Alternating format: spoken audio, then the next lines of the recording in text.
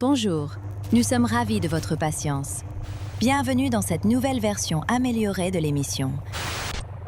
Welcome to the flat.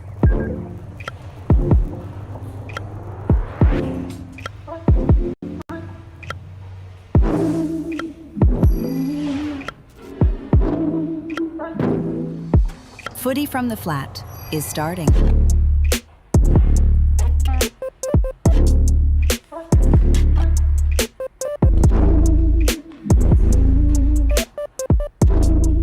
Footy from the flat is starting.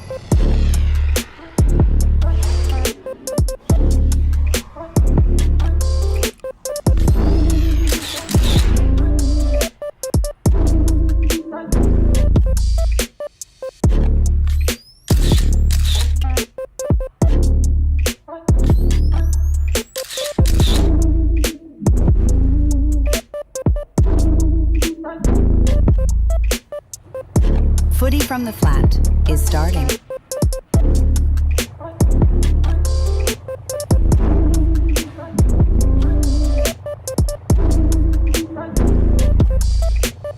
The footy is starting.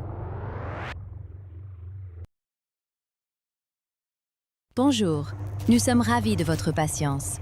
Bienvenue dans cette nouvelle version améliorée. We are so live, and it is Overreaction Monday. We've had some pre-season games, and fans of the following clubs are getting very, very excited. I'm talking about the Carltons, I'm talking about Essendon, I'm talking about St Kilda, Melbourne, even West Coast. You guys only lost by 5 goals, Jesse. Beat me to the joke. I was going to jump in there if you didn't. Yeah. You wanted it. Yeah, there's some optimism in the air. Yeah. Sub 30 points is a bit of a win here at West Coast. I'm not necessarily... I mean, my team obviously are a butt of the jokes here. If you support any of the clubs, Collingwood, Richmond or North Melbourne, you're probably not feeling great about what's going on at the moment. I'm not gonna overreact too heavily to this, but I ask you a question, and I pose this at the start. How much do we have to take from AFL preseason? I think it's very little, to be honest. Go on. Yeah. I just think that time and time again, we see these preseason games happen and they just don't reflect reality. And I mean, even by round one, I think with my own club, right, there's a couple of classics. There was that one preseason derby. Well, every preseason derby that's happened, the Eagles get belted. But there was a particularly bad one in 2024, and then in round 6, we flogged Fremantle. And then I reckon there was another year where the Eagles beat Port Adelaide and someone else, and then finished dead last that year. That means absolutely nothing. And I remember actually writing a little article about it on the True Footy newsletter. There was some I went through and found all the quirky results, and it was more than half rather. A newsletter? Yeah, I used to do a True Footy newsletter. Yeah, I like back that. in the day. Yeah. I hear North Melbourne fans saying that a lot. They're talking about last year because we lost to Melbourne by 5 or 6 goals, and then we beat them in round 3 or 4 or whenever it was by 50 points. 50 odd points. So I hear that, but you could also at the same time, you could say North didn't have an incredibly compelling season in 2025, did they? Outside of that one result where they beat that particular team that they lost to. That's true. It kind of was a story of our season on some level. So it's an interesting one. It is an interesting one. I sort of feel natively that teams like Brisbane, Geelong, Collingwood, who did lose their game as well, it's less important for them because they've got a lot of older players, experienced guys, whether North Melbourne's, the West Coasts, the Richmonds, the Essendons, the Melbournes even. It's a little bit more important for them to just sort of have that energy in their game, have a little bit of optimism, I suppose, for the fans. You want to be able to play well and give your fans some hope going into the season and kind of give your younger players some hope and optimism as well. I would agree with that. And in theory, those preseason games are slightly better opportunities for younger sides to showcase what they've got. You know what I mean? Like slightly lower intensity, slightly weaker opposition on average that you're playing. They're not playing their best teams and players are on managed minutes and they're messing around with rotations and stuff. So from that point of view, I think a preseason for like a rebuilding side can be important in terms of getting confidence from a performance. And I'd say, well, I don't know about North, but West Coast probably got a little bit of confidence that they were competitive. They can take that into, well, the second preseason game. And I think so. I did have a bit of a look because everyone says preseason games, they don't matter at all. I wanted to see how true that actually was. I had a look at, in fairness, I had a look at the official preseason games from 2025. The only major upsets there, Essendon defeated Geelong, which turned out to be a huge upset. A grand finalist losing to Essendon. Like I said, though, Geelong are one of those teams that habitually don't care about preseason. Like, they're not going to care. Absolutely. And Carlton smashed the GWS Giants. Yeah. Which was one out of the box. Probably less of a major upset, that one. Like, that could happen in a preseason game. Yeah, you're talking about last year, was that? Yeah, last year. And these were the official practice games, so we're not there yet. Yeah, that's true. Yeah. No, absolutely. I think somebody pointed out in the chat in 2018, just to bring this right back to West Coast. Well, we lost the preseason derby by 10 goals that game. Right, that year. and you won. And we won the flag. Won the flag. Yeah, I reckon we all get seduced. It's funny though how But that's what I'm saying though. So like where you guys were as a football club, you wouldn't have been as worried with that performance. I reckon I was probably pretty flat with it at the time. What did you come off in 2017? We had a diabolical season linked into the finals, but then we beat Port Adelaide in an elimination final. So it was a bit of a mixed year that year. But you were decent. You're a good side. Yeah, final six. You're a good side. Yeah, I think it's different when you have a diabolical 15-goal loss when you've been in the bottom four for the last 8 years. Yeah, that's true. I feel you, but ultimately, I really don't think it means much, to be honest. I reckon the preseason is when you take positives. You only take positives. You cherry pick. You cherry pick the positives. Yeah, I thought that looked good. You don't get too hung up. It's funny. I was thinking this actually this week. These preseason games are getting analysed like grand finals in terms of particularly around the super coach and fantasy space. Sure. Those content creators. There are reports coming out. These are the stats. Blah blah blah. And you get into the most detailed reviews of games and player analysis that you do not get in round 7.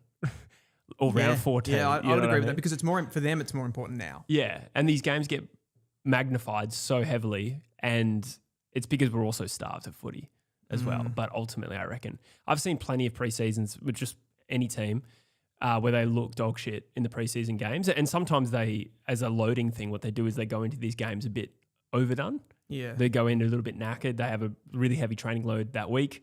Preseason games they look knackered, but by round 1 they look pretty fresh and their skills are at a different level. So it doesn't really mean a lot. But what happens if you just simply cannot defend?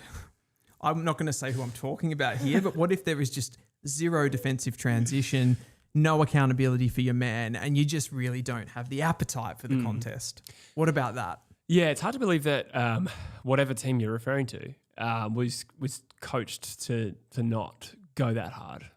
When you've also never done it before in the last 5 years, right? Yeah, that's true. So I feel you. Yeah. There was probably when talking about my own team, there were probably some aspects of the game that were negative that I was like, well, we've seen that for the last 4 years too. So there's reason to suspect it's not going to be improved by round 1. So I do feel you there, but at the same time, I don't necessarily think Melbourne are going to be a 10-goal better side than North Melbourne. Just to cherry pick a random game that you were not referring to. Well, geez, you'd hope not. You'd hope they were sort of somewhere similar on the ladder. We do have some comments flooding in at the moment. I Am Pixelism says, leave us Essendon supporters out of this. We know better than getting excited. We are going to get into the games. And sort of, like you just said, there's a lot of people breaking these games down, and we're going to add to that by trying to break them down as well and try and find bits and pieces. But I would say overall, before we get stuck into the games, for me, it's kind of I reckon one of the best things to do with these games is kind of look for those breakout contenders. Absolutely. Is sort of the, like you can see when a player has shown growth, like a Finn Callaghan last year in the preseason, looked really, really good. You could sort of tell that he was going to explode, like an Ed Richards, these types of players who were just going to go to that next level. Usually you can see that individually in a preseason game. Absolutely. Were there a few players that caught your eye? Yes. This preseason? Yes. And even one from North Melbourne as a positive. I'd say Finn O'Sullivan, definitely across both the intra-club and now this game, he looks like the guy that could take it to the next level. Whether he's going to have enough volume in his game yet to really, really go into that, top echelon of the competition, but gee, he looks good. Yeah, no, big fan of Finn O'Sullivan. There's a few good quality young players here for for North Melbourne. George Wardlaw, what's the status on him? That's not good. Really? Yeah, he had the injured hamstring, and they wanted to play him in the VFL on managed minutes rather than play in the senior hit out, and then he apparently pulled up before the game, did not play. Rough. Like the family dog. Yeah. Oh, that's a shame. Yeah, it's not good. I think there's and again, we'll probably go through them when we go through the games, but there's a few players like that are, potentially no fault of their own in George Wardlaw's case, but there's a few players like that just at a crossroads, aren't there? Like a Zane Dursman's probably another one for different reasons. Elijah Sardis, he was left out of the Essendon 30-man squad for that game. That's curious. Yeah, and it was I heard I think it was, I don't know who made the comments now. I'll have to check that. But yeah, there was one of the Essendon, management made a comment about it, and it was a pretty flimsy reason for why they decided to play him with the VFL squad. So that's intriguing. Could be telling. Yeah.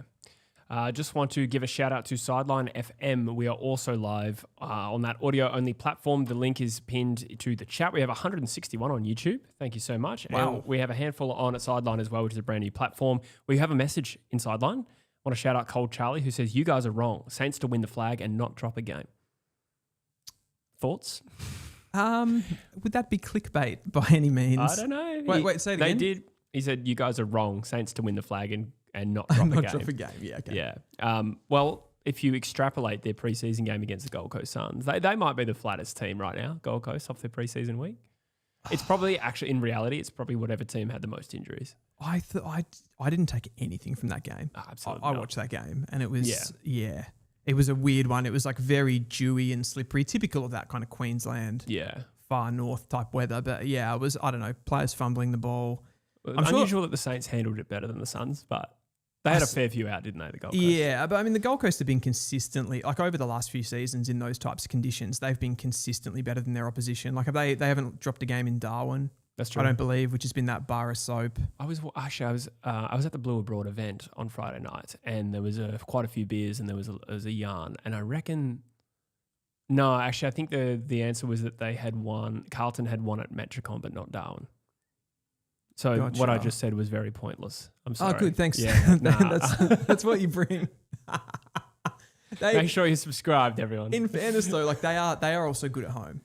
Generally speaking, usually when their really poor form comes, it's that away, like the loss to Richmond at Marvel, for example. Yeah, that's true. That's true. Particularly that ground, it seems to be an issue. I think they're okay at the G. In recent times, anyway. Yeah, I mean, Collingwood there a couple of years back. I reckon they did. I couldn't tell you that. I reckon they did. I in my own like emotional feeling about it is that last year was the only year that they really turned that corner from those kind of disappointing losses. But they're sort of, I suppose that year's given them like a foundation to be able to go off from here. Should we get into some news? Yeah, please do. For some reason, I want to touch on this Collingwood Will situation. Mainly because I'm actually intrigued to know what you think about it. So just to give a little bit of context, but I'm sure every single AFL fan in the world knows about this. Collingwood sent out a letter in the week prior to their, I think it was over 50 members specifically, basically saying, it was just a bit of a heads up, like, oh, by the way, you can add us to your will, if you please. So basically to give your money. I do the same thing with the True Footy audience. So. yeah, exactly. Exactly. So what I can ascertain from this across the board in sporting clubs, here it is. Amend an existing will is exactly how it was worded. Yes, I will stand side by side forever. You should have a picture of Will Hayes. I don't get that. Will. Ah, yes. Good one. It's a pun, Dylan. Keep up. Ooh.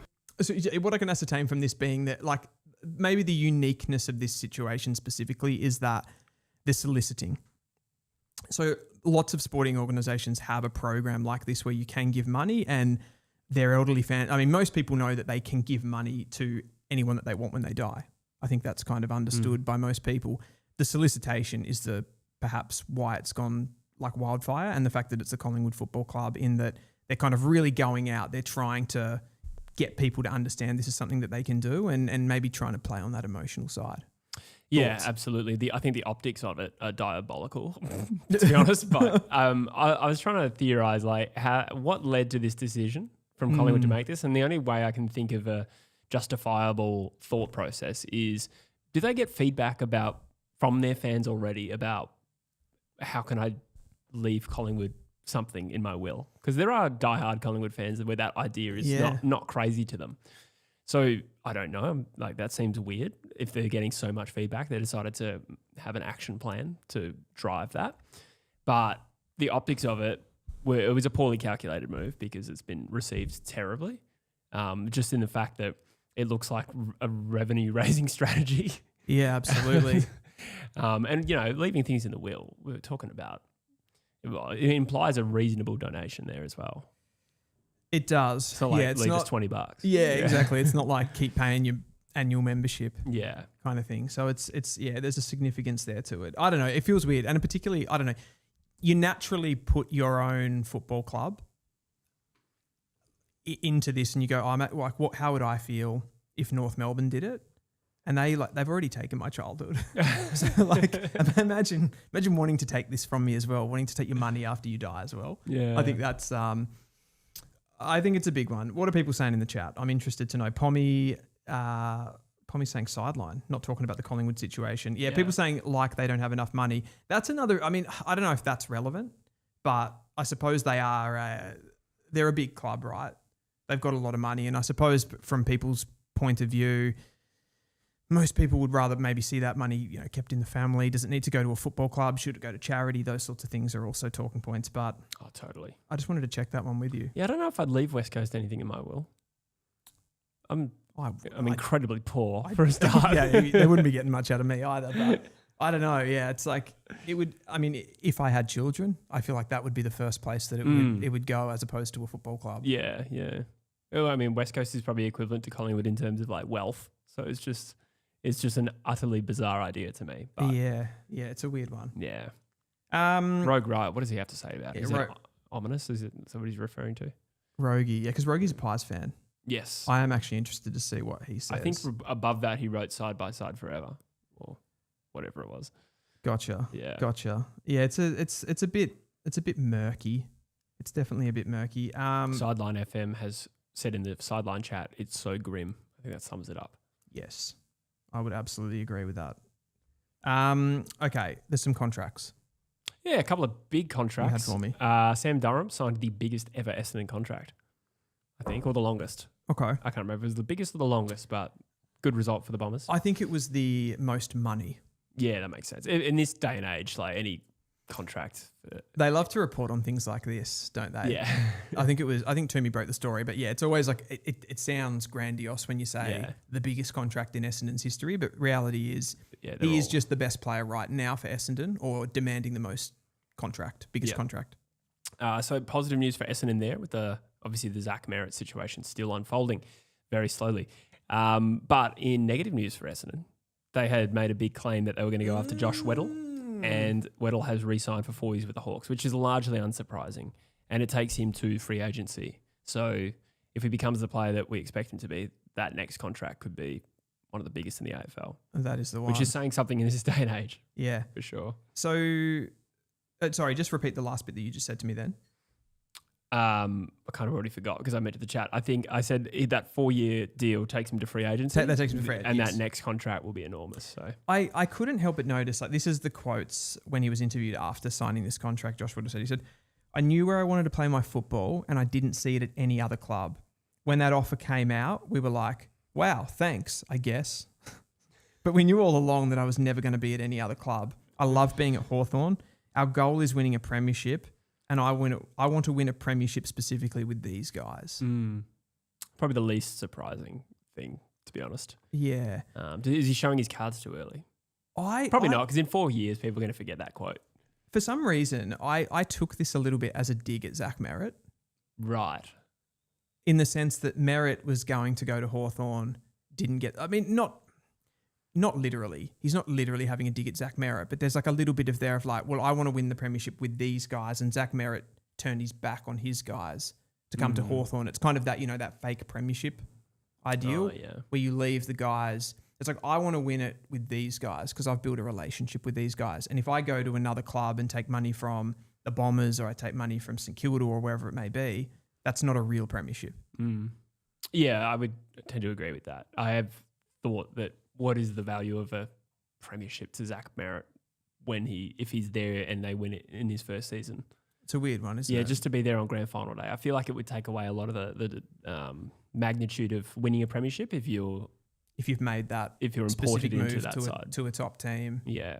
And you've pushed your way out of the club. It's an interesting one. And we do have a donation coming through here. Hey. From Lewis WH. West Ham United times West Coast Eagles, I'm going to guess. Yep. Thank you, Lewis. Lewis, we love you.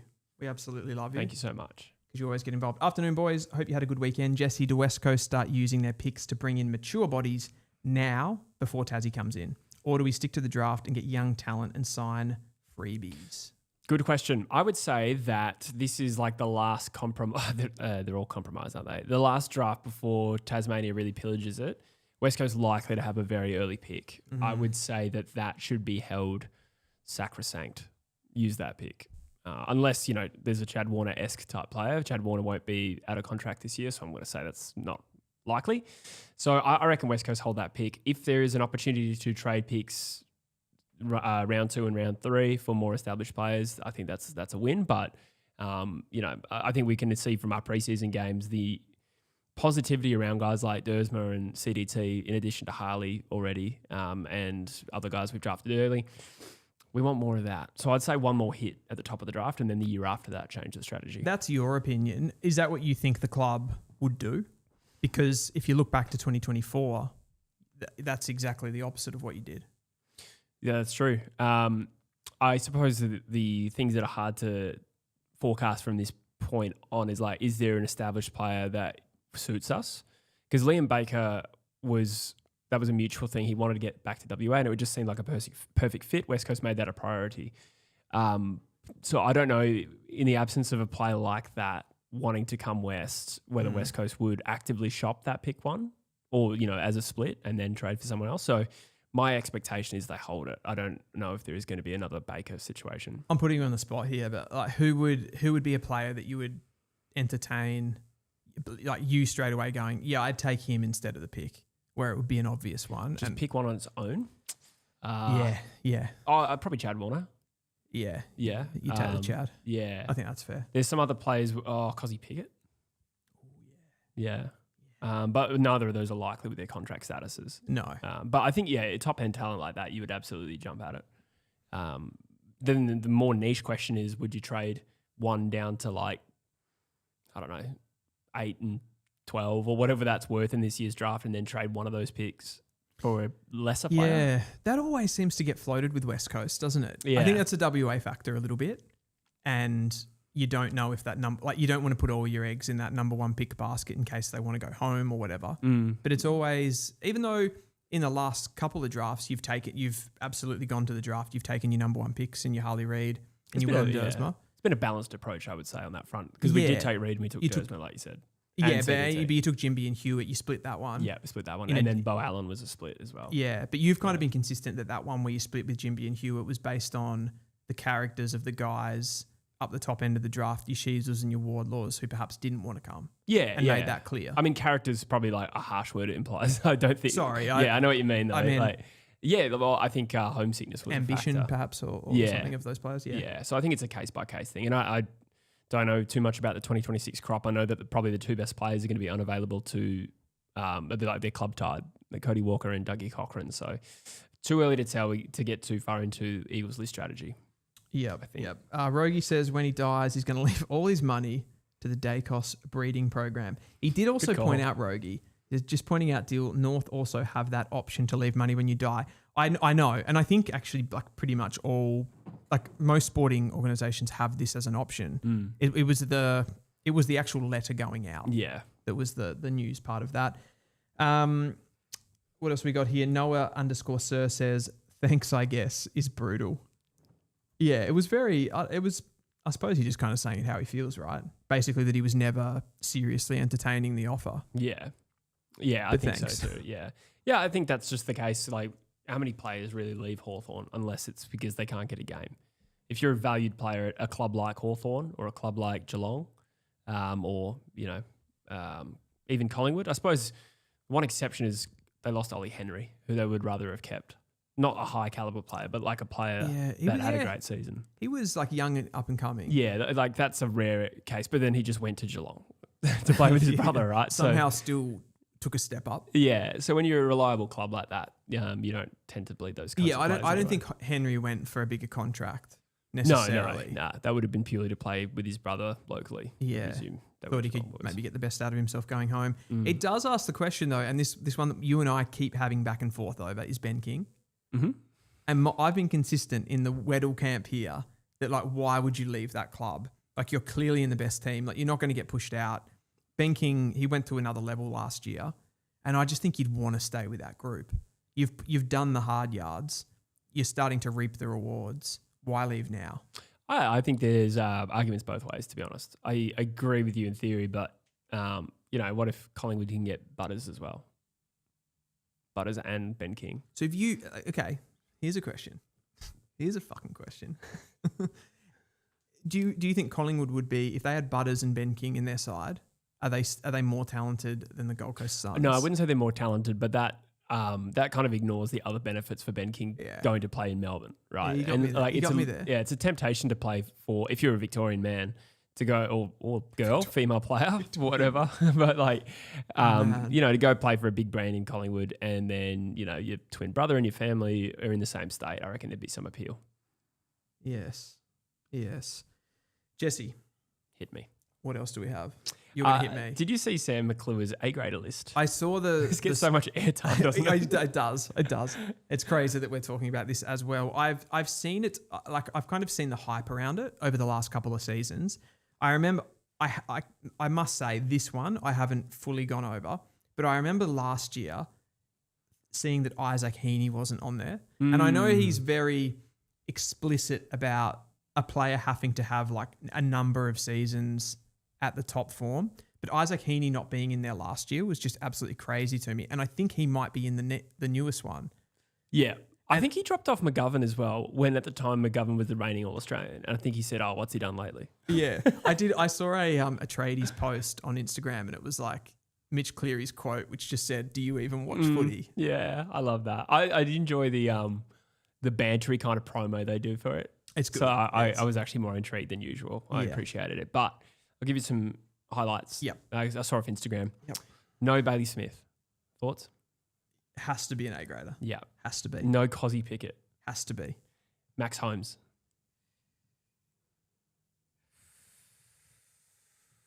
I think he has to be in it too, doesn't he? I would have thought so. He has to be.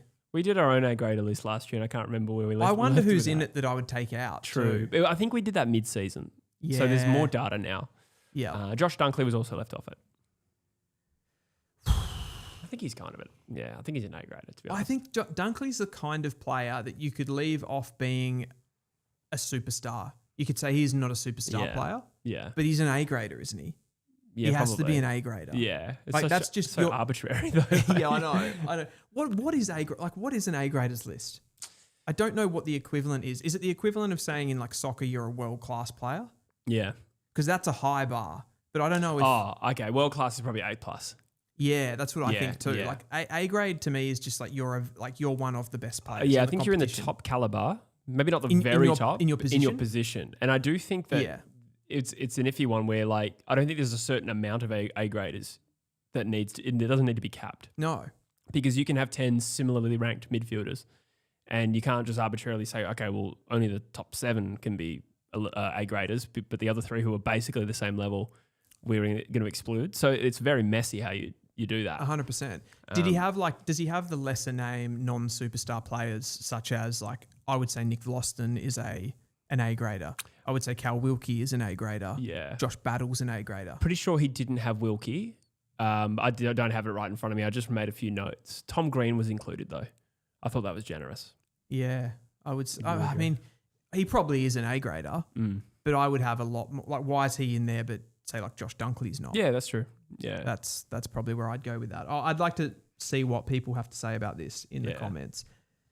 231 in the chat, by the way, guys. That is on YouTube. That is an incredible We've number. got 7 listening on Sideline as well, which is the audio platform with less delay. If anyone wants to go check it out, I think I've pinned it in the description, not in the description of the chat. If you're doing audio only, it's a beautiful listen. Yeah. Somber tones. Like you're in the room with us. It's like you're in the room with us. That's an inside joke, that one. That is an inside joke. Widescreen TV says Dunkley is the best player in the AFL as a defensive midfielder. Spot on. Yeah. He is. Yeah, true. Yeah. And that is, I suppose that's not a position, it's a role. But he is the best player in the competition at that role. I would agree with that.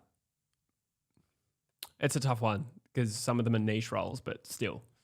That's what I think his list, I think what he's done, he's called it an A-graders list, but it's actually more of a like soccer equivalent. It's a world-class list.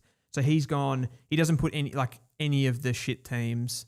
They don't really get any representation, right? Like no Richmond players, probably no West Coast players, I imagine. Yeah, no West Coast players. No North Melbourne players. They don't get them because they haven't been successful in anything. So it's kind of, it comes back to that. You had something else, Jesse. I remember you sent me a message about something else. I was catching up on a bit of SEN today, and I was listening to Kane Corns. This is old news, but he talked about his he's ranked the best premiership teams that I've seen. I think in the last 25 years or 26 years. Yeah, I've seen that come up as well. Yeah. We don't have to deep dive it, but I found his list and his rankings quite interesting, and I liked that he discriminated against a lot of the Vic teams because he gave points to teams that. Can you give me an example of that? It was probably more evident in the fact that like Sydney premiership teams, West Coast premiership teams were given more credit. Okay, and because of the travel factor? Yeah.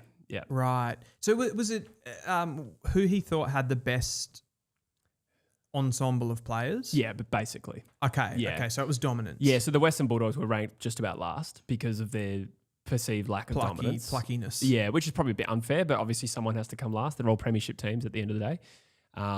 But I wanted to know, basically, who do you think is the best premiership team you've ever seen? And let us know in the chat as well. Okay, I would say the most dominant premiership team, like the one that I had the most faith, was that Geelong 07 team. Like they were never not winning that. Yeah. No, I totally agree. That feels like it had extreme dominance to me. I think the way they won some of those games, I would even stretch that over to 08 because in 08 they were freakishly good. But will they win 20, 21 games? Yeah, I think they lost one game. I reckon they lost it by 14 goals too, if I'm remembering that correctly. Them in the chat. I think Collingwood beat them by 84 points in their only loss. Let us know in the chat. Oh, did they really? Yeah. I thought they lost to Hawthorn that year. And that was they lost in the grand final. They lost in the grand final. No, they beat Hawthorn in the home and away season. They did they? Interesting. Yeah. Yeah, that was crazy. I mean, but that team, that Geelong team over that period felt extremely dominant around that midfield. For me, I felt like they were the scariest. Yeah. But again, how he isolated was year by year. So Hawthorn's 2013 to 2015 is 3 distinct teams. Oh, okay. Yeah. So they didn't get any extra. Yeah. So I would also agree, as Dan says, Hawks 13 to 15. That team achieved more than Geelong because they won them in a row. Albeit, if you use the Kane Corns logic, you'd say that they were lucky they played 3 interstate teams that two of them should have hosted the grand final in theory. On grand final day, they got but they were slightly still, fortunate. I'm not really taking much away from that Hawthorn team. They were unreal. And the depth of superstar talent. Apparently, I learned in this that in 08, Hawthorn were like the 3rd youngest team in the comp. They were extremely young. I didn't know they were not. I remember that vividly, that they were not supposed to be in that grand final, and they were ahead of their time. And when they won that grand final, it was perceived that they were going to go on a run. That was going to be the dynasty from there, because it's like they've won it now. They've won it ahead of time. They're not going to lose again. But then they went. I think they missed finals at least for the next couple of seasons. Really dropped away. Certainly in 09, I reckon. Yeah, and then they built back up. Yeah. To be the juggernaut that they were, and they even lost that grand final to Sydney, didn't they? 2012. Yeah. When they started to build back up. But it was an unbelievable team. You had like your Mitchells, your Hodges, your Lewis, Burgoyne. Was an absolute star. Yeah. Did you say Franklin? I did not. Yeah. I was kind of going through the midfield. Yeah, at that point. No, of course. But yeah, just so many guys, and I love the story of how they built that team and kind of changed the style of play. Like defensively, they had the Clarko's cluster with the zone defense, and then also the way that they moved the ball, the kicking, the left footers. It was very conceptualized. Yeah, like Brent Guerra, Clinton Young, Stewie Dew, Xavier Ellis. Yeah, a lot of left footers in that team. Ton. Luke Hodge even. Was Osborne one? I don't think he was left footed. Osborne. Richard Osborne? Yeah, I do remember that name. Yeah. I'm thinking like Vandenberg. Oh, Richie Vandenberg. I don't know if he might have played in 08. Yeah. Because he was like the captain through maybe the dark years for Hawthorn. Yeah. Leading up to that. I think he was, yeah. That was a little bit before my time. I'm starting to wake up as a footy fan around that period. Sure. I get that. I was probably just slightly more mature at that point. Yeah, true. in my football journey. We have a super chat. We do. Sam Reed, thank you so much. He says, Jesse, still wish we took someone else over CDT. I was thinking about this today because I'm starting to really enjoy CDT's work. He's pretty good, isn't he? I think it's important for me to clarify, even to myself. I didn't argue that we should take someone else at the pick. I argued that we should possibly trade down. Yeah.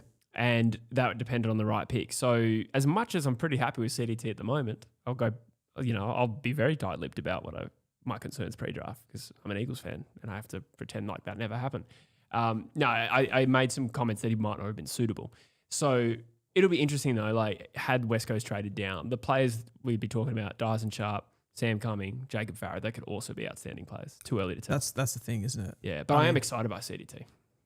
He's very exciting. I think that also early in the year, until it became established that those guys were right up the top of the board, like nobody, if you mocked Willem Dersma or Cooper Duff-Tytler to any team in the top, nobody wanted them. I say for whatever reason. I know what the reason is. It's because they don't look like they've got they're not contested inside midfielders and they don't look like they've got an obvious position. Yeah, they're just sort of like talented athletic utilities. Yeah. Right? But they're very talented. Yeah. Yeah, exactly. But no, I'm keen. Should we kick into these preseason games? I'm actually going to get ahead of you here and go for a tink.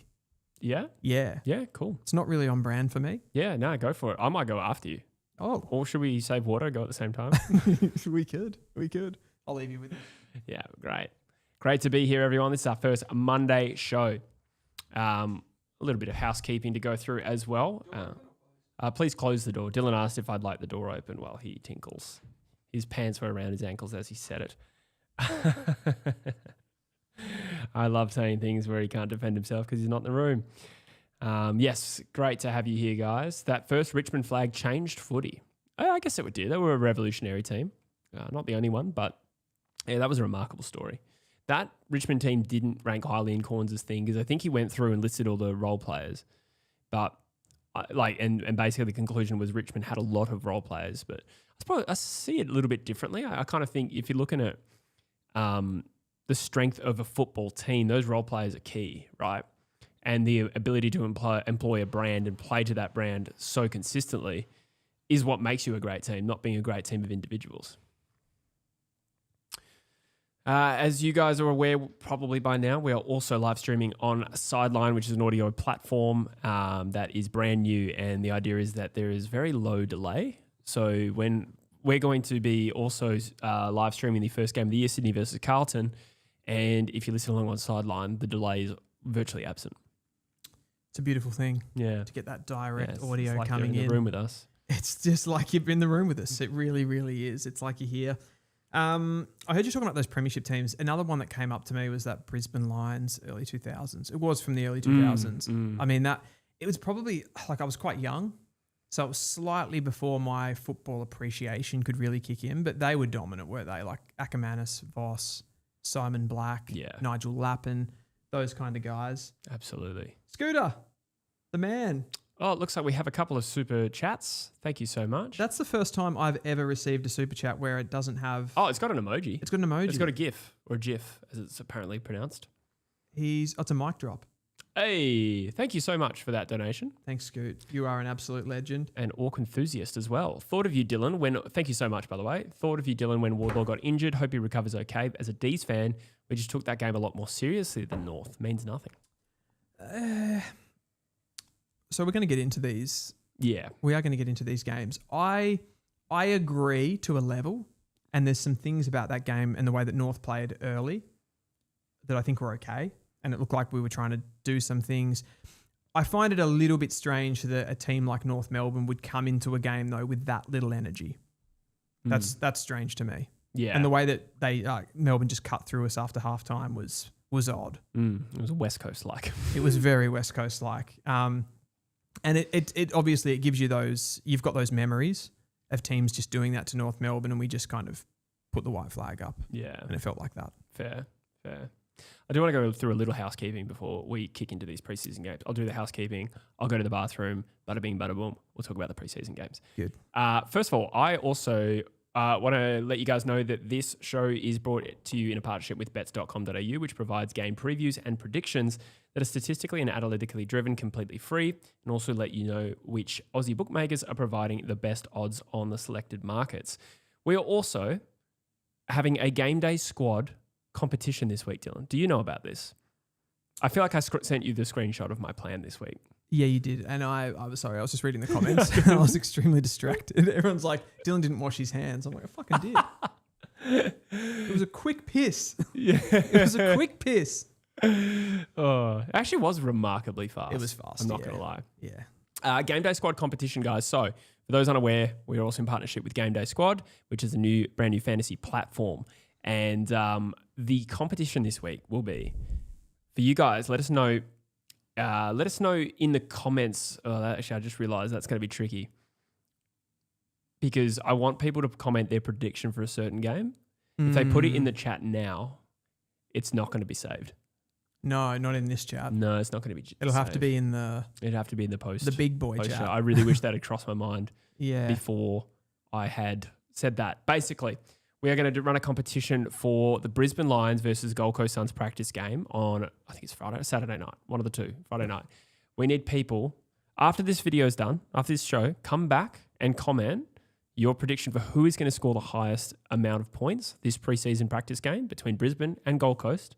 Comment the player and your team name. That is very critical. Write who your team name is. Noah Anderson. Is that your team name? No, that's sorry. It's going to be very confusing. Here is the catch. Not the catch, but what you get for it. If you're right, if you correctly say, for example, Noah Anderson, you will get the card of Noah Anderson. Oh. So it's important that you go away and then come back once the show is done and comment it. So you better say somebody that you like. If you want to just email it to truefootypodcast@gmail.com, I will also count those ones. Just because that is a bit of an annoying or go thing. to the chat at the end of the stream. Yeah, either or. Just get it to me somehow. Discord also. Discord is in the description of this. God, we're struggling through this, aren't we? The description of this video. Absolutely brilliant. But get it to us somehow. You got a lot of options there. The code, somebody asked, what's the code for extra packs? Yes. Go to the description of this video. It's True26. You get that when you register your account. I also want to make it very clear. You got to verify your account to get those cards. Yes. Yeah. So it just means verifying that your account is really you. So it stops people making a billion. How do you do that? How do you verify? If you go, I'll show them a little bit later because we're going to go through my team again. But I believe it's just on the dashboard and there's an option to verify your account down the bottom. Lovely. I absolutely love that. Okay. So have we covered the housekeeping? We haven't. Oh, no. I want to tease a couple of things. Okay. We are going to do our ladder predictions in this show. You always tease. I do. I am a tease. I'm a content tease. I also want to tease that we might have a guest next week. Oh. I don't want to say who, but I want to let people know that big things are happening. They are. Yeah. I like that. There is also... Big dog. Yeah, there's also a membership model now. Yes. We have launched a membership model here at True Footy. You can also leave things to us in your will. No, look, I've had That more. was good. That was good. That didn't even cross my mind that could have been used as a joke. That was great. I have never had so many meetings around True Footy as I have in the last 3 weeks. It's been a very tumultuous time, very exciting time. So we have been putting things in action, big plans to move this into full-time careers. So we've started a membership model at the moment where there's just one tier and it's just to support the channel. You get like priority access to comments and stuff like that. You get early access to videos. As time goes on, we're planning to add to those tiers, and we have a document which has all the exciting content plans we have coming up, and some of those may be membership only. So we just thought I'd put that out there, and really appreciate anyone who's able to support. Yep. Go and see a lawyer. Get your wills changed. Where there's a will, there's a way. Am I right? Yes. I'm going to leave you with Dylan, and then we will talk about the preseason games. Okay. So Jesse's going to go to the bathroom. So I'm used to this. I've been in this situation before. We've got 277 watching along. Lower class Brum. You've been in the comments for a long time, mate. North are cooked until Clarkson leaves. I don't know where I sit on this at the moment. It's going to be fascinating how this plays out in 2026. I'm concerned. I'm definitely concerned. I mean, that practice game was really bad, and that's off the back of a really, really bad intra-club.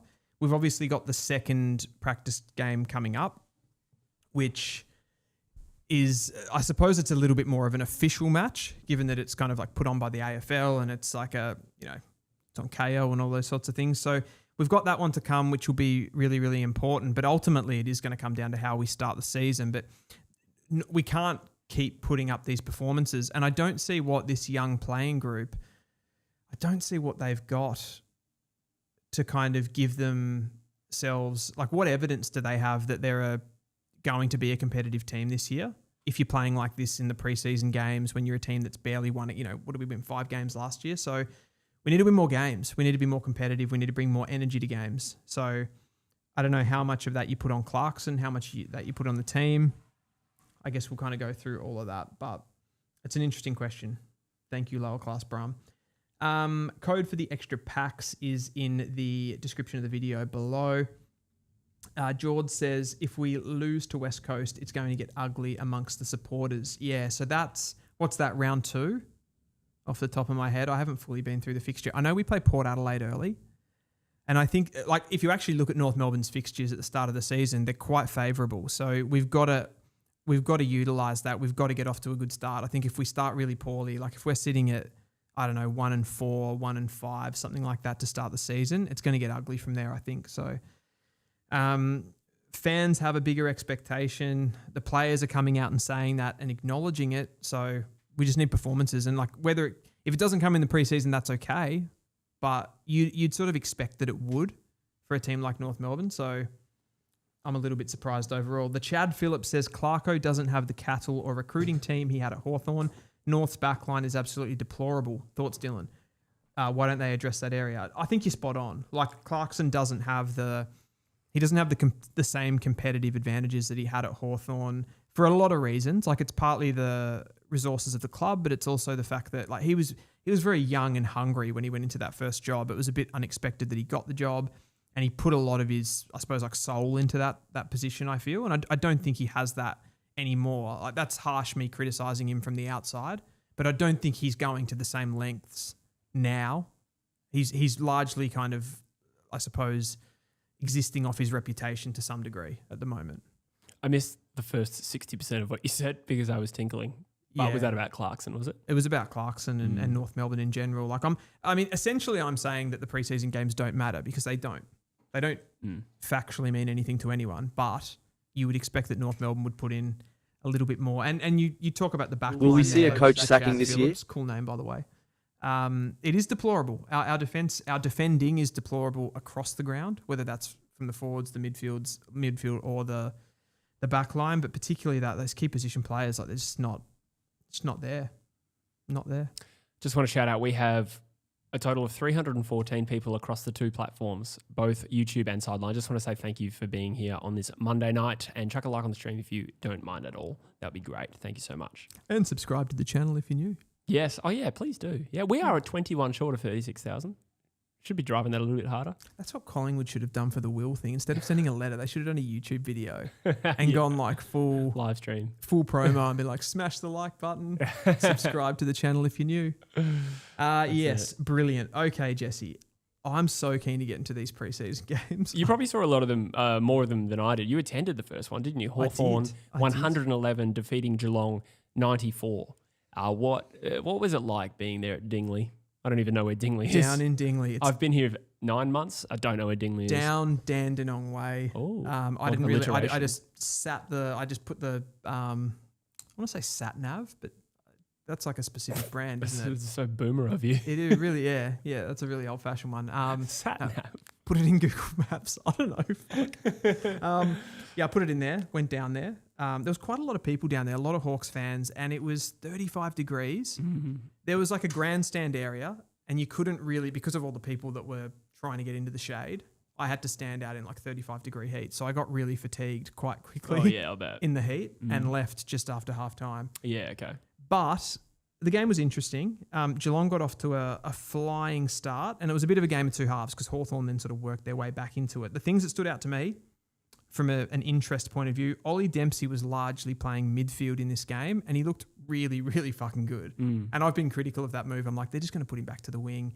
He's better as that open side type player where he can operate in space as opposed to being in contested situations. But he's a bit of a Dersma. Like he's rangy. He can do little intercepts with his limbs. Which Dersma? That's a really important question. Sorry, Willem. Okay. He's a bit Willemish. Yeah, He's not as smooth. Yeah. He's a little bit more action man, a little bit more choppy the way that he runs and stuff, but he's so athletic, covers the ground really well, and he constantly created, like he pushed forward, and when Geelong had those longer kick entries, like he was just able to get into space and get a good matchup and be able to outmark them. So he was really good. Ollie Henry kicked goals. Shannon Neal looked like a beast. So I think he's going to be a concern for opposition defenders. Yeah. And him being able to take a bit of the load off Jeremy Cameron, I think will be really, really important. Polkinghorne looked okay. Whether he can get in this team ahead of like a Cameron, a Neal, and a Henry. Yeah, Henry kicked 3 goals as well, which is making my little prediction last week look a little bit better. Very sexy. Yeah, very sexy stuff. Thank you. You're very handsome too. The one that I actually wanted to talk about here, though, the 2 players that I wanted to talk about that were probably the most interesting for me were Jai Clark and George Stevens. Okay. I thought both of them were really, really good in the midfield. Okay. I don't know how they're all going to fit in this team when you've recruited Warple as well. And moving Dempsey there as well. Moving Dempsey there. So, like, where do they all play? You can probably play 1, maybe 2 of these guys. But Jai Clark actually looked, I've been really critical of him, and he looked like he's a player that's physically ready to go. He's never going to be that, smooth ball using player. Yeah. But if he's just in there, he's a stronger body, more physical now, and looks more assured on the ball. Sometimes it takes those types to develop. It takes a little bit of time. Like George Stevens is built like a grown-ass man. Yes. But a lot of kids are not, right? So, I think Jai Clark taking a little bit of time to be able to play that role. Clark's the interesting one because he's the high draft pick, right? That's true. And I do probably have a bit more of an expectation that type of mid, that heavily inside guy, is going to hit the ground running pretty quickly. Yeah. And he's just taken a bit longer, but that's sort of how Geelong do it. Mm. They're happy to put these guys in the VFL, give them sub minutes, and he looked really good, albeit it's a practice game, of course. Yeah, that's true. Rhett says, what's with the endless bathroom breaks? He's worried about our health. I just want to say, it's a bit of a concern. If you saw how much water and iced coffee I have to drink before these shows to make sure that my concentration levels are good, my hydration levels are good, you'd understand why I go so much. Blood sugar. Yeah. There's a lubrication factor too. I've got quite a dry throat right now. Oh, okay. I'm glad that's where that was going. I think I did actually have a diabetes check, so we'll move on. I'm all good. Okay. Yeah, just thought I'd say that. Yep. It's not the first time we've had that question, so it felt necessary to understand. And it's something my dad has pointed out. I was going to say, who are you communicating with? You're like, is this how you're telling your family? Rhett Barrow. Rhett Bazzo. Yeah, big fan, Rhett Bazzo. We also, before we move on to the next game, Cole Charlie in the sideline chat has said, will we see a coach sacking this year? Short and sharp answer. Yes. Yes. You've predicted 2, really? Well, I suppose you sort of went back on the Voss one. Well, I said that he's under a lot of pressure. Yeah. Well, you said, I think the exact phrase was almost certainly fucked. That was the tier that we put him in. Let's say the producer made let's say the producer made the I did not know that. The graphic. We'll say that. Oh, we'll say that. Okay. Yeah. Yeah, we were stitched up. Yeah, and Clarko? Yeah. Yeah. Yeah. I mean, and someone's getting sacked. Yeah. Yeah, probably. Yeah. Clarko seems the most in the gun, I'd say. Yeah, right now. Because I don't think that North will improve enough, personally. Yeah. I think the only thing for Voss is that the expectation could be higher. Mm. And Carlton can be a toxic place to be. Yeah. For anyone, really. Yeah, it's that sort of like bipolar fan base kind of thing. So speaking of. Yeah, I mean, this Hawthorn and Geelong game, these are 2 teams that I would put purely in the basket of don't give a shit about pre-season. Sure, yeah. I thought you just meant in general. Yeah, nobody cares about these teams. Yeah, they don't have fan base. These 2 powerhouses. Yeah, no, but they're you're not really judging anything. You're just kind of looking for absolutely. Players that improved. I do want to just say a couple of things about Hawthorn. Ned Reeves played a lot of ruck, so that Meek and Reeves split will be interesting. I suspect Meek will still be the guy, but Reeves probably will play. Yeah. I imagine with the extra bench spot. Weddle looked really dynamic in the midfield. Yeah. We talked about his contract before. So I think we talk about that Will Day replacement. Like, could Weddle just do it? Yeah, possibly. Yeah. What's he actually like at stoppages, though, from a ball reading point of view? He's not. Yeah, I would say he's not as natural as some others. Like, I don't think he's going to go in there and have the same impact as Nasaya did. No. Not as smooth, and it's a little bit of a different type of player. But I think they do have more levers than you think, particularly from a centre bounce perspective. Like, being able to put Nick Watson in there and get some of those really clean exits. Josh Ward was pretty good in this game too. Josh Ward was very good. Yeah. He stood out. And I would actually throw out an apology because I've been talking up Cam McKenzie all preseason without actually watching him train or play in any practice games, and he didn't look anywhere near it. Really? In this game. Yeah, wow. Yeah, so he's not going to be the guy that's replacing Will Day. Yeah, that was just me kind of going, he seems like the next most talented player to me. Yeah. And I didn't really know that Josh Ward and those players had the gears. And Connor McDonald was the other one that played pretty much full-time mid-minutes and looked quite good in there as well, albeit in a game that wasn't overly physically taxing. Yeah. We'll move on to the Carlton Football Club. Then their stirring defeat over the Brisbane Lions over at, is it Michael Voss Oval or something like that? Is that what they call it? Was that the informal name for it? That's apparently the informal name, but Gotcha. it goes by Brighton Homes Arena. Yeah, gotcha. Well, they won by 15 points and Taylor Byrne kicking 3 final term goals. My boy. Yeah. You were a player that was a player that you told me I would love because of Ollie Hannaford comparisons. Yeah. Big fan? Big fan. He's he'll play round 1. Yeah. 3 goals, pretty good. Yeah. He's so pesky. I like that. Yeah, which is that Hannaford comparison. I think is pretty good, and like he does when he gets opportunities, he kicks goals. I think Carlton's probably one of they go into that box of teams that it felt like the win had more meaning for them. Do you buy into that at all? Well, I mean, just from a morale point of view, yeah, I suppose that makes sense. But I also think that there's been teams that get morale boosting wins in preseason and then get clapped in round 1 and it's very short-lived. Get the wake-up call. But it's nice to have some optimism, I think, for Carlton. It's been a very tumultuous period since last September or whenever. Oh, yeah, maybe longer, to be honest. But I mean, with the loss of those players, big list shake-up. But they did have Will Hayward and Ben Ainsworth play quite well in this game. So their forward line kind of fired without Curnow. What did Ainsworth kick? Kick 3 or 4? Yeah, I reckon 4. 3 or 4. I read that it was Hayward and Ainsworth kicked 6 between them. I can't remember exactly who got what. Ainsworth looked good. Yeah.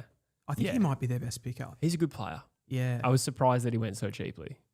But that's just the talent of Gold Coast, right? Yeah, exactly. You're just too far down the pecking order. But yeah, in a way, I actually think I think he's a more valuable player than, say, Sam Flanders. Yeah. Yeah. Talking about players that left the Gold Coast. Yeah. That is. I would agree with that. Adam Cherry did a hammy. Yep. How important is that for you? I think not very. I mean, in isolation, it's not a big deal. No. But I think Wiedering as well. Not that he didn't play in this game, but that is a bit more of a concerning one as well. How bad is that? Where is that at? I don't know. I think there's been some mixed communication around when I thought it was just a concussion in the end. Right, gotcha. I mean, just a concussion. I shouldn't say that, but yeah, we'll see. Given how severe it looked, that sounded like a good result. Yeah, okay. Chera, I believe I read that or heard Sam Edmonds say that I think they're going to give you an ETA after the opening round. Or after round 1 or something like that. Is that? Yeah. I think it's a bad hammy. That must be a bad hammy if they're giving you an ETA on an ETA. Yeah, I did see that. I just think that they're going to be, like Carlton, they're going to be more difficult to play this year because there's going to be a lot more unpredictability around. So opposition coaches knew how they were going to play under Michael Voss in 2025. They'd had a couple of good seasons to kind of show you how they wanted to move the ball. Now it's going to be different because it has to be different, and there's more unpredictability. Even just looking at the goal kickers like Ainsworth, Hayward, Byrne, they're different names, different faces, and they're going to be different to defend. And it's not like Harry Mackay can't do a good job as a key forward. Right? He could win the Coleman. Absolutely, there's still balance. Yeah, in theory, given how many entries Carlton generally generate, that's not going to get worse for them. Like neither Cripps, Hewitt, the Cheras, Jagger Smith's going to go in there for a little bit of difference. Like they're still going to be getting entries. It's just sort of like, can they add a little bit more of like their ball movement from half back? Like can a Williams go to half back and give them something different? Can Sard have a bigger season? Yeah, absolutely. Just got a few super chats here. Rhett Barrow says, cheers for the reply, was being a bit of a dick. You say Rhett, you can't not say Barrow. Yeah, it's so easy. No, you're right. Thank you so much, Rhett. I really appreciate you. And Gridio says, did you guys see Nick Murray bulldozing through tacklers on Saturday? I reckon he's a smoky for the AA if he keeps it up. Nick Murray? Nick Murray. Bulldozing through tacklers on Saturday. I think he's a smoky for the AA if he keeps... I mean, Nick Murray's like pushing that level. Like for him to become an all-Australian defender though, like who's he getting in? Like guys that are going to be winning multiple All-Australians as key defenders, Jacob Wiedering, Sam Taylor, Andrews. Harris Andrews, Still Cal, around, yeah. Cal Wilkie's Cal probably Wilkie, next in line. Tough competition. Yeah, who you getting in over? Yeah. Because they're not just going to give it to you as a extra. And Worrell's probably still like, he was snubbed last year, but like a different kind of player. He's like a bloody good defender, Nick Murray. Nick Murray, yeah. But yeah, how you get over those guys, I don't know, who sort of already have the name. And Adelaide had an incredible season last year. So does he have more levels to go to? I'm not 100% sure on that. There's a few people asking, like the big fella 7 says, you reckon Burns fit enough to play round 0? Looks great, but lacked a tank early in preseason. It's probably a fair call. If you had any criticism of Taylor Byrne, like he doesn't look particularly like fully match fit. Like he's still got a bit of a kid's body. Yeah, totally. I can relate. Yes. Yeah. No, that's true. But yeah, I think, as an impact player, he'll get opportunities. Yeah. Yeah. Yeah, I think you got to give him time. Yeah. And just give him a little bit. See how he goes in the second preseason game. They've got Geelong, I think, in the upcoming week. Probably kick 6. Yeah. Just crashed a little bit there. That's all. And we're talking Adam Chera 8 weeks. Gab Venger is saying. Yeah, wow. The touch and go for Wiedering. I mean, Wiedering's the big one there. They can live without Chera. Yeah, I'd agree. Yeah. Barbenheimer says, from a Lions POV, Kitty Coleman up forward is an interesting choice. Feel like having a 5th player on the bench will benefit someone like him who you can move into different parts of the ground. I agree. Absolutely. The only thing with Coleman as a forward, that's like, I don't know, like, is his contested game good enough to play half forward? I'm sure there are plenty of forwards without a strong contested game, to be honest. Half forwards? Yeah. Such as? Now. Noah Long. No, not a great comparison, but the first person who played it jumped into my head. Also, didn't mean to sideswipe him. He's just done a horrific knee injury. Yeah, but very bad example. You could have picked anyone else. Sorry. You could have picked anyone else. Just got Eagles on the brain. No, but you know what I mean. Like he's kind of more of that guy who likes to. I mean, the standout attribute for me for Kitty Coleman is his kicking. Yeah. When he can find a bit of space and hit those high-end difficult kicks off the half back line. So I don't know. Like I agree. It's a weird fit, to be honest. Yeah. I see the half forward position as something you have to have a lot of physicality and contested elements to your game. Yeah, fair enough. But we'll see how it goes. Dunkley McCluggage didn't play. I think the only thing, like to cover Brisbane just a little bit, it's like how this midfield looks.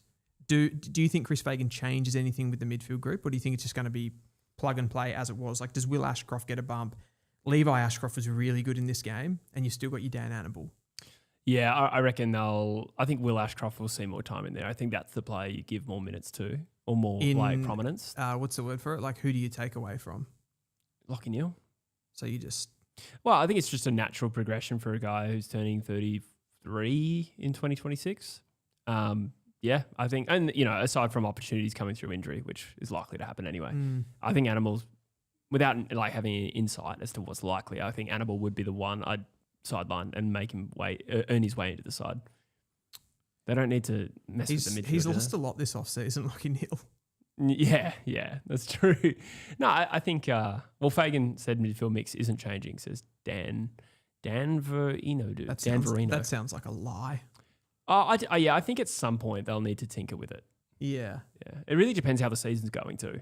Is their premiership defence looking shaky by round 10? Do they mix it up? But Will Ashcroft's ready. Ladder predictors are coming. But yeah, I mean, I agree. A guy that's won 2 Norm Smith medals and hasn't, like, he's had good midfield minutes, but he hasn't been up there with the McCluggages and the Dunkleys and the Neils. So there's still room for him to grow. And I still think Levi Ashcroft's best position is midfield. Yeah, I would agree with that. So it's going to be really fascinating what they do there. And they still use the Cam Rayners and the Zach Baileys as the like break glass in case of emergency in there as well. And Lincoln McCarthy played as a halfback. Yeah. There's a few players that actually got through. Kitty Coleman's one of them, McCarthy, Oscar Allen as well. Players just all coming off long injury layoffs as well, which is positive for the Brisbane Lions. That's kind of also what these preseason games are about. 100%. Not necessarily about how they played. 100%. We'll talk about their where they sit in the scheme of the ladder when we do our ladder predictors a little bit later. Footscray versus Sydney. Footscray? Yeah, I just wanted to go. I'm surprised you didn't go South Melbourne. Traditional. Yeah. I could have done that actually. You know what has occurred to me since I moved to Melbourne? How close Footscray or Western Bulldogs and Sydney are actually geographically in terms of their fan bases? Like South Melbourne. Yeah, I just thought there was never any connection between those two clubs. Sure. But now I work down that kind of way as well. You I realise that, how they're pretty close. You realise how close all of those inner Melbourne suburbs are. True. Like had no idea before I moved Fitzroy and Collingwood are just a street. that true. divides them. All those, Yeah. The game. Yeah, the game. Look, Sydney won by 33 points. Logan McDonald returned. Charlie Curnow joined. Kicked 4 goals each. Not a big surprising result. If this were to happen during the season, I have big expectations on the Sydney Swans, and no surprise that Charlie Curnow got on the end of a few with a great connection with Errol Goulden as well. Western Bulldogs had basically no defenders. What else is new? Yeah, well, that's the thing, isn't it? They actually don't really have an option or a lever to pull here. Karmas was constantly isolated on Curnow, and Goulden seemed to have tons of space in the middle of the ground, constantly just kicking the ball inside. So whether Goulden plays more on ball this year will be an interesting one. Something I've talked about, not really liking to repurpose those when he plays such a good role, an important role on the wing. I don't really like taking that off him, but he played well. Yeah, he played well. But then Warner comes back, right? Yeah. So does he just eat up his minutes? Maybe. Probably. Yeah. That's going to be an interesting part. How did you think Jai Sarong went? I didn't actually catch this game. You didn't catch the game? No. Okay. It was during the workday, wasn't it? Yeah, it was. It was a Friday? Yeah, it was. Yeah. Can't actually remember now. It was actually probably... Where was the game played? It was at Witten Oval. So it would have been not too far from where I was, but I didn't catch it. Yeah. No, yeah. It's actually right near the Bunnings in the Footscray West Bunnings. Footscray? Yeah, West Footscray Bunnings, actually. Yeah. But yeah, I think the big standouts for Sydney and the needle move, they do look like a big needle moving team in 2026 for me. Absolutely, yeah. And McDonald going to another level and actually showing what he's kind of promised to show, along with Curnow, completely changes the dimension for them. Yeah, totally. And with McDonald probably getting a little less attention. Previously it was him and Amati, right? Yeah. But now you got Charlie Curnow to worry about.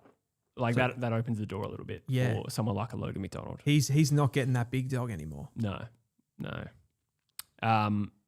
Malcolm Roses Jr. also looked like I saw a bit of the highlights. I didn't watch the game. I didn't have him in my notes. He looked really good. Well, there's a comment here from Devon Shane Phillipson who says Swans forward line looks really potent now with Curnow and McDonald as spearheads, Roses and Papley as smalls, plus Haynes and Chad. He's right. That is potent. Yep. And you could throw... I think McInerney will play wing. You could throw if Jesse Detoli can get some games this season and embed himself into that team, he could be a really important high half forward as well. Absolutely. Yeah, that's looking good.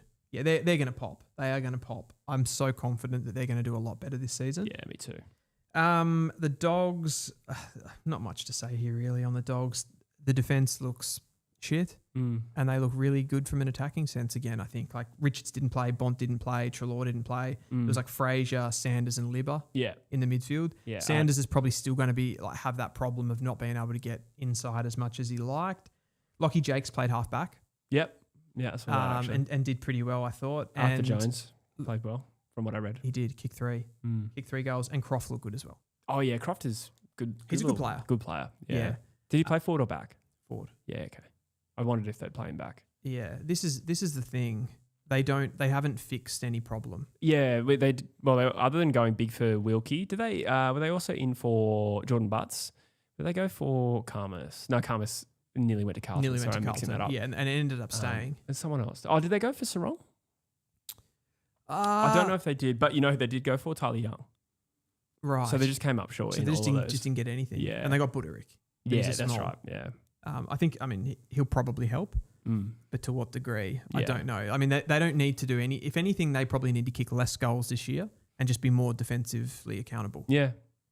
I think so. What do we got next? Gold Coast were ruthlessly savaged by the St Kilda Football Club up on the Gold Coast from memory. I think that game was. It was certainly in Queensland. Flanders dominated. Max Hall kicked 4 goals. Jack Higgins kicked 3. And the Saints just handled the conditions better from what I can tell. Although Gold Coast were pretty depleted, weren't they? Oh, they were. Yeah, Rowland Anderson amongst others were not playing. Yeah. This probably for me again falls into that category. Neither of these teams are really trying to impress, are they? No. St Kilda just want to get games into those new guys and have a little bit of a look at that. And Gold Coast really nothing to prove in a preseason game where your best 2 players aren't in the team. Will Powell He looks like he's gone to another level. Where did he play? Midfield. Nice. Midfield. Yeah, he just looks good. He looks super dynamic. Like they needed to unearth another really good player in the midfield. It's just absolutely crazy. It felt like Petrarca, he played a bit on ball, but it looked like he played more forward. Yes. And Bailey Humphrey looks every bit the specimen that I expected him to be as well this year. You think he's going to leave at the end of the year, but I think he could have a good year this year. Yeah. And they're going to be a force. They're going to be an absolute force. I noticed a few things with St Kilda. My questions would be, as much as Philippou got a lot of the ball, I thought he was a bit fumbly.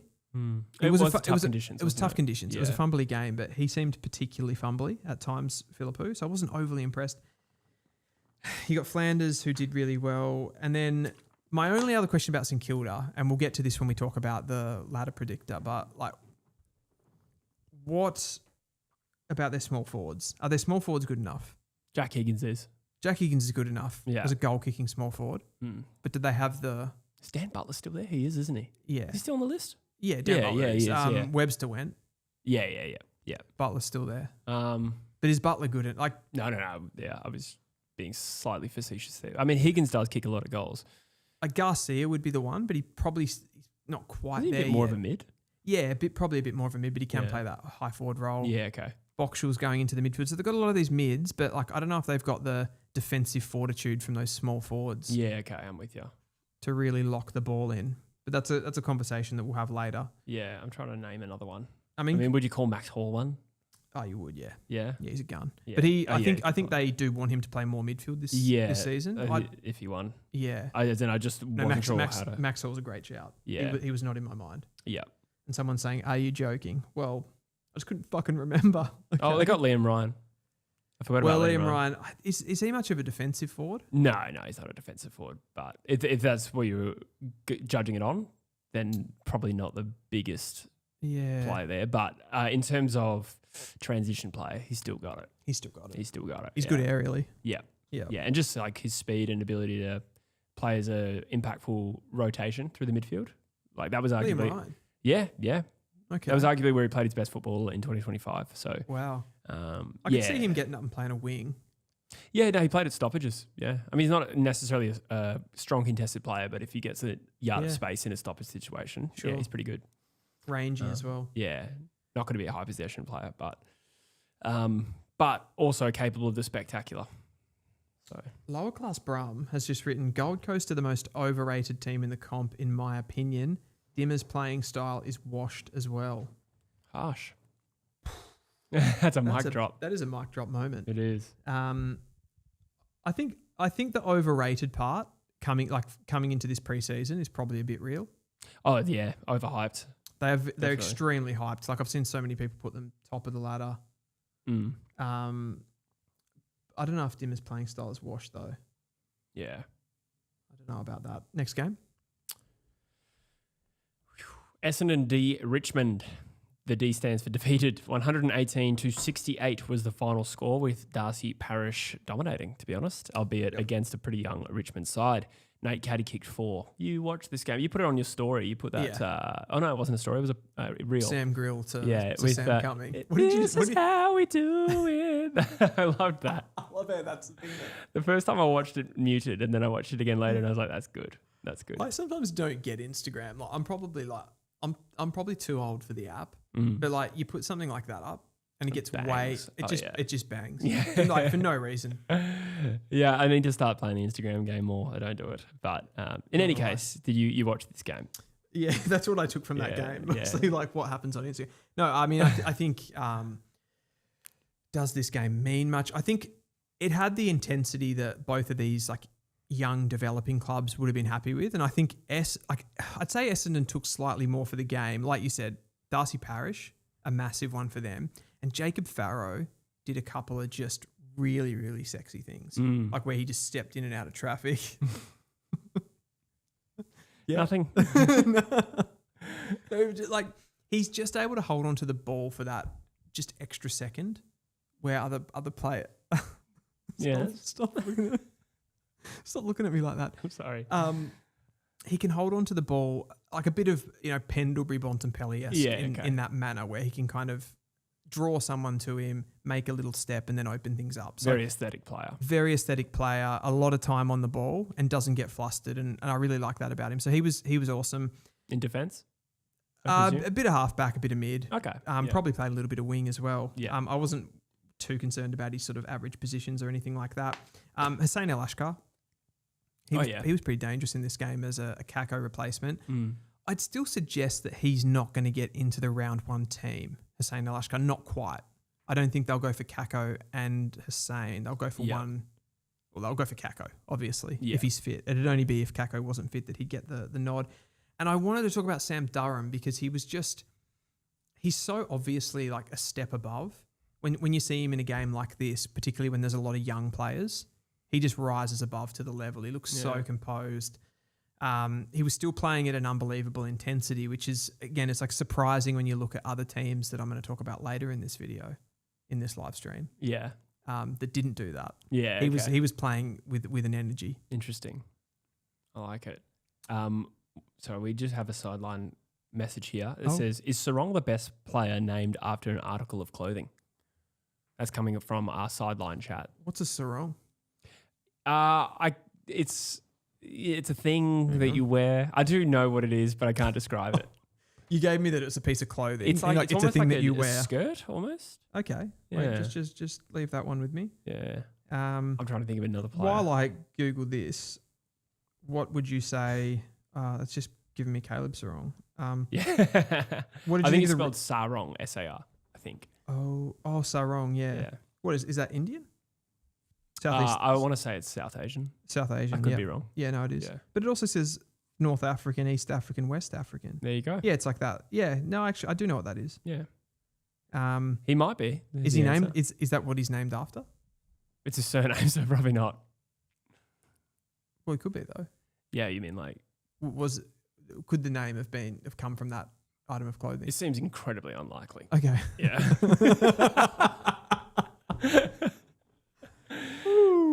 Is there another player? Anyway, I don't know. I feel like we need to touch on widescreen TV says first quarter from Richmond showed enough. I think Richmond are going to struggle this year. Let's be real. Yeah. But Sam Grill looked really good. 26 disposals off the half-back line. Takes the game on. Probably could still work on his kicking on the run at times. But I think it shows with Sam Grill that actually he's a player that's stepping up to the AFL level where the quarters are a bit longer. He can use the endurance that he has. And he's got better ball users around him. So it actually almost suits him better than under 18 football. Okay. Because he's been given the ball by better players. Yeah. And his athletic attributes, the games are kind of more suited to. They go for longer. Yeah. And he was doing really well in the red time moment. So I think he was impressive. Cummings a beast. He's going to be awesome. Sam Lawler took that mark in the first quarter, which it's just taking the piss. I know it was on Jaden Ewan, who's a young defender, but yeah. Probably from this game, I wanted to have a quick discussion about two players. So Elijah Sardis doesn't make the 30, and you've still got Josh Smiley, who's that player that hasn't been able to get a game yet for Richmond because of injury, 100% because of injury. But two players, I wouldn't say Smiley's at a crossroads yet because he hasn't even played a game. It's early, yeah. But if he can't get into the team this season and get much exposure, he's starting behind the 8 ball a lot. Sardis is well into his career now, and not being in the preseason game is a massive red flag. Mm. Yeah, I'd say they're pretty different situations with Josh Smiley there. I think we've got to give him a chance. I 100% agree. Yeah. With Sardis, it does feel like his papers are almost stamped, in my opinion. Yeah. It's interesting they parted ways with Hobbs quite quickly as well. They delisted him. It's almost as though they've sort of discarded a couple of first-round picks that they feel like they've gotten wrong. Well, evidently that's the case with Hobbs, but with Sardis, he is now going into his 4th season, I reckon.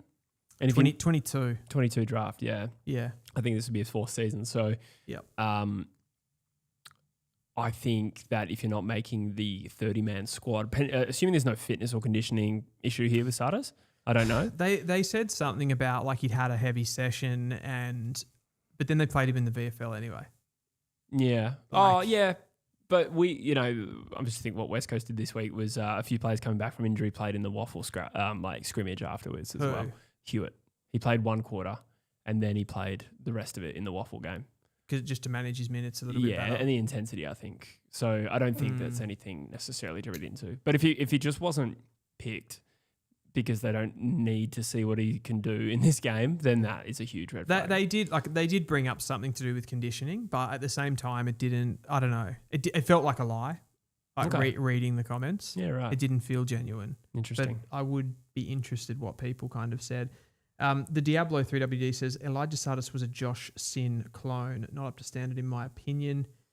My Bombers mate hates Sardis with a passion. Lower class Brahma. Yeah, I mean, like, here's what he is really, isn't he? He's sort of. I mean, all the talk this preseason was that they've tried to kind of convert him into a big-bodied defensive mid. Yeah. But they might not feel that he has the, I guess, like footy IQ to play that role. Yeah, or the contested game. What is this contested game like? It's been his contested game's quite good. Pretty good. Yeah. I think he's a really good getter. Yeah. Okay. Of the ball. Yeah. It's just what happens after that. Yeah, it's the kicking action in particular. Yeah. Right. Yeah. I think if he had and I think though there's an element when you play that defensive mid role that you've got to be really, really accountable. You've got to be really switched on. You've almost got to be like an on-field coach. And he, maybe he doesn't have that. Thanks to Doro, says TL73.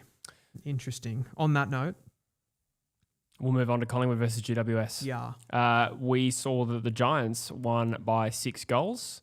I think it was a fairly undermanned Collingwood side. But then again, GWS have been hit with the injury stick badly, and that continued in this game with Brent Daniels doing a hamstring. Your boy Kieran Briggs, 4 goals. Not a bad day. Playing forward. Yeah, absolutely. And I also note that they have other injuries, including Finn Callahan, Sam Taylor, Toby Bedford, Lee Kalia, Josh Kelly, Tom Green, and they're all unlikely to be there in opening round. So pretty good effort considering they actually won the game without they looked really good. Yeah, okay. Watching them in this game, like they still play. They're one of those teams, and Collingwood are the same with this. They play the same way regardless. So it was hard to actually notice that they had players missing. Because, Oliver just kind of played the green role. You had Brent Daniels looked really good at the beginning of this game until he went off. Yeah. Phoenix Gothard, Ollie Hannaford, they both came into those sort of, Darcy Jones type role. How did they look? Good. Good. Yeah, particularly Gothard. Yeah, okay. I think he looked really up to the level at this point. So I do think that he's going to play. You had guys like Cody Angove coming in off the wing as well. But I think for like the difficulty of this game for Collingwood was not having Darcy Moore or Jeremy Howe. Because Giants just mark the ball so easily inside 50. Like Briggs just constant. The amount of times the ball got kicked inside 50 and there was a tall, whether it was Kieran Briggs or Riccardi or someone like that, and he was playing on Maynard, who's like 187 or something. Yeah. You know what I mean? So it was just like a massive mismatch constantly. So there was that. But they locked the ball inside forward 50 really, really well with those small forwards. And a lot of teams can't do that. Pies' backline was pretty short and undermanned. Yeah. No Darcy Moore, Jeremy Howe as well. We got a comment from Rogie who says lots of players missing, so not worried at all. Score-wise, really like what I saw from our younger players, Rowan Steele and Will Parker. Another Will. Collingwood loves their Wills. He looked good. He looked really good. Yeah. He had a couple of real explosive runs out of stoppage. I didn't know he was that athletic. Yeah, okay. Yeah. Angus Anderson as well. Yeah. He was a draftee, wasn't he? He was a draftee, They call him mature the age. battery. What do they call him, the battery? Double A. Double A. That's good. I just got that just as you said it. Thanks. He No charge was for good. that one? He played with some serious. Oh, sorry, I missed that. Wasn't worth repeating. He played with some serious vigor. Angus Anderson. Yeah, okay. Yeah.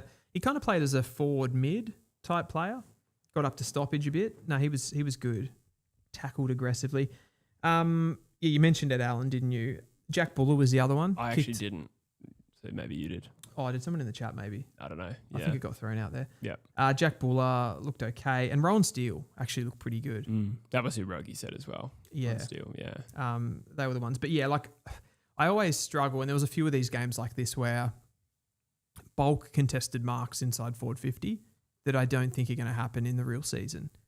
When we get to the Freo West Coast game, I think that was another example of that. Yeah. Sydney Bulldogs was a bit the same. Yeah. This was another one, but I don't know. I feel like the Giants, they're such a tricky team because they've got so much class missing from that team, and they're going to for the season, but they seem to replace it so well.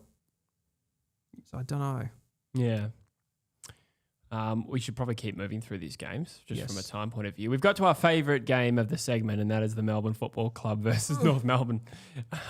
I love how I'm getting a little boisterous because my team lost by less this week.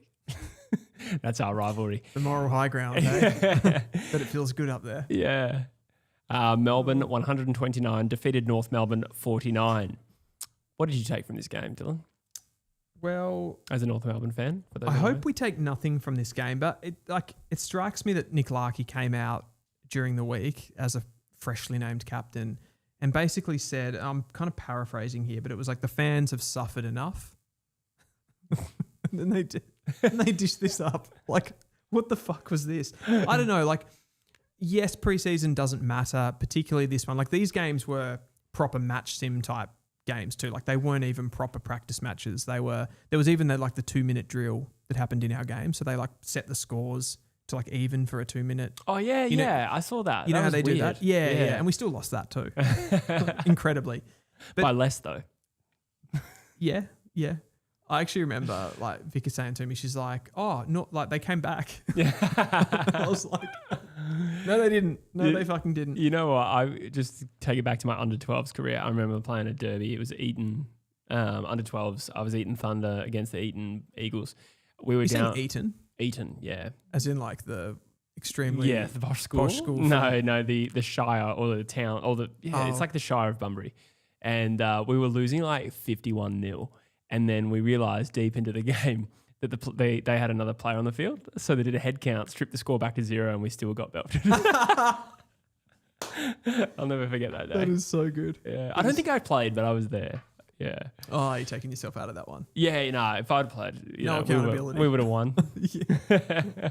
100%. No, I mean, this was a fucking train wreck, this game. I feel like Clarkson has this fundamental identity that he wants to play with, which is a very offensive ball in hand game, but we just can't do it. These guys just can't do it. And I don't want to be reactionary to the fact that we're in a preseason game here, but we can't take nothing from this, can we? When we've lost like this so regularly in the past before. I don't know. I feel your frustration because you want to see a deviation from normality. I don't want to preseason get game. just rinsed and ripped through like that. Yeah, of course. Yeah. Like Cozzy Pickett took the piss, Latrell Pickett took Yeah, the piss. They were just yeah. running all around us. I saw that. The second half was completely uncompetitive. There was probably a 5 to 10 minute period in the first quarter where I actually thought we locked the ball inside forward 50 for a sustained period of time, and you had guys like Constantine were getting up, Dobston was getting up and tackling and getting in the opposition's face. But after that, there was just nothing redeemable. Tristan Sherry got smacked in the ruck by Max Heath. Far out, really. Yeah, I mean, and we got cut through like Oh, this. actually, I did see that. Sorry. Our B team cut through us like this. They moved the ball through us exactly the same. Fuck. I don't know. It doesn't even have to be an AFL team. Nobody wants to defend. Yeah. Caleb Daniel turns the ball over from D50 constantly and just looks like the amount of times that he turns a really easy situation into a really difficult situation is mental. Is Cherry going to struggle with the ruck change? Maybe. Because I did see that highlight reel of Max Heath jumping over him. Yeah. I mean, I feel like he's good enough a player that that's not going to worry him too much and he's Sure. going to be able to adapt to it. And I think he's got more athleticism than you think he does. Okay. And he gets after you. But if you were just isolating that game, then yes. Yeah. He's going to massively struggle. Interesting. And then the Wardlaw injury just sort of compounds that. I would say the only positive takeaway for me from that game was the fact that Finn O'Sullivan looks like an absolute gun. Yeah, he's a stud. Yeah. Yeah. So I can't wait to see where you put North in your ladder prediction later in this live show. Shall we move to Adelaide v Port? Yes. I didn't catch this game. I did actually. No, we caught a little bit of the highlights, I think, because it was on before Freo West Coast. They were replaying it on KO. I saw Riley Thorthorpe kick 5 goals, and he spent time as a midfielder. Yeah, he did actually. Is that a piss take? Do you reckon that's got any legs to it? Yeah, I don't think so. Surely there's no way in an in-game scenario Adelaide put Riley Thorthorpe in their midfield. Bit of Luke Jackson about that. Get the arms up. Yeah, just no. This guy could win the Coleman. Yeah, he could. Absolutely. He could Absolutely could. He got he was playing on Harrison Ram, who got taken in the mid-season last year. Yeah, that's true. Who struggled, to be fair. I reckon Ram's going to be good. I actually like him as a pick, but he bit of a bull. Yeah, good one. Thank you. But this Port Adelaide defence really struggled. Like the one that, fair enough, Harrison Ram getting smacked up by Riley Thilthorpe. That's going to happen. But Sure. Alir got absolutely touched up by Taylor Walker and Fogarty at times too. Every time Adelaide kicked the ball inside 50, they marked it pretty much. Yeah. Dawson sort of played as a forward as well in this one, using his overhead marking. He's just unbelievable as an aerial player. Yeah. I can't believe it. Joe Berry. Where did he play? Forward or back? Played a bit on ball Okay. and a bit in the forward line. I like it. Yeah, I think he kicked their first goal, actually. Got a free kick. Just a bit dangerous at stoppage, fast feet. Yeah. He looks good. He looks better than what he showed last year. Yeah. I think he struggled in his first season, didn't he? But I was a big fan. I think it was one of the options I liked for our pick. He was also too, like, it probably should have been considered in his opening year, but like he was a very late born player. So he would have been one of the youngest in his draft crop. So feasibly could have been in that next draft situation. Yeah, okay. Yeah. Yeah, gotcha. Ooh. I just randomly gifted 5 memberships. We've just launched our membership model where people can support the channel. And Franklin, of all people. That's funny. But Rogue Riot, I'm glad, has received one. And we got Tate on top. We got Brian Feeney. So was that like a lottery? Yeah, it was a lottery. Didn't even know you could do that. Yeah. I just realised you could do it then while you were talking, and I just did it. So welcome, our first 5 members. Oh, that's a beautiful thing. That is a beautiful thing. In this game, so we were talking about Berry. There's a breakout coming. Yeah. There's a breakout coming at some point. Todd Marshall played across halfback. Yeah, that was not halfback. He played as a key. Yeah, key defender. Yeah. That was sort of talked about all preseason. What are your thoughts on that? Don't know. Yeah. Don't know. I mean, it didn't work. Yeah. Because like Adelaide just kept marking the ball. Yeah, true.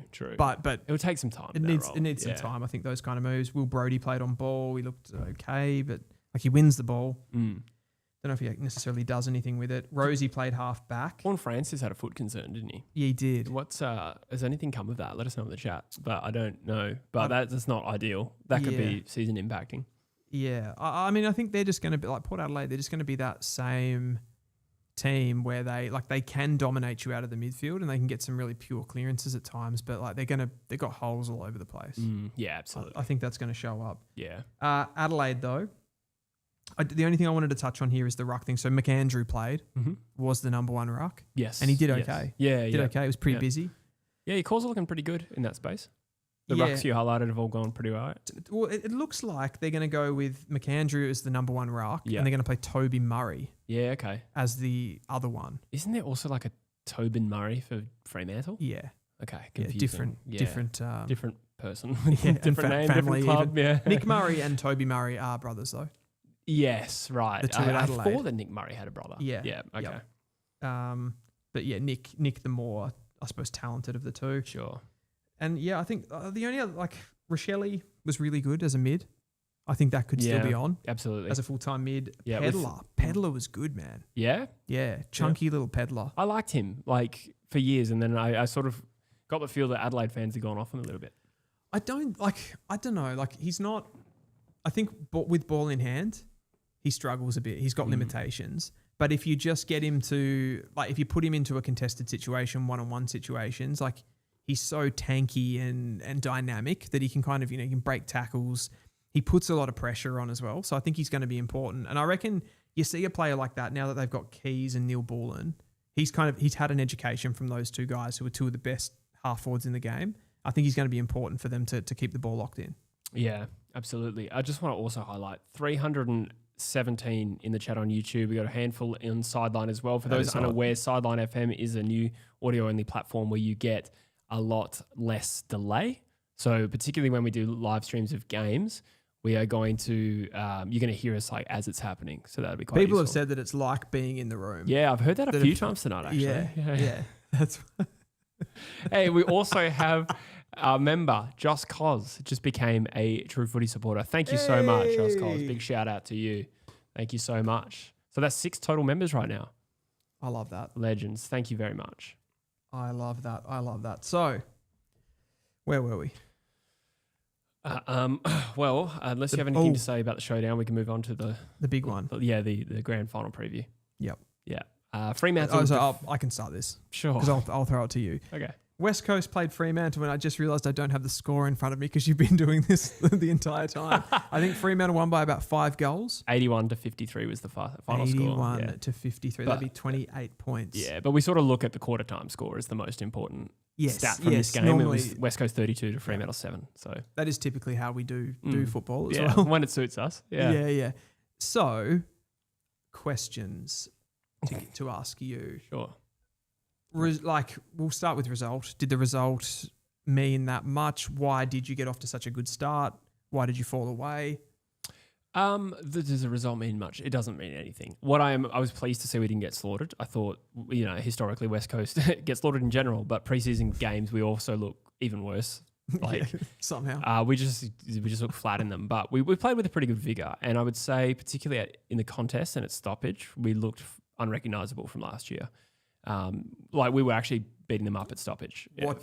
Why? Well, Yo's in the side, Kelly's in the side, Harley Reid's looking not as highlight heavy as he was in the year one, obviously, but and it's only been one game. But gee, he's a bull. We were getting first hands a lot. There's McCarthy in there. Didn't do great from a ruck point of view, but that's to be expected. We just generally got bigger bodies in there. Dev Robertson added a bit of grunt. So it's just a lot of personnel change. Did Schoenberg play? He didn't really have a big impact in this particular game. No, I was thinking that. So, okay, you talked about the middle there. What is going to happen with these rucks? Is that shaping up at all? Are you getting anywhere with that? No, it's going to be Matt Flynn until we recruit one. But you know it will be Flynn? And is it a case of Archer Reid? Archer Reid's supporting him, and for his development, he's still so young, you wouldn't make him the number one ruck. So we're just locked into So where Flynn. does that leave CDT for round one? He'll be in the side. He'll be reckon? playing mostly forward. He rucked towards the end of the game, and tough ask. Fremantle have strong rucks. Oh, Darcy didn't play, but Jackson did. Cox did too, right? Yes, Mason Cox. So, he'll play. I don't think he'll get many hit outs, but he kicked a goal in the first quarter. But the talent looked good at West Coast. Kicked his second goal of the game, didn't I reckon it might have been the second goal. Dersman kicked the first. Yeah, I know. Yeah. That was symbolic, I thought. Yeah, he loves it. He loves a 50-metre goal. He does. He's kicked a bunch of those this preseason. Yeah, he kicked a few of those for Gippy as well. And he's actually in his bottom age year. I remember him kicking 2 or 3 of those kind of goals. He's done 3 or 4 this preseason, in game, in the intra-club, he kicked 1 and then more match sims prior to that. Yep.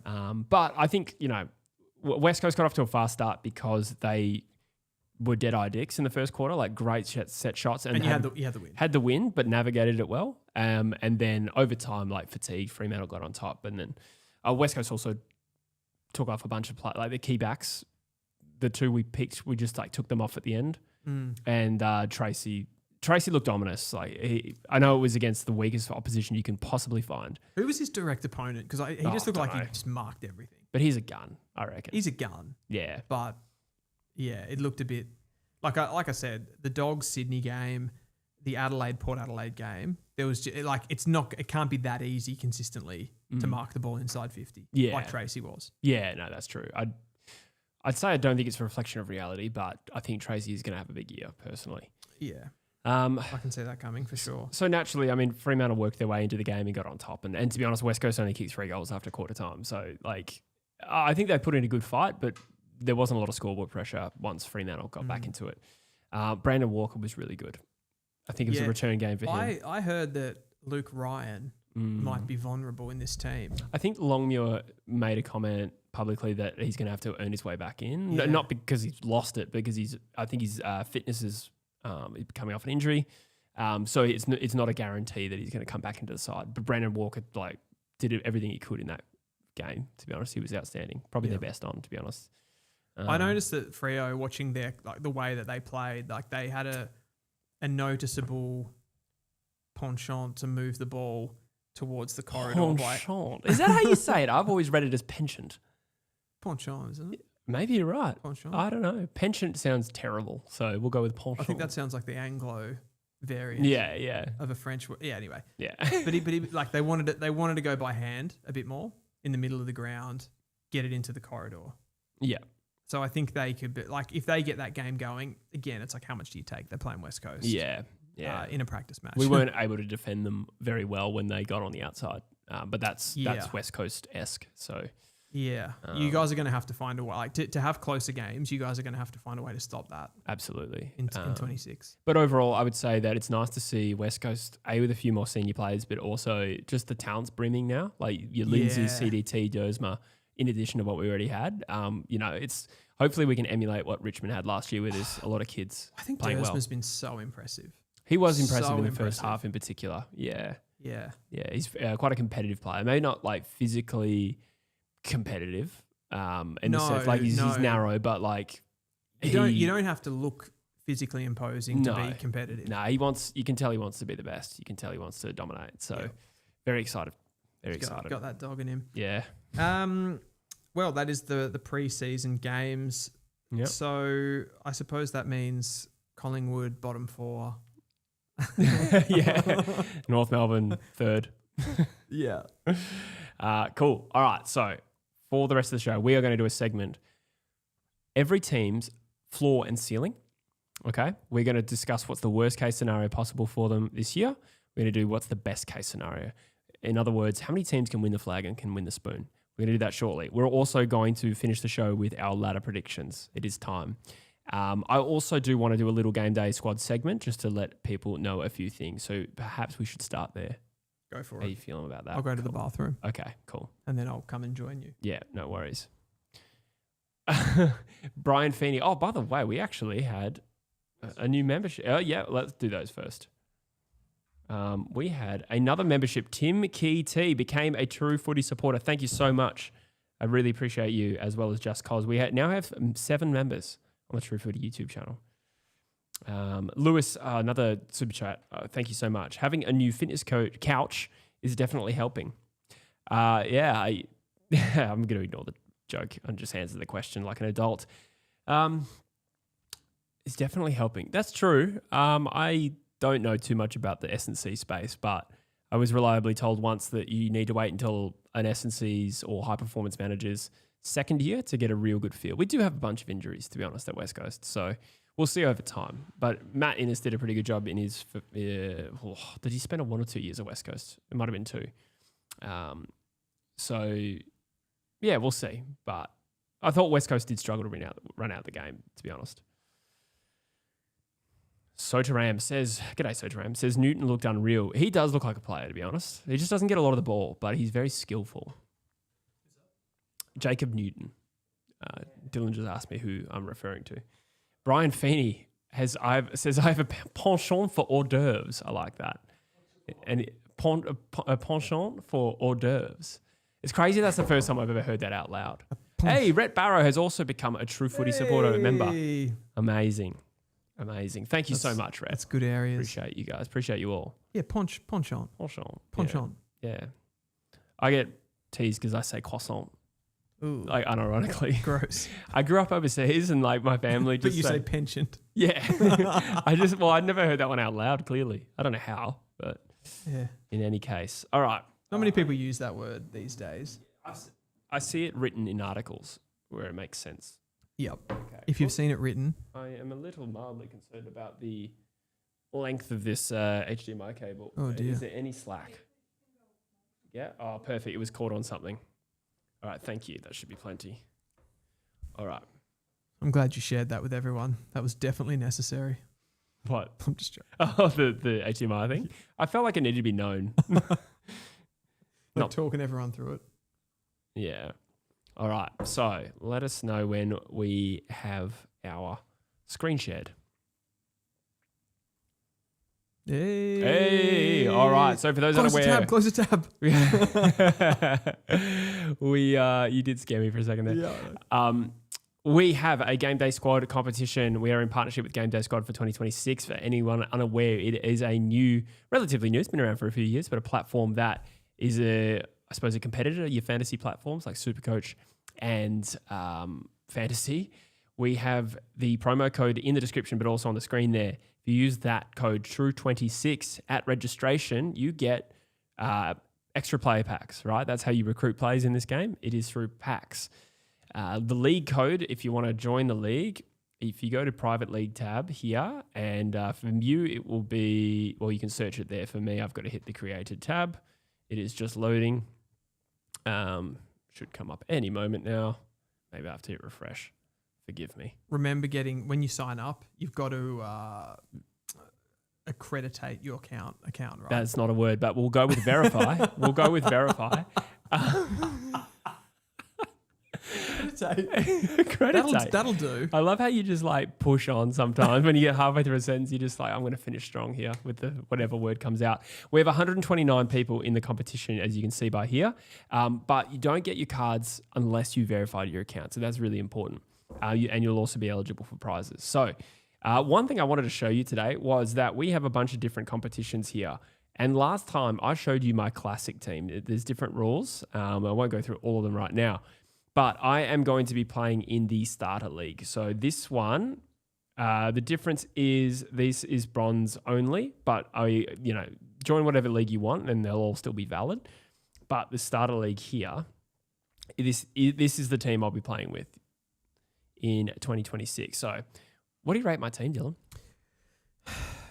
So let's go through it rather than just expecting you to. Look, I got Naz. It automatically looks better than mine. Oh, which wonder how that happened. pisses me off a little bit. I'm sorry. Are you getting like some extra packs or? No. I mean, I have had the game longer. So this is a dynasty league. So you keep whoever. But I think a lot of these guys are new. I didn't have Naz before. Bailey Smith, Dacos, Jordan Dawson, McCluggage, Merritt, Dunkley. Naturally, the longer you play a game, the better you'll be. Yep. But there's still weekly prizes. So you can join now. You can join in the middle of the season, whatever. And to give you a bit of a reference point too, like you can see in the bottom right-hand corner, that's what they averaged for last season. I think either that. So yeah, that there is. I think that might be their last score. I'm not sure. Oh, okay. I thought that was the. You can see somewhere the average for the season, which I think is important to just understanding what a certain player. Yeah. What certain player types do well in the game. So you can see there like Max Gawn. Yeah. 127. Yeah, I think Max Gawn will score in like every single fantasy platform you can think of. Yeah. The rucks are always really strong. Yeah. But yeah, as we'll reiterate, if you didn't know, people who kick goals score really well. So key forwards are quite prominent in this game. Yep. So I've got Sam Darcy, who I think will have a very big year in 2026, and Phil Thorpe there. Isaac Rankin won't be available round one. I have to make sure I change that. But just wanted to show everyone my team that I'll be running. As I said, private league. I go created for you. You'll need to search it in here. And the code is there. It's also in the link in the description of every video, just about we do. So make sure you join. Make sure you join the 129 already. And also make sure you verify your account so you're eligible for prizes or accredited. Yeah. Also, one other thing. If you're active every week, you get more cards. Yes. Yeah, that's important to say. You get weekly cards, but I think if you're not active, you don't get them. So you need to be changing your team and stuff like that. Yep. So incentive to keep playing. Absolutely. The Western Stank Lords are in for a big year. They are, yes. That is the other name for West Coast. That's fitting. Yeah. It is very fitting. All right, great. I will.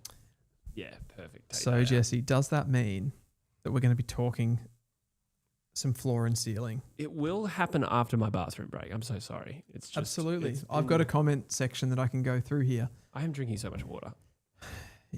Lubrication. It's really important to get that lubrication in. Gross. Yeah, and TL73 says, wait, this is a different situation. Jesse, not the one going for a bathroom break. Yeah, I probably had just as many as you today. Yeah. Actually, this whole season I've been better. Tonight's been a bad one. Has it? Yeah. It's been a bad one. Yeah, fair enough. Lower class Brum says fitness couch instead of coach is unintentionally hilarious. That is actually a pretty good one. That is a pretty good one. Dylan, as a North fan, are you concerned about what they showed against Melbourne? It's such a tricky one. I talked about this before. Am I in isolation? No, but I can't understand why you would want, like a team like North Melbourne would want to play like that. I won't go over old ground. I've been talking about this a lot during the video. If you go back in the stream a little bit, I did sort of talk about my thoughts around this game. It's a weird one. Like, yes, I am concerned. I'm definitely concerned. Zed Sleeping Shadow says, I've lost the chat. thoughts on West Coast picking up Jaden Stevenson if Noah Long's season is done? I reckon that's more of a Jesse question, but I'll answer it anyway. Fuck it.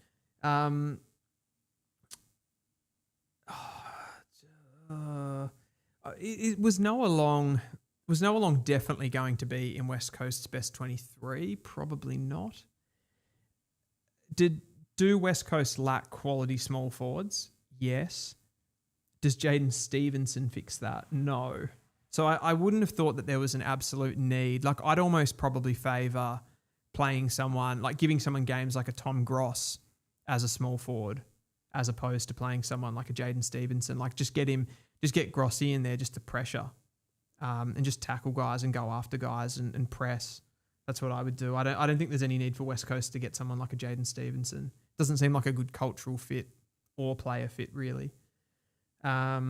And I like that Stevenson type of player. Like, he's kind of a small forward, but he's like, I think he's pushing like 190 centimeters. Like, he's a bigger guy, like a taller guy, that is. So he's a bit different. I don't know. Like, I don't actually know if that player necessarily exists that much in the AFL anymore. I think that's part of the reason why he's been cut. Sleeping Show says, why not? Is that for that same comment? I'm not sure. I think I answered that though. Why the fuck do we need someone who couldn't crack it at Port? Okay, so people are arguing about that. But yeah, I sort of feel the same. I don't think there's any need for West Coast to be going after a player like Jaden Stevenson for various reasons. Devon Shane Phillipson says, I always get ads when there's a toilet break. Is that intentional? No. That's actually funny. No, that's probably good. Yeah, that works. That's good. It's the AI doing its thing. No, Yeah. we don't control the ads on YouTube at all. No, we don't. That'd be nice if they did do that though. Well, they used to. Now they've made it AI, and it's just so much easier. Like, there's an option you can manually. Oh, did you used to do it manually? Yeah. Up until like Holy shit! middle of I last year. did not know that. Yeah. Fuck. Okay. Yeah. Well, when I say AI, it's probably just the algorithm, if you want to call it AI. I don't know. But You can call everything AI these days. yeah, that's true. That is true. Okay, Jesse. All right. This segment, we are going to go through every team, and I reckon we keep it fairly quick, this particular one. We go through each team in the competition, and we talk about their floor and their ceiling. What's the worst case scenario for them look like? And with that one, like an injury crisis could happen at every club. I reckon we kind of ignore that possibility. We talk more about the range of their quality, right? Because, could Hawthorn have an injury crisis and finish 14th? It's possible, but there's kind of no point saying that for every team.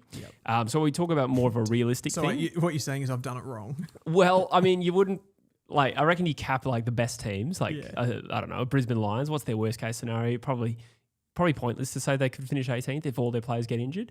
But you could frame it like their depth, or not to say Brisbane, but any given team, maybe their depth is questionable, so they're vulnerable. I think like older teams, you could maybe make those sorts of that's right. hypothesis. So we'll go through those. We will also discuss the ceiling. How many teams can win the flag? How many can win the spoon? And how many are locks for the top 10? I actually went and did mine. It's hard to say off the top of my head, off the top of your head, how many you've got, but I'll just give you how many teams I think can win the flag. Oh. I said that 8 teams in this upcoming segment are chances to win the premiership. Wow. I reckon that's higher than mine. Probably. I said that there are 5 that can win the spoon. And then I've got top 10 locks. I have 7, which is 1 less than the amount of teams I said can win the flag.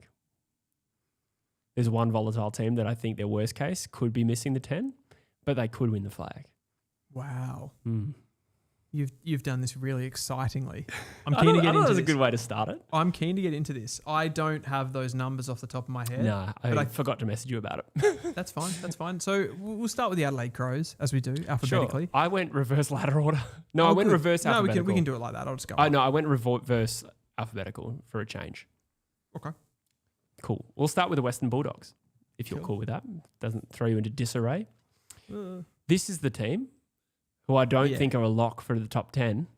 Their worst case scenario is probably 11th or 12th. Bipolar Bulldogs. Yeah, but I think they could win the flag.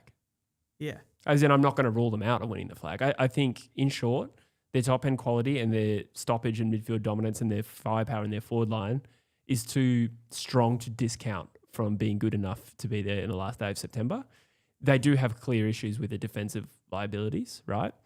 Could that be rectified? We've seen teams in the past improve their defensive system on the run. There's Band-Aids. Yeah, there's Band-Aids. Then that could be enough. So I think they're a volatile team more so than any other in terms of where their range is.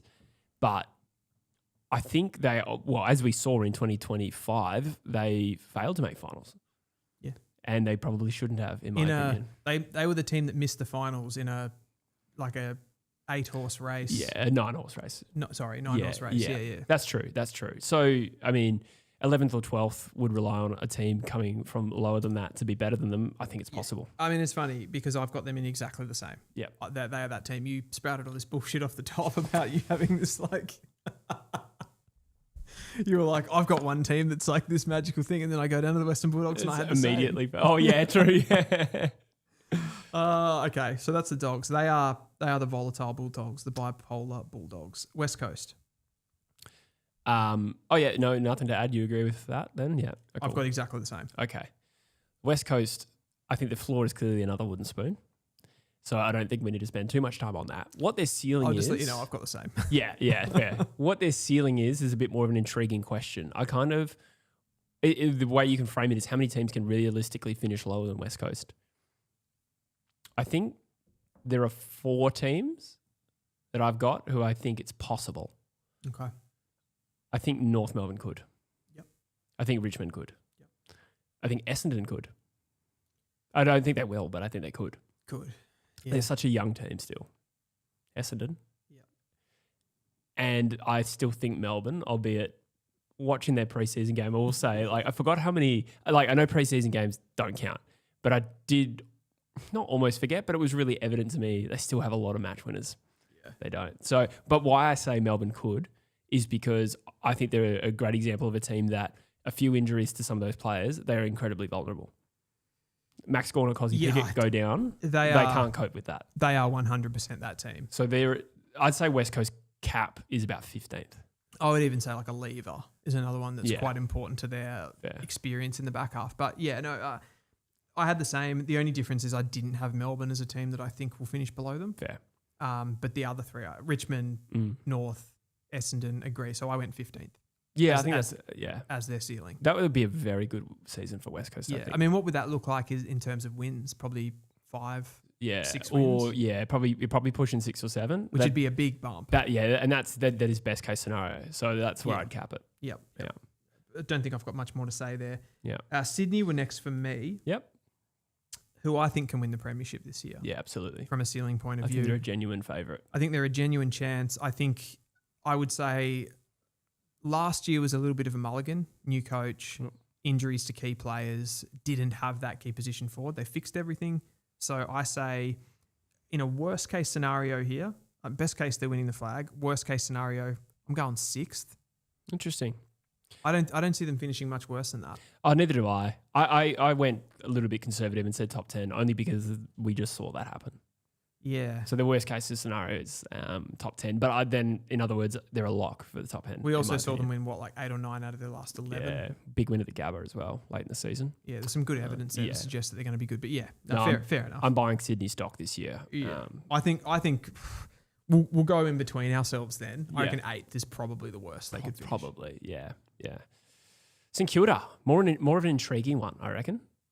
Very intriguing. What do you think their floor is? I had their floor bottom 6. Wow. Yeah.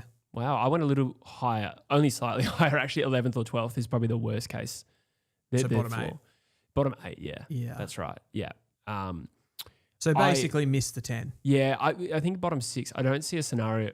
I don't think it's super likely that those teams we mentioned before, like Essendon, even Melbourne, to be honest, West Coast, Richmond, I think they're safe from finishing lower than those 2 teams. Yeah. Barring some sort of crazy crisis.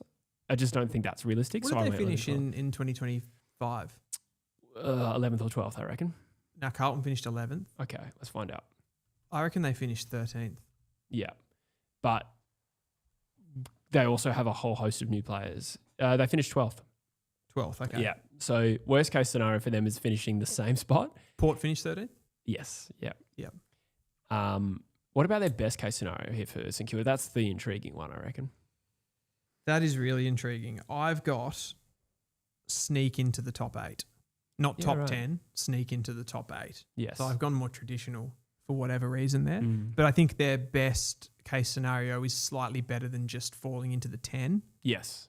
But I don't genuinely give the Saints much of a chance at like making a play for the top 4 or doing anything significant this season. Yeah. I think there's way too many what ifs with them, which we're going to do our ladder predictor. Mm-hmm. I think there's way too many what ifs to say like this is bankable and this is happening.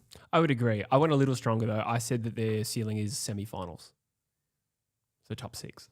Yeah, okay. So yeah. Yeah. So if they finish, you've just gone into finals more than me. Yeah, that's right. It just probably lasted an extra week. Yeah. Basically. So there's a scenario where they finish 6th, avoid wildcard weekend, and host Collingwood and beat them. That's possible, I reckon. So yeah, I agree in the sense that I don't think they're a real shout for the top 4. I also don't think their worst case scenario is as bad as other teams. No, they're not going to fall into that bottom 4. Nah, I think there's too much quality there, especially that even before they reinforced, I thought bottom 4 probably didn't seem likely for a team with good young talent. That they do have. In like re-examination of them though over this period, like I've noticed that it relies heavily on a lot of breakout players for them to really push that envelope, and I think that's hard to bank on. Yeah, I agree. But maybe more of a 24-month operation, I reckon. I think so. Yeah. I believe so. Richmond, I think the floor is still the spoon, considering they finished second last year. And I think we was either saying this off air or on air, the contrast in positivity of a Richmond season versus some other teams around that part was around their best performances were really uplifting. Oh, I think I said it to Drew's actually, but they were pretty poor as well for a lot of games. Like, it was a big loss to St Kilda. It was like 100 points or something, I want to say. Maybe it was a bit less than that actually. So therefore, even though there was positivity for the right reasons, they were still they weren't a spoon contender last year, but I think it depends what happens with... They were a spoon contender last year. Yeah, but there was a big gap between second last. I think they had a lot of aura performances. That's right. Last year, Richmond. Yeah. I think their win-loss record flattered them a little bit, and that's like fair play. Mm. You deserve those wins. So I'm not criticising them for that at all. But I do think that I think it's highly unlikely that they would have a better season than that this year. Yeah. I don't think they're going to improve much from a wins and losses point of view. It's going to be about like the younger players. But other than just natural maturation from their younger players, like where does the improvement come from? Yeah, no, I totally agree. I think it's a bit early for genuine improvement from some of those guys, with the exception of maybe like Lawler and maybe what Grill can do from a ball movement point of view. They'll improve, but so will everybody else's young players. Yeah, you'd think so. Or a large number of them. Yeah, theirs might improve like a little bit. But does that like... They shouldn't have won that game against Carlton. Like, you can scratch that off. Like, that just should never have happened. Yeah, it'd be hard for that. I wouldn't tip that again in 2026. No. Okay, we've talked about they're a spoon contender, but what's the best case scenario? I'd 17th. You think the best case scenario here for Richmond? 17th. You think there's a better best case scenario for West Coast than there is Richmond? Yeah. That surprises me. Yeah. Care to elaborate on that? I'd rather not. No, I like pretty much like I said there. I think West Coast's season last year. What's the opposite to flattered them? Unflattered them. It unflattered them. Like they should have won a lot more games than what they did. I think about that game against North in Bunbury. They had a few other close performances. One with Essendon. I think that they really should have won. Then we'd be talking about West Coast and Richmond quite different. I think with the young, talented players that they've got, they're actually at kind of like a similar level. I think Richmond have probably got better younger players overall. But with the guys that West Coast have actually brought in to fill out this team, I think they could actually have more of a hit in 26. Interesting. Than what the Tigers could for me. So I actually think the gap of best to worst for West Coast is wider than Richmond. Yeah, okay. Interesting. I still think, as somebody says, what's the word? Where am I looking? Trev says Richmond were totally carried by their old guys. Their top 10 in the BNF spoke volumes. That's somewhat true. Yeah, they still have what was true last year is true again this year. They have I still think a better depth of mature players. So I said that but that's not going to improve them. No, it won't. That's true. But I still think that they're capable of finishing 14th. That's my ceiling for them. But but the improvement there, if their top 10 in their BNF was littered with mature players, Mm-hmm. and they finished 17th. How do they get better? How do they improve? I'm going to use the exact opposite logic to the one I just used. And I think there can still be improvement. We're just talking about, when you're talking about this part of the ladder, we're talking about how these teams play against each other usually. Yeah. In terms of fleshing out what that composition of the bottom four Do you looks think like. West Coast and Richmond last year were similar in performance? Like, is it the way that they played up against each other, up against top teams? They had a better year than you guys, clearly. Yeah, absolutely. West Coast arguably played better against the top four. But other than that, I'd say Richmond were comfortably better. And they beat West Coast twice, albeit the first game was close. The second one was a belting. Yeah, that was a bad performance. That was in Melbourne, yeah. I think, no, that was in Optus. We nearly won the MCG one. Yeah, sorry, yeah. I put, in summary, like Richmond could finish higher than West Coast, Melbourne, North Melbourne or Essendon. I don't think they can finish higher than the likes of Port Adelaide, Carlton, GWS and Kilda, which is the other mid-table teams. No. So, could Richmond beat North Melbourne? Could they beat Essendon, beat Melbourne? I don't think they did either of those things last year. No. So that's probably the way I think they're more likely to finish higher than West Coast. Okay. I just feel like West Coast have actually done more for the now. Interesting. With the players that they've brought in Starcevic and Tyler Young and Dev Robertson and whoever else to fill out the team. Absolutely. Sorry, I just want to shout out Cardman22 has become a member. Thank you so much, Cardi. He says, smash the content so far this preseason, earn my membership. Oh, that's very kind, Cardi. Thank you. Go subscribe to Cardman22 if you haven't already, which I think most people have. He's got a lot of subscribers. Who hasn't? But that's very kind. Thank you, mate. Appreciate you. Port Adelaide. Port Adelaide. Wow. I put their floor as about 13th, which is where they finished last year. You went very specific. I more used phrases like bottom four. Yeah, well, I just think that I could sort of name the teams that I don't think they can finish lower than. I thought it went pretty pear-shaped, to use a pun, for them in 2025, and I don't see it getting worse. So, finishing the same spot is about the worst case it could be. Yeah. The issue for them when you actually put together ladder predictors and ideal situations, it's hard to understand again, which other teams that are also progressing and getting better do they get ahead of? That's where I struggle. And their team's so unbalanced. I find it hard to figure out where, I feel like they could just cripple and fold and it could all kind of go to shit for them because everything is built around their midfield predominantly. I've got bottom four as a worst case scenario. I've got just in the top 10 as a best case scenario. Yeah. So fairly wide. That is true. And that's probably fair for the top end talent that Port Adelaide has. Yeah. Good draw too. Is it? Needs to be said. Okay. I didn't really realise that. Albeit that makes sense if they finish bottom six. That's true. I put their best case scenario as wildcard weekend. Be surprised if they won in wildcard weekend. So would I. Yeah. So, I think we're in agreement there. Yeah. But I think there is still a lot of talent at Port Adelaide that I think the reasons for them improving are there. In just that, I think things went so badly for them last year. It wasn't a reflection of their season. Yep. Melbourne. Oh, I got North. LMN. You're right, it is North Melbourne. I think I did the exact same thing last week. I need to work on that. You did actually, yeah. Let's talk about North Melbourne. What's their floor? I've got their floor as being 14th. That's their floor? Yeah. The worst case scenario? Yeah. For North Melbourne? Yeah. Okay. That is not where I expected it to go. No. Sorry, that should be 16th. That should be 16th. Okay. Yes. 16th. Right. Yeah. Above West Coast and Richmond. That's a bit better. Sorry. I was going to say the floor being better than where they finished last year is wild. I've got 14th written there. I don't know why I've done that. Okay. That's right. No. Because we used to have 16 teams and you're a baby boomer. It might be. No.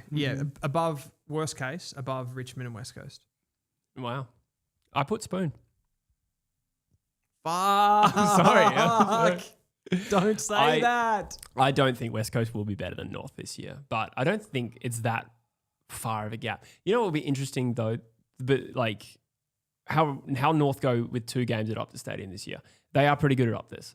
I think, you're probably tipping North in round 2 when they come. Are we pretty good at Optus? What? Because of that one game against Freo? No, well, you tend to beat us. We're shit in Bunbury. Yeah, that's true. You still won the game. Yeah, true. No, I reckon you generally win at Optus against us. Okay. We've beaten you in Tassie and stuff. Anyway, fair enough. I'm not going to push you too hard on that. I think it makes sense that North will be better at those teams, and I'm not predicting North finish lower, but I think Spoon contender still. albeit not a major one. That hurts. Let's talk about their best case scenario, though.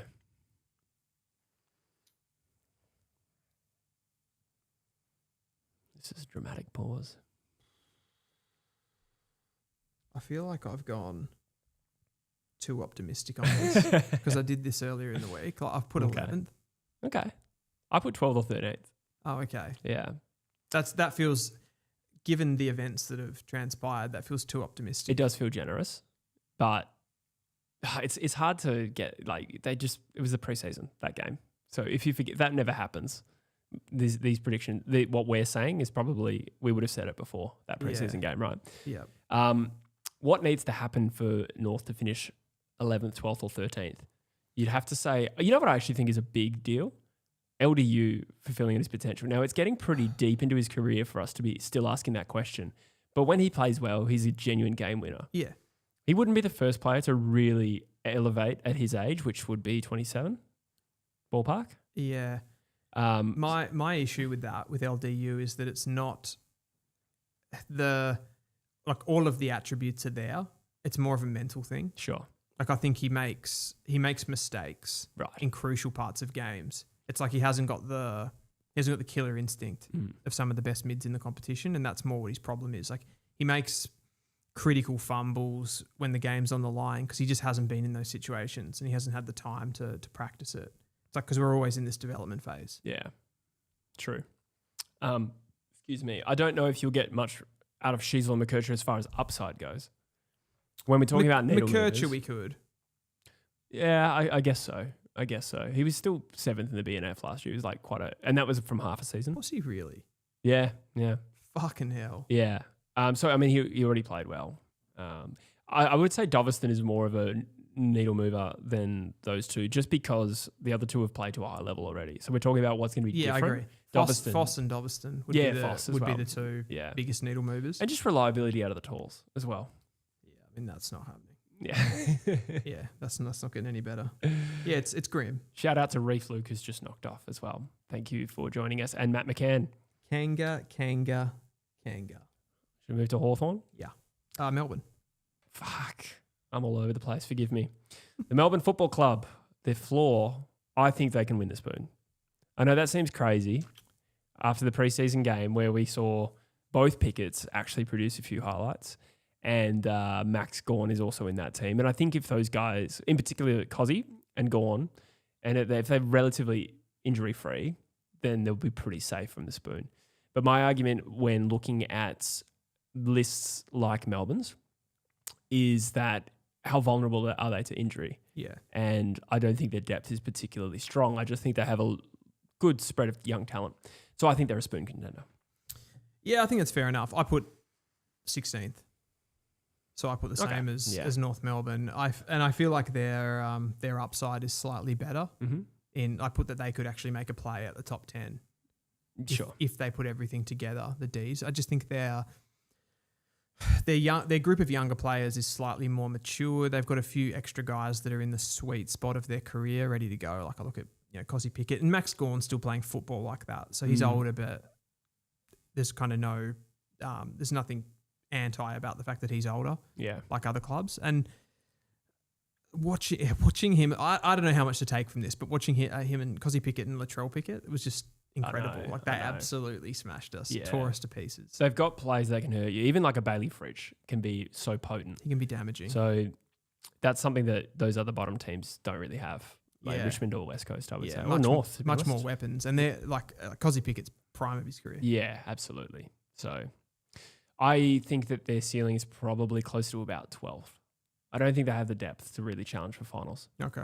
Being the wildcard weekend. But I do see the upside there. And again, it's just about how fit those guys can stay. Because, I mean, they could have perfectly healthy seasons and play well, but... Just a quick devil's advocate on that with Melbourne. Like, how much do you put into the Stephen King factor of refreshing the game plan? Because we're basing their last couple of years' performances on the Goodwin era. Yeah. We've seen an Adam Kingsley going to the Giants, a Craig McRae going to the Pies. Could we see something similar there? Yeah, I would say that's a pretty double-edged sword, though. Like, that could go either way. Yeah. Because you could also make the argument that it will take a new coach some time to bed down the game plan. And we could see like a new coach perform well at the end of his first season as things start to gel. And that could be enough to finish 12th. So, yeah, not too sure on that one. It's a bit of an unknown, obviously. Hawks? Their worst case scenario, I'm putting 10th, which is that they're a lock for the top 10. I think that with already Will Day injured, there's only a few other key players there to take away some of their hurt factor that could just bring him right back to the middle. But I don't see a scenario unless there's something crazy where Hawthorn don't play finals. And you're saying 10th? Yeah, I mean, they finished 8th last year, albeit I thought they were much better than that. So it does depend on the mix. It was a weird year last year because the top 9 was so much better than everybody else. Yeah, I know. So it was like... And Hawthorn made it to the Final Four anyway. They made it to the Final Four, and what would they have been? At the end of the home and away, they finished 8th, but they were one win off Brisbane? I'm not sure off the top of my head. Oh, actually, I have it open. It probably would have been something like that. They were one win off Brisbane, and had better percentage. That's crazy. Yeah, exactly. Crazy. So it's like could they? Yeah, so that puts them into that bracket, of course, but it shows you how much of a fine line it is between the top and the bottom of the 8. Absolutely. I think their back line is so solid. Yeah. I feel like that saves them a little bit. Like having Barras and Battle, who they've brought in, they got all these gun, athletic, running defenders, the ball users back there. Like, do they need these midfielders? Like, they'd like them, but do they, with the performances that they put out last year, do you think they need it? Probably not, to be honest. They're also a really strong system, aren't they? So even though I just made the argument that if they lost a few players, as I was trying to think, I was like, which players would be the most devastating? But they have good players, but none of them are other than Will Day, who players are important. Like they're super important, but sometimes we probably don't put enough stock in the coach. Yeah. And how we've seen teams like Hawthorn and Collingwood play really, really well. So for Hawthorn with their overall age profile as well, I can't see them getting worse. Yeah. I'd amend mine to probably more like 8th than 10th. I did 8th. Yeah, I think that's about right. We're talking about the worst case. And you're saying premiership? Yeah, I think they're a premiership chance. So do I. Yeah, so do I. I think if you can get that close, we already know what they look like without Will Day. It's just whether or not they can improve, and they probably do need to improve to be able to be there on grand final day and win it, right? Yeah. But I think they can. They're such a good system team, as you said. I think they're the 3rd fewest points conceded last year, so they track really well for those kinds of stats. Absolutely. So, need a big year from a Mitch Lewis, I reckon. Yeah. I reckon that's a big one. GWS? G-dubs. I have got missed the 10. That's their worst case scenario. As a worst case scenario. I went a little bit harder on 14th. Ooh. Yeah.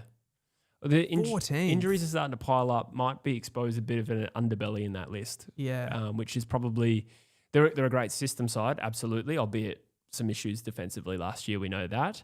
But you take away Darcy Jones and some in particular. Yeah. And Finn Callaghan. I know that's a short-term injury. Tom Green's just done an ACL.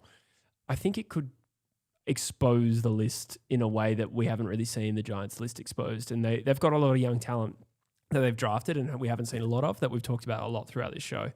I put 14th as their worst case scenario. They're another great system team. Yeah. Aren't they? Similar to what we said about Hawthorn, but they've really been stripped back by these injuries. So it's a bit of a different kettle of fish. They're going to need a lot to go right for them to do anything this season. Absolutely. I've got to be really careful that I don't say 14th to you and then where I've got them in my ladder predictor is actually frighteningly close to 14th now that I think about it. I think you said miss the 10. Yeah, I did. But when you said 14th, I was like, whoa, that's massive. And then I'm like, then I might have them somewhere there in my ladder predictor. So I won't push you on that. I did still say though, if they got it all together, they could win the flag. You think they can win the flag? Yeah, I do. I just do. I don't know. They've still got so many good players. Absolutely. I put wildcard weekend is their best case scenario. Fuck. Yeah. Well, they were bundled out in week 1 of the finals last year. The thing is, I can't argue this that hard because I've probably not even tipped them to make the 10. But they're if you look at their best football last year against top quality opposition, they were fucking great. I agree, yeah. But they also went down to the Bulldogs by 88 points at Marvel Stadium on a Friday night. Yeah, they played really, really inconsistent stuff. Yeah. They're another one of those teams. It's their defensive shape. They press super, super high on the opposition and they get lots of goals out the back. Yes. But when it works, it's bloody great. Absolutely. But, someone like a Darcy Jones, for instance, not being available. I know he's not. He's just one player. But, Ollie Hannigan? some of these... we haven't seen him. No. I love him, but we haven't seen him. And we start seeing like Harry Roust and Xavier O'Halloran doing a lot of heavy lifting in that team, and your Cody Angovs. They were the two main mids. Like, I don't think there's a lot coming up underneath yet. Or at least they haven't had enough opportunity to be reliable. Phoenix Gothard goes. Has he played a game yet, mate? No. Actually, has he played a game? He played at the weekend. Yeah, he did. Didn't he? Yeah, him and Hannaford were good. But Yeah.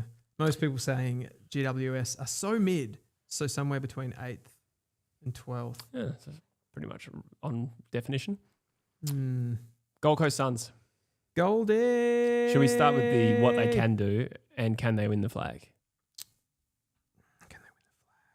Why do I think they can't win the flag? That's probably a little bit of discrimination against them based on, we just lost the light there. Yep. Some discrimination based on who they are as a football club. Yes. And the brand. And they haven't really gotten close before. Yeah. But from a talent point of view, I think they can. They would still be a young team though, wouldn't they? Yeah, I reckon they're in like the bottom third for age and experience. Yeah. I might have it here. Yeah, which makes you feel that they just won't have the experience to get it done on preliminary final weekend. Two premiership players now though. John Noble's not a premiership player, but he's close. Dan Rioli, Christian Petrarca. Yeah. So they are getting experience there around the young guys. Obviously Raul, Anderson in the midfield, Tuke Miller, like that's definitely experience there. Ballard back into the mix. Ballard back into the mix. I've got Bodie. Tell you what, they are the 15th most experienced and the 14th oldest, which puts them bottom 5 for both stats. Far out. That's crazy. Yeah. That's total list though, versus the 22 that's actually going to roll out because don't forget how many draftees they've added. I'm not against young sides being able to do something. Don't know. There's always that gap of like, could they, like if they'd have made a run to the prelim finals last year and exposed themselves to that, I'd be much more likely to go, okay, they can do it this year. Sure. They won one final, which is big, but is that enough with a young side? And they're still going to be like getting games into younger guys. They're still going to be playing Dill Pattersons, Zeke Ewlands. Like they are young. I agree. Yeah. No, you make a good case. I just don't know if I can rule them out of a flag, Fair. But I think I agree with everything you just said there. The Adelaide Crows had virtually no finals experience last year, and it showed when it came around, right? It did, yeah. So I'm going to stick with prelim, but I like it. I can't disagree with you on pure talent. It'd be crazy too. I like a bit of nuance. A bit of nuance. What's the worst case scenario? I think on quality they shouldn't finish lower than about 8th. I put 6th. Yeah. Okay. Yeah. Like whatever. Yeah. Like I don't know. I think it would be actually for them. It would be like a bit of a disappointing season to not finish in the 4. Like that's what they would have their heart set on. Yeah. Absolutely. Agreed. Top 4 for sure. Geelong Cats. Geelong, They can win the flag, surely. Of course. Yeah. Of course they can win the flag. So what's their worst case scenario? I put 6th. I put 8th. I thought that there's a possibility that going deep into a final series, sometimes they don't pick themselves back up that well. Okay. Now that I think about it though, 2020 they played in a grand final and then we lost another light. Dropping like flies. Yeah, 2020 played in a grand final and then made a prelim the next year and then won a grand final. Maybe that's a weak argument. 6 is probably about more fair now I think about it. I just think they're good. They've got so many good players. We could make an argument that Dangerfield and Jeremy Cameron, but that like they've got to the point now. We've got Collingwood who have got tons of old players. Mm-hmm. You look at the Geelong list now, and the only like really overaged players are Cameron and Dangerfield, and particularly Dangerfield. Yeah, and they Stewart. Yeah, Stewart's getting old as well. Yeah, Blitzarves and Stanley. Starting to add up. Shut up. That was sort of a good thing there. I don't know. I feel like they've rejuvenated their list a lot better than a Collingwood though. Absolutely. And none of those guys look like they were slowing down last year. No, I totally agree. No, their list profile is really well balanced. Where are they? I think they're still among. They would be up. They would 100% be up there. In terms of where their quality comes from, it's spread. Yeah, they're like the Dempseys and your Humphreys and Ollie Henry, I suppose, not so much lately, but there is a balance to that list. Yeah, and you've still got I think Dempsey could go to another level. I think Jai Clark could have a more significant role this year, and then you've got someone like a Connor O'Sullivan. Yes, he could be anything. Yeah. Shannon Neal's still quite young too. Shannon Neal. Shannon Neal. Yeah, they're incredible. Yeah. We copped it in the chat last week for glazing them too much. I feel like we've just done the same. But then we also did a segment that only lasted 44 seconds on them. Yeah, we got shit for that too. So Yeah. we didn't talk about them enough, but we glazed them That's too much. true, yeah. Like, what can you say about them though? Like, what could you say negatively? I was just thinking, I put 8th. I probably would amend that to about 6th. But if Geelong finished 8th, everyone would be like, fuck, that's not a very good season. Yeah, well, they would. They would. Yeah. Okay. So Freo, your arch nemesis. Worst case scenario? I've put 8th is their worst case scenario. I put 10th.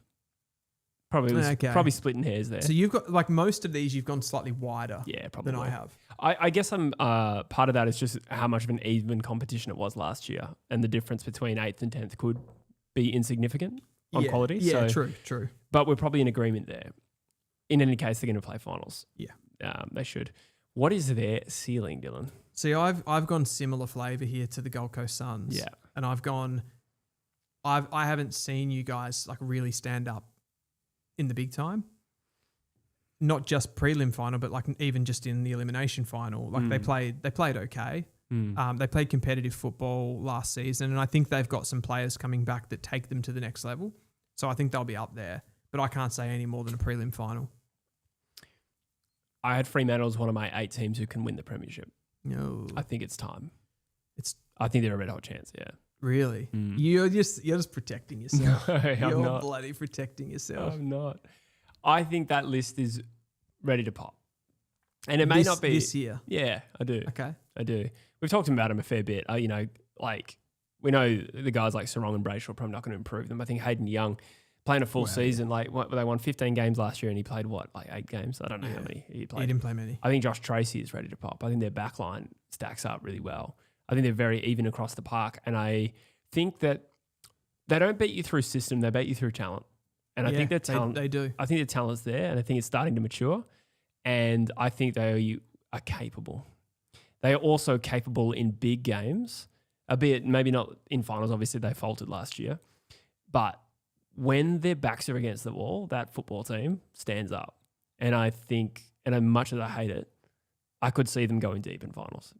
Wow. I think they can win the premiership from a talent point of view as well.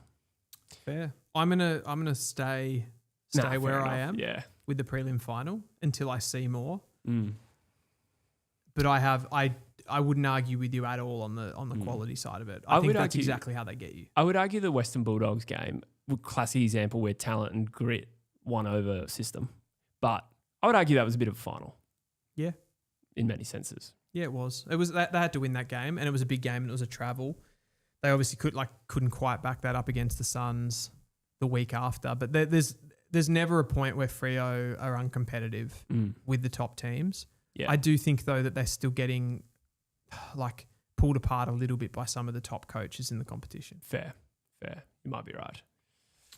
Who we got next? We have Essendon.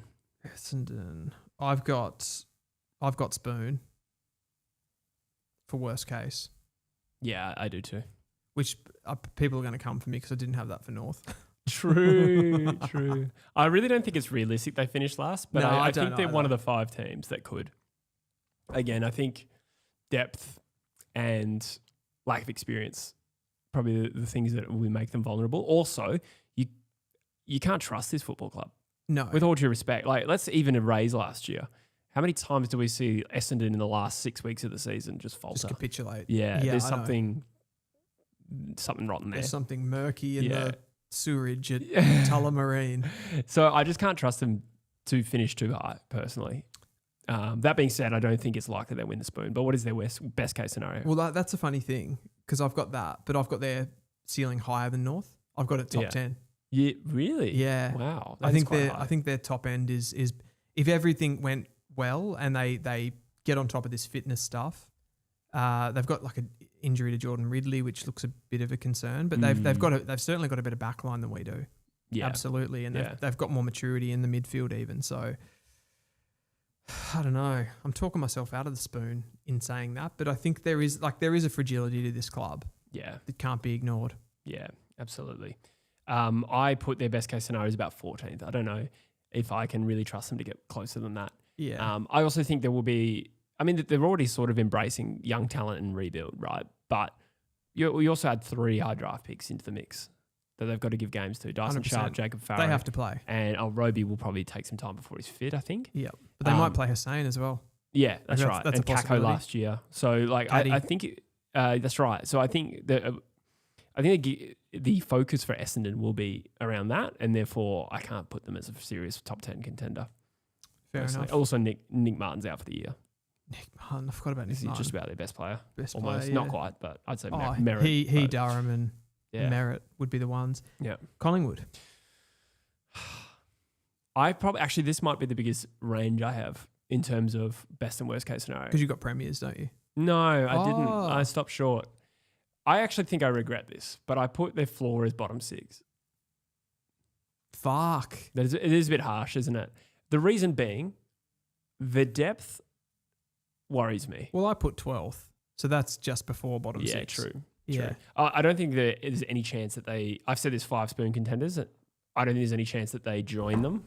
No way. So they'll be in the group above that. This is their worst case scenario, but system team, what if Dacos and Moore and I think they're vulnerable to those types of players missing. And I think there is an underbelly there to be exposed.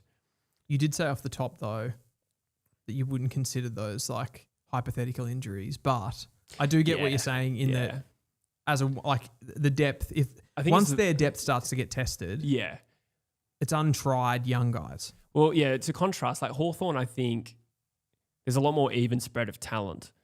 And I just think that even a medium amount of injuries, Hawthorn will cope with better than Collingwood would if we're talking some of their better players. Yeah, if that makes sense. I'd agree with that. An ability to play to that system. Yeah. Suddenly you're relying on like Rowan Steele and Ed Allen. I just think the underbelly is there for Collingwood. That being said, I think they can make it to the Final Four again as their best case scenario. I put premiership. You still think they can win the flag? Yeah. Yeah, wow. Yeah. I stopped short of that when I remembered guys like Brody Myercheck leaving, Bobby Hill in doubt to play. You know, where the goals coming from. Jamie Elliott kicked a lot last year. He did. I just don't think they have I think it's that. in saying this back, I actually think it's pretty unlikely. Yeah. It's pretty unlikely. I think it's more likely they finish in the Final Four than the bottom 6. I will say that. Yeah. But you know, certain teams, they have players like Collingwood have Nick Dacos. They have his brother, Josh Dacos. They've got Steele Sidebottom, Scott Pendlebury. I have so much trust for those guys that I find it hard to rule them out of those conversations just because they've done it so many times. Yeah. Yeah.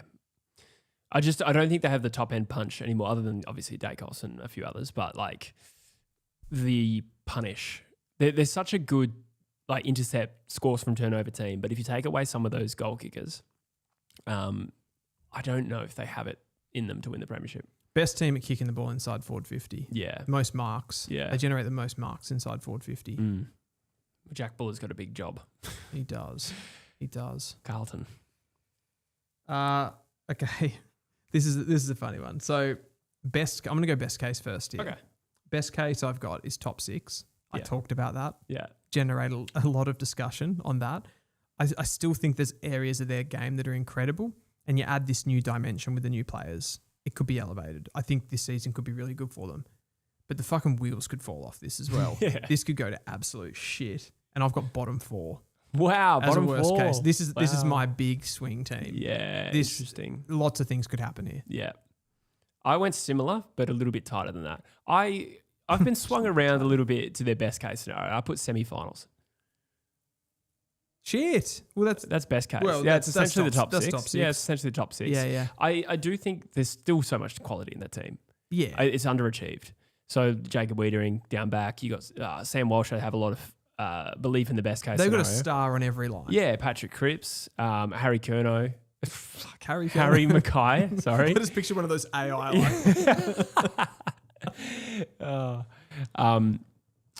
and, you know, with a bit of a different mix in terms of the way they move the ball, Hayward, you know, in terms of goals.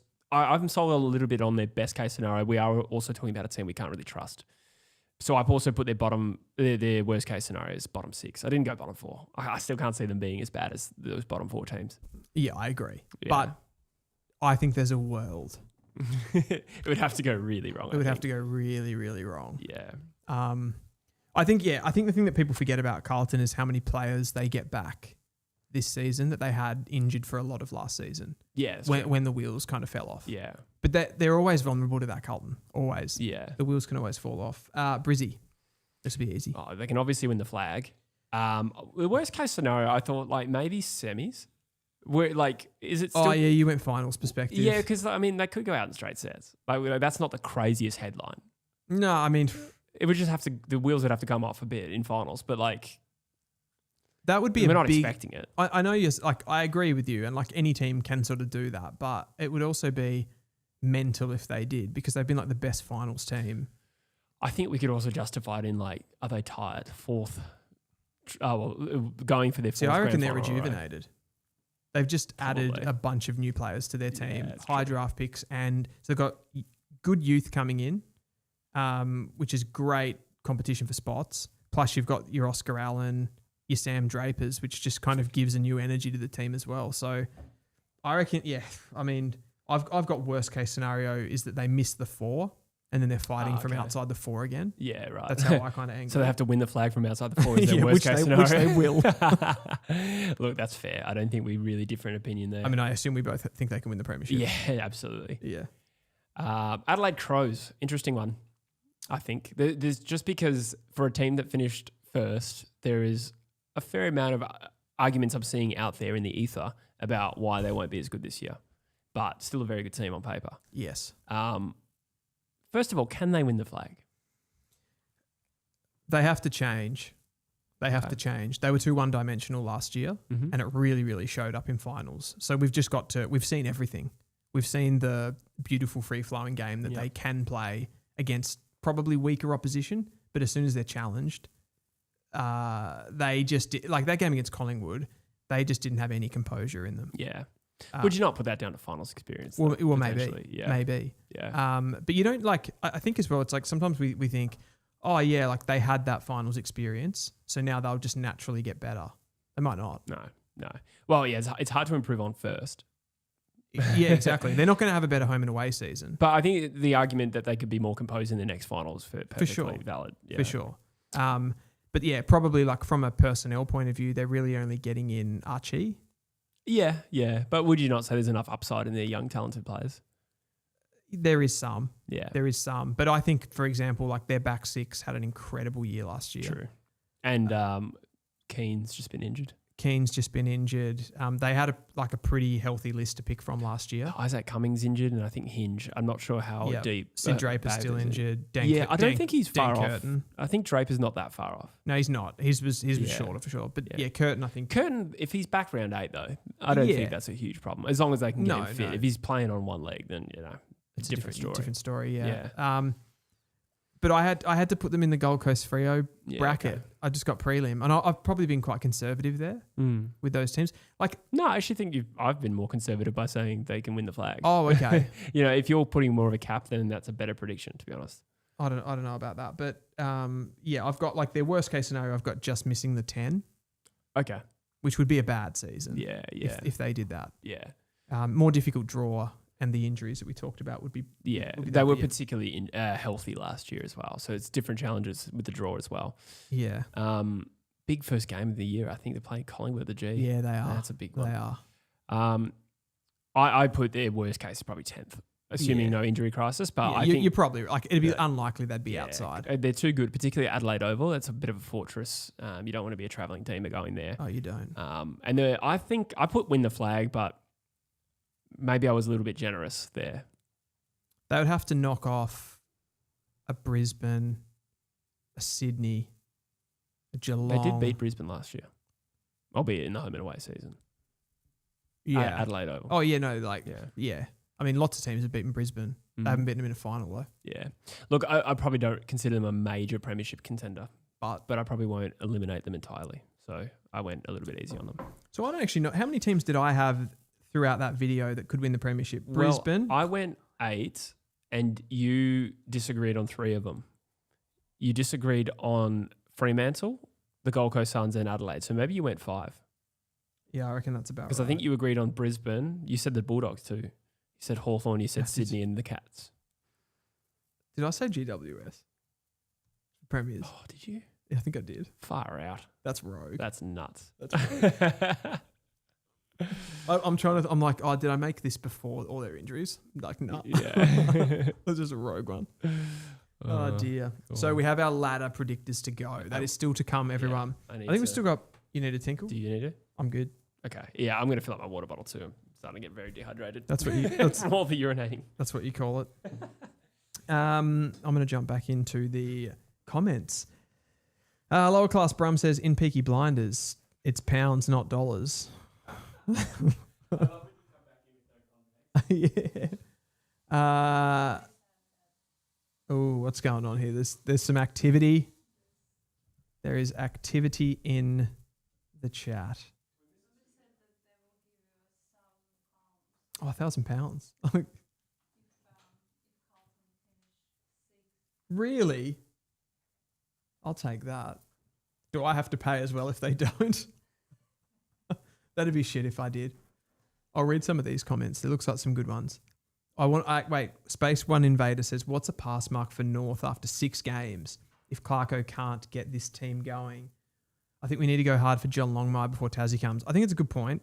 I think because like a big part of the Clarko conversation is who do you get?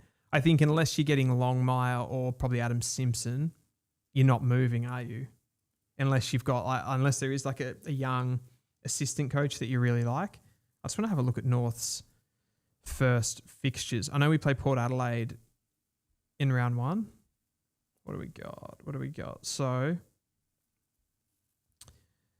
Port Adelaide in round 1. What do we say? First 6 rounds. So they're favourites to win that game. They are favourites to win that game. Then we've got West Coast. There's no odds on that one. Shit. I mean, we've got to be 1-1 at least. But you'd like against a team like Port Adelaide, they're a like type. You'd want to be winning against them. You'd want to be in the mix. Then we've got Essendon at Marvel. You'd want to be in the mix for that. Then we've got Carlton. We beat them last year. You'd want to be in the mix. Then we've got Brisbane in round 5. So, okay, we've got to round 6. Then we've got Richmond. You would want to be... You'd want to be 4-2 there, wouldn't you? Yeah, worst case, you'd want to be 3-3 of that group of teams if you're growing. If you're going to that next level, that's where you would want to be. Probably 4-2, I think. Yeah. That's an interesting question. It's gonna be fascinating how that plays out. People saying prelim bound Crom possible. I put their ceiling as a prelim. Crows just need fine tuning. List is fine. Coaches quality. They will have their day soon. The only thing that I look at with some of those teams, Freo's one of them and Adelaide is another one of them as well. They both play like heavy, coming out of defence. They play like long kicking to contest and they're a very good contest team and then they go again.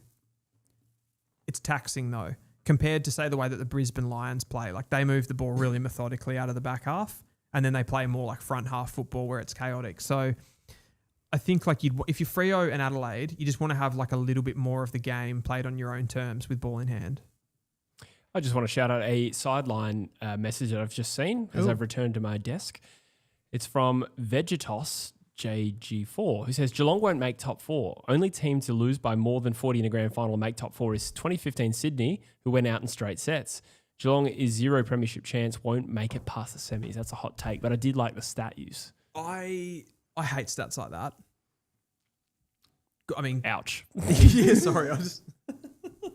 like, you know when people do that kind of thing and they're like, oh, yeah, like history, basically, you have to rely on a historic stat. So if no one's done that for like a long time, but then someone inevitably breaks it at some point. Yeah, for sure. It is kind of compelling, but Geelong themselves, when did they... Oh, no, they lost the 2020 grand final and made a prelim the following year, but that wasn't a belting. That was a good close game. Yeah. Interesting stat. I think Geelong can. I shouldn't have shut it down so vehemently. No, it was a good contribution. And shout out to those using the Sideline app as well, which is good fun. Sideline FM is the audio-only version of the stream, which has less of a delay. Yeah. And particularly excited to use it on the first game of the year, Sydney v Carlton. Go on.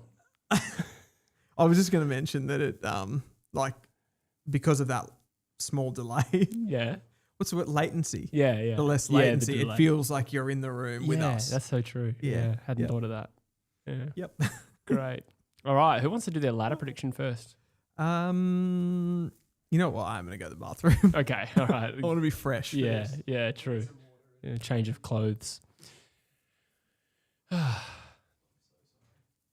Fallow says, like statistics, even though there has to be an outlier eventually. Yeah, it is compelling. I think the one that I liked that I came up with last year was I went through all the teams all the premiership teams of the last 25 years, how many of them won a flag without finals experience. And I was talking about the Adelaide Crows and made an argument as to why they wouldn't. Then it went out in straight set, so that made me look really good.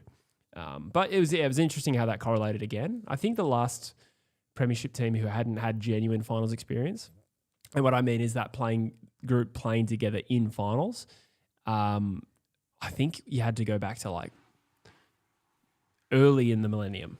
I can't remember anything more specific than that. Like Brisbane in 01, I feel like they might have played finals. I'm not sure, but fun fact regardless.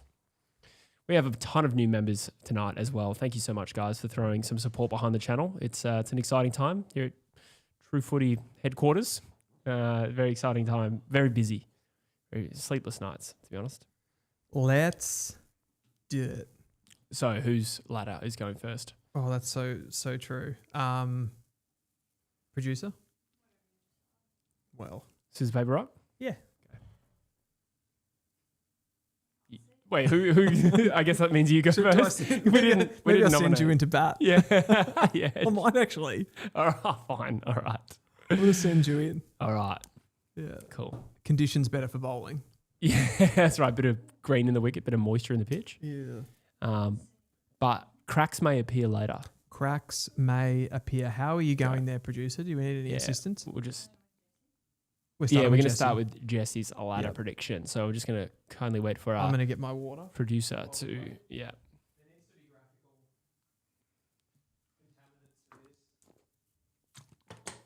Oh, look at that text. It's a little purple for my liking.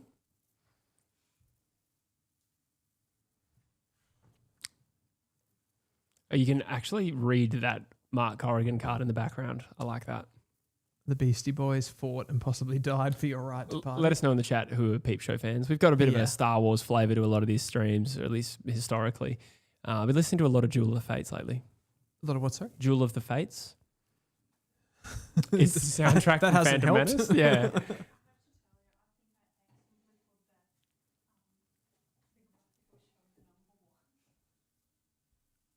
What?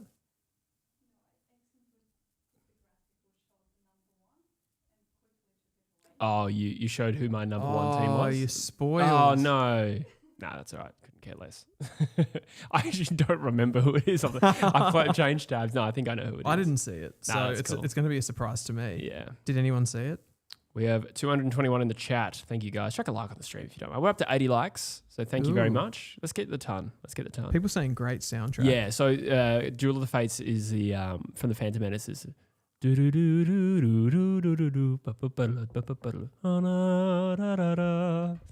actually amazing how many times I've sung that on this show. I reckon I did it last year in this room and just generally in my time on True Footy.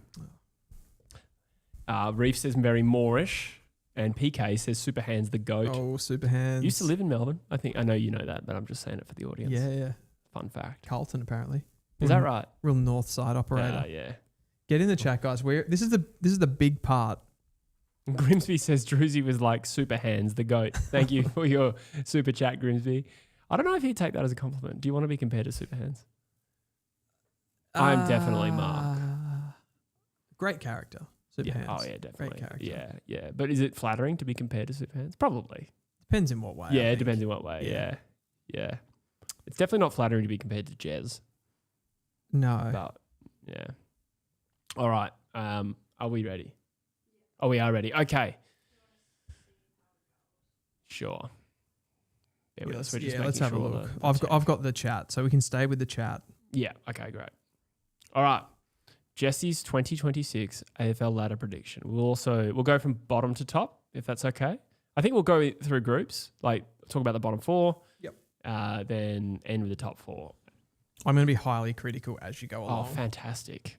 I love that. Just letting you know. Really screwed. You've already heard all my opinions anyway. All right. So starting from the bottom up, like Drake, I'm going to say that the West Coast Eagles claim the wooden spoon once again, as much as I would love to have. And I do have optimism and I do have belief. And to be honest, actually, I will say that I have this belief we're not going to finish last, but I just cannot pick who's going to finish last if we don't. And I think if I wasn't a fan, I would say the most likely outcome is West Coast. Is there an element where you want to say West Coast aren't last, but you're like, everyone's going to fucking come for me? Yeah. Yeah, there's a little bit of that. I'm not going to lie. I think West Coast will improve. I think the gap will close between them and the rest of the teams, but what will ultimately decide it is how these teams play against each other. I'm a bit surprised Yeah? Really? that you had them last. Yeah, interesting. I have Richmond second last. Okay. I think it was hard to separate them and Melbourne in third last. And then I'll mention North Melbourne is my bottom four as well. Snuck in. So those are the bottom four teams. I think that Melbourne have more match winners than Richmond. And whilst I've made the argument that their floor is quite low because that makes them a little... I feel like they're vulnerable if they lose a Max Gawn or if they lose a Cozzy Pickett. Like, there's not a lot else.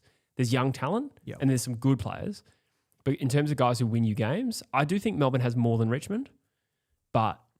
I think clearly. Yeah, exactly. Like as in... I said last week, I think Richmond after this season are going to come out as the team that have like the best young players. Sure. But Melbourne have more players now. Yeah, agreed. And that's how I'd rank them. I've gone optimistic with North Melbourne. Well, maybe. Actually, it depends on your viewpoint, but I put them ahead of Melbourne. I think Melbourne already languished as a bottom five team for a couple of years there, and they've just lost a lot of experience. And Viney also won't be available for a while. Does Jack Steele... Is he as good as Viney? I don't think he is at this stage of their careers. It's a good question. I think, was Jack Steele's ceiling better than Viney's? I don't even know if it was. At his absolute best, probably. He probably ranked higher in the competition, but I think Jack Viney at this stage of their careers is doing more than what Jack Steele was for St Kilda. They're both not really players that you can build a team around anymore. No. But he does sort of replace him in that spot. So North Melbourne, I have some optimism that preseason game won't reveal too much about how good they actually are. I am expecting a small step in the right direction, which this would be. This would be the highest they've finished in about 6 or 7 years. And I do think that there is some quality across the field, albeit they need to get a lot out of their tools. But if Paul Curtis has another good season, if Doveson's there as a bit of a partner in crime, if Sheasel takes another step, it'd have to be a big step. And we talked about LDU earlier in this show. I think that North is starting to mature and I think Melbourne's heading the opposite direction. So that's the way I justify that ladder order. Are we, like, if North finish there though, like that's where you're predicting them to finish, are you saying that North fans should be comfortable with that? You're going... I think it's realistic. I mean, maybe not. Okay. I think the wins part is critical there. So if North win 8 games and finish 15th, I think 8 games is a big step up from anything North's produced over the last 5 or 6 actually. Yeah, we won 5 last year. Yeah, 5.5. So a 2.5 win gap. I think you would sit back and say, look, we wanted better. But in terms of off-season recruits as well, there hasn't been enough to move the needle that way. You're really relying on some of those younger Charles players. Spargo. Yeah. And you're relying on some of those younger guys like a Will Dawson, for instance, or a Threadgold you just drafted. Is there another key defender I'm thinking? Oh, Comben. Comben's already a good player. Comben's good. The others would be Pink and Logue, I reckon. Yeah, exactly. So that's your vulnerabilities. But North bottom 4 for me. Okay. So we'll move up to the next group of 4 teams. Can I guess the next one? You can guess it. I reckon it's Essendon. It is Essendon. Based on our last segment that we just did, I think these are the 5 teams that could conceivably win the spoon, but I would rank them in this order of likelihood, to be honest. Essendon, look, their floor, as far as the worst what we could expect from Essendon, is actually not that bad, considering the injury crisis last year.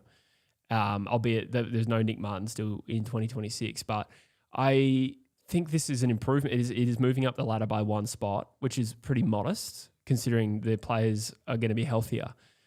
But I still think there will be a continued push towards the youth. So Dyson Sharp needs his minutes. Jacob Farrow needs his minutes. Isaac Haka needs his minutes. Maybe Hussein Ashkar. Needs his minutes. Yeah, thank you. So I am pretty reluctant to put him higher than this. We also don't have, or I don't have a lot of trust with the Essendon team in terms of their ability to play out seasons. So they may start the season strongly like they did last year, actually. I was going to say, that's what their fans would come back at you at. Yeah. That's what they would say. They would go, we were in the top 8 until the injury crisis hit. Yeah. And that's when we started to go downhill. And they would ignore the fact that they've collapsed in many other seasons. Yeah, which is typical of a young team as well. They are the second youngest and second least experienced. So if anything, like they're over-indexing on that because they're younger than Richmond, Melbourne and North Melbourne as far as I'm aware, at least in terms of total list age with Goldstein retiring. Yep. GWS is the next team I have there. This is the first probably reach. I think that they are going to be very vulnerable with their ability to handle teams at stoppage with Tom Green out with an ACL. I think it was a weak midfield to begin with. And Clayton Oliver could be, I think even the best case scenario there is they don't improve and they just stagnate in terms of their stoppage game. Then, you know, just a few other injury concerns like Darcy Jones, a big part of the way they move the footy, albeit only one player. Callahan's got a bit of doubt. Sam Taylor, I think they're a little bit underdone. And I question their depth if they lose a few of these guys as the season wears on. They're going to also have an exposed underbelly of young, talented kids who they've drafted over the last few years that haven't had a lot of time at AFL level. I think this is a transition year for GWS. And I actually think next year they can have renewed optimism. I don't think this will be a good year for them. Okay. So you're not forecasting the demise of them? No, I don't think so. Just an off year? Yeah, I don't think so. I think they've hit the draft and drafted well over the last few, relatively speaking, in terms of what like my assessment of what those kids look like. Yeah. I didn't have much of an opinion on Gothard, but I liked Hannaford. And Callahan and Cadman would be in that group of young players over the last 5 years as well. So I think they'll be okay. I think they recruit well, but it's going to be a bad year. I don't necessarily disagree with anything you've said on them. The only thing that I would say is I still do have this feeling that they could surprise us. Yeah, I just also consider that their best and worst last year was so divergent. Yep. And if they've got issues with the continuity of players and their depth, I think it's going to be further exposed. Like 88-point loss against the Bulldogs last year, some really poor performances. Oh, yeah. Yeah. Also like in-game swings too. Totally. Where I think like their performance against Sydney, which was incredible. Yeah. They were down by 5-6 goals. Yeah. Came back and won that game. So you can look at the positive or the negative of that. Elimination final against Hawthorn was a microcosm of the entire year. Yeah. Where they came back and still lost. Yep. Port Adelaide I have in 12th, which is actually moving up the ladder by one. On the basis that I don't think there's a lot of... Well, there is upside in terms of fitness and the quality of their top end, right? So Georgiades you'd add now into pretty much their top end, but you got Rosie, Butters, and Horn Francis, amongst others. Ed Bergman's probably close to nudging that group, but then probably... Could break out. Yeah, exactly. So there is some upside there, and I expect them to be better than last year, but I don't think they have the depth or the team balance as it currently stands to push much further up than that. I think there are better teams, including St Kilda, who I have in 11th, which is probably a modest prediction of where they'll go because of the optimism around their recruits. 4 best 22 players added, TDK adding a real point of difference, in particular Sam Flanders adds to the midfield mix, which needed reinforcement. But I am going to go slow and steady with the Saints because last year I thought they were quite unconvincing, and that was with Naz playing an outstanding season. Yeah. I think they won a bunch of their last 5 games, maybe 4 of their last 5, but didn't play well in a lot of them. One of them was that big win over Melbourne, and I feel myself repeating myself a little bit here, but it's a summary of everything we've said this preseason, and I think St Kilda still have a way to go. So I reckon 2027 is the year they play finals. So we are into the top 10.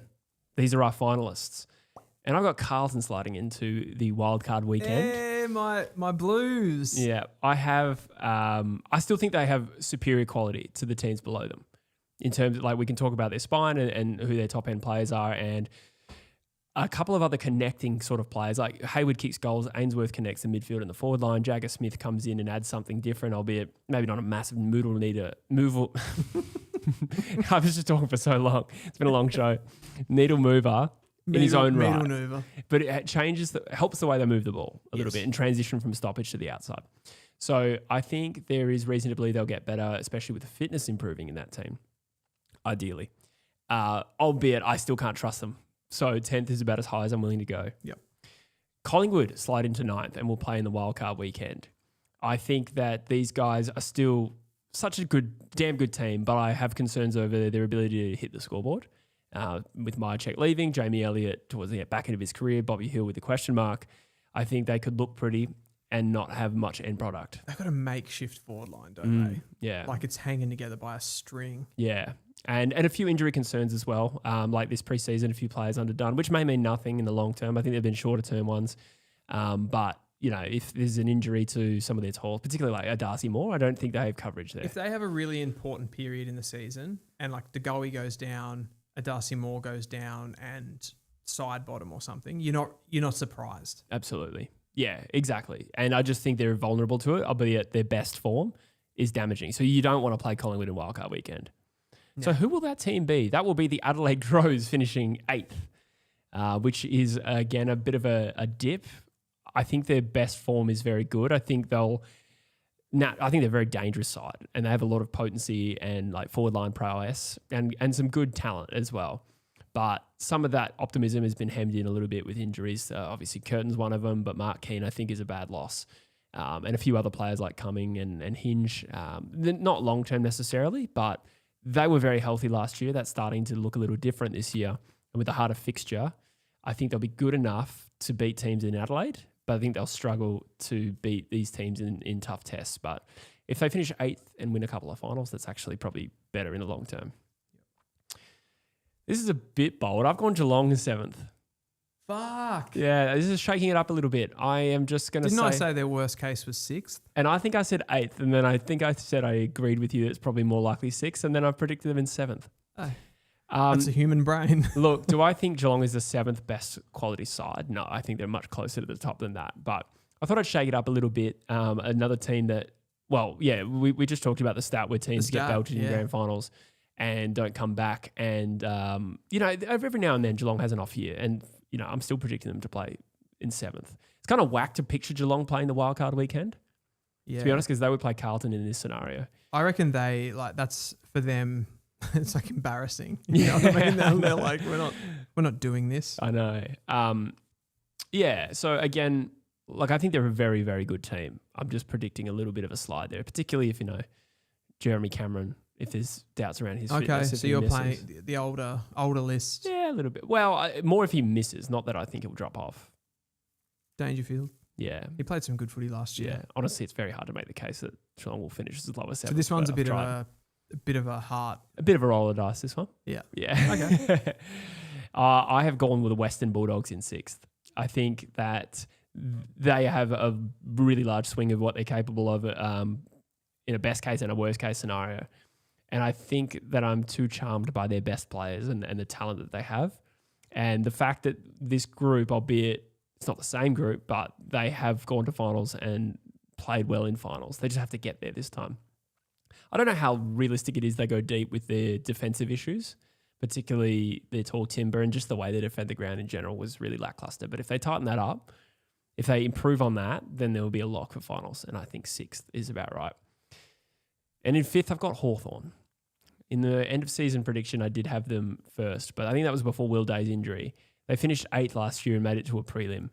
So I think they'll be in the mix for this top 4. I just probably have them sliding out a little bit. I'm just doing maths in my head right now to work out who's left.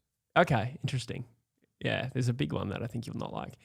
I think the Hawthorn will be a genuine premiership contender, but I just think that in this scenario, well, they'd probably play the winner of like Adelaide and Collingwood, maybe, or they play, in the wildcard weekend, they'd probably play like Adelaide in an elimination final at the G. Look, I think it'll be in the mix, but I just had other teams going ahead of them, which I will now mention. Can I just say something just in between here? Please do. The ladder to me under this new top 10 system actually feels a bit like it's gotten smaller as opposed to bigger. Like it makes me think about the teams from 5 to 10 as not really being in the finals. 5? Yeah. Wow. Interesting. I kind of feel like the top 4, because you've still got, like, you don't have 5 and 6 still only get one game, right? Still an elimination final. Yeah, they just 5 play and one. 6. They just play one less. Yeah, they'll get the pre-finals bye, which the 4 teams below them do not. I suppose you could extend that to a top 6, but it makes me feel like the top 4 is even like more, or maybe the top 6 then is more important. Yeah. Possibly. It all depends though. Like if Hawthorn finish 5th, they could still like play finals in Melbourne, which in this scenario is probably unlikely given the entire top 4 in my scenario is interstate. So we'll start with the Fremantle Dockers. I am buying Fremantle stocks at the moment, and I'm going to discard them heartlessly later. I think You'll love it when they shit the bed. I think the list is very strong and balanced and mature.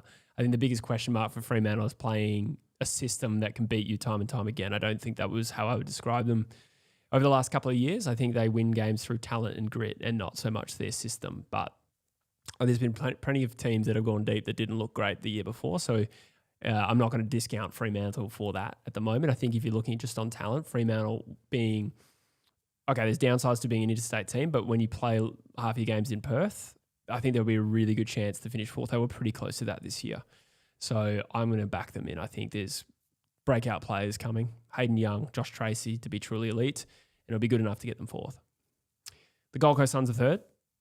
I think the case to be made for them improving is there. I think you'd also point to them as a team that could have made the top 4 had they not played Port Adelaide. Well, I mean, it's probably a bit rich to say if Travis Boak didn't retire, maybe Gold Coast win the game and they would have finished top 4 in that scenario. But it is true they were pretty close. So they only need to improve a little bit actually to notch up a top 3 spot. And I think the list is deep and compelling, and it'll just rely on good home and away form. I've gone the Brisbane Lions in 2nd. You could put them anywhere in that top 4, really, because, well, they've won 2 premierships and neither were from first. I see what you've done here now. Yeah, neither were from first. So the Brisbane Lions will be the team to beat in 6 rather, and 5 and 4. But will they necessarily win the minor premiership? Nah, I don't think necessarily. I don't fancy it. No, it's just you don't really need to win the minor premiership to win the flag, and well, they won 1 from 5th. You know, I think there's going to be games that they drop, but I'm putting them 2nd, and I'm going to put the Sydney Swans in 1st. I think this team is so damn good. If Dean Cox can recapture what this team was like 2023 and 2024 rather, and 2022, and what he started to recapture in the last 9 weeks of last year, then he's going to be onto a winner. I think this team is boasting so much talent, and you add Charlie Curnow into the mix. And they didn't play finals, so they get a later. What am I trying to say? Teams that play finals start their preseason later. They'll be conditioned better. Yep. I think Sydney are the team to watch and the team to beat in 2026. Love it. There it is on the screen. Jesse's ladder predictor, Sydney at 1. I think like going through that as a neutral observer, the standouts to me are probably like the Giants are low. The Giants are low, but obviously we know the circumstances, how much of an effect that is going to have. You could foreseeably have them like up in that group where like Adelaide and Collingwood are. Sure. There'd be a world where that would happen. Yeah, absolutely. Dogs feel high. Yeah. I must admit the Dogs feel high. They've got Bont, bro. Yeah, they had Bont last year. I know. Yeah. They're probably the big ones. And like maybe... I think the one I feel uncomfortable with is Geelong in 7th. Yeah. Bit of a stab, that one. I forgot about that one. Yeah. But there's a little bit of creative flair. I don't want to put Geelong in the top 4 again. Yeah, and then have sure. Brisbane and Sydney. And They're a tricky one, like similar to the Dockers situation. I always think about all the games that they play at GMHBA. And you could send anyone to GMHBA and go, I don't think they'll win. Like that's going to be a hard game to win. I think that's a little bit of a myth now, GMHBA being a fortress. Okay. There's some recent history of them losing. I think the Giants have won there a bunch. Giants have. I think Port beat them there like maybe not last year, but the year before. There was a year they lost 3 games there, which is relatively high. Yeah, okay. That also might be the year they missed the finals though. I was going to say, like even last year they lost to the Giants, but how many games did they drop there? Yeah, I couldn't tell you when it was, but that's still a fortress, isn't it? Although they're a very strong team there, but it's probably not the hardest trip in football anymore. Yeah. You know what I mean? But how many games did the Dockers drop at Optus, for example? They lost to Sydney there last year. I'm not too sure off the top of my head past Brisbane. that. Yes, they did. They got pants by Brisbane. That's true. Yeah. Brisbane beat Geelong there last year too. Sure. I reckon. Yeah. In any case, before we finish up my turn, I'm going to give you my predictions. I was about to ask you. Yeah. So we want grand finalists. Brisbane defeating Fremantle. Oh, you're so predictable. It'd be kind of funny. You're protecting. No, honestly, You and Freo make the grand final. Well, yeah. I mean, do I think Fremantle are as good as Gold Coast, Sydney, or even Hawthorn? Probably not. Not as good as Geelong either. But I'm backing them in. I reckon that's my prediction. I agree that Freo take the step into the top 4. Yeah. In this scenario, they play Sydney at the SCG in week 1, and they like the SCG. They beat Sydney. They're into a home prelim. Interesting. Yeah, it's a bit bold, but I just thought I'd shake it up a little bit. Norm Smith. I think there's logic. Oh God, Josh Dunkley. I can't say Will Ashcroft again. It's just too boring. Yeah, he probably will win it though. Yeah, probably Levi will win it. Oh, I should have said Oscar Allen. I'll give you my awards very quickly. Yes. Brownlow medal. I've gone Caleb Sarong. This might seem like I'm double dipping on the Fremantle Dockers, but I do think if there's a world where Fremantle finish 4th, it's perfectly reasonable that they have a Brownlow medalist. Yeah. Or at least a player like stepping up. And I think Sarong is a bit like Rowell-esque in that those types of clearance players get votes. Yeah. So I think he will win one eventually. I'll tip him this year. Yeah, he's an interesting... I agree with you. He's definitely the type of player who wins it. I thought if he was going to win it, it might have been last year. I don't think that was his strongest year last year. It wasn't. He was probably better the year before. Yeah. I think the Brownlow is a bit of a raffle though. It is. So it I would say it's predictably unpredictable. Yeah. I could have said Dacos. I decided to go a little bit fancier. Yeah. Coleman medal, I'll go on Riley Thilthorpe. Probably a bit of a popular pick at the moment. Yeah, but super reliable. Adelaide will get looks. He'll win the Coleman. Rising Star. I actually really have no idea who's going to win it. I didn't want to go Jagger because it's just too easy. Yeah. I went Sam Cumming. Hey. A little bit of I don't know if you want to call it loyalty, but I just loved him in his draft year and I wanted him for West Coast. And I see what he can bring and showed some impressive signs in the preseason game, I thought, even if he didn't win a lot of the footy. I think he looks like a likely type. So I hope he wins it. If it's not an Eagle, I hope it's him. Yeah. I like that. I think he's like, of course, his only problem would be like production. Yeah, exactly. I'd imagine. Yeah. Just getting into the game. Hits the scoreboard, it could happen. Kick some goals. I reckon Lawler would have been right in the mix if he played. And Last year?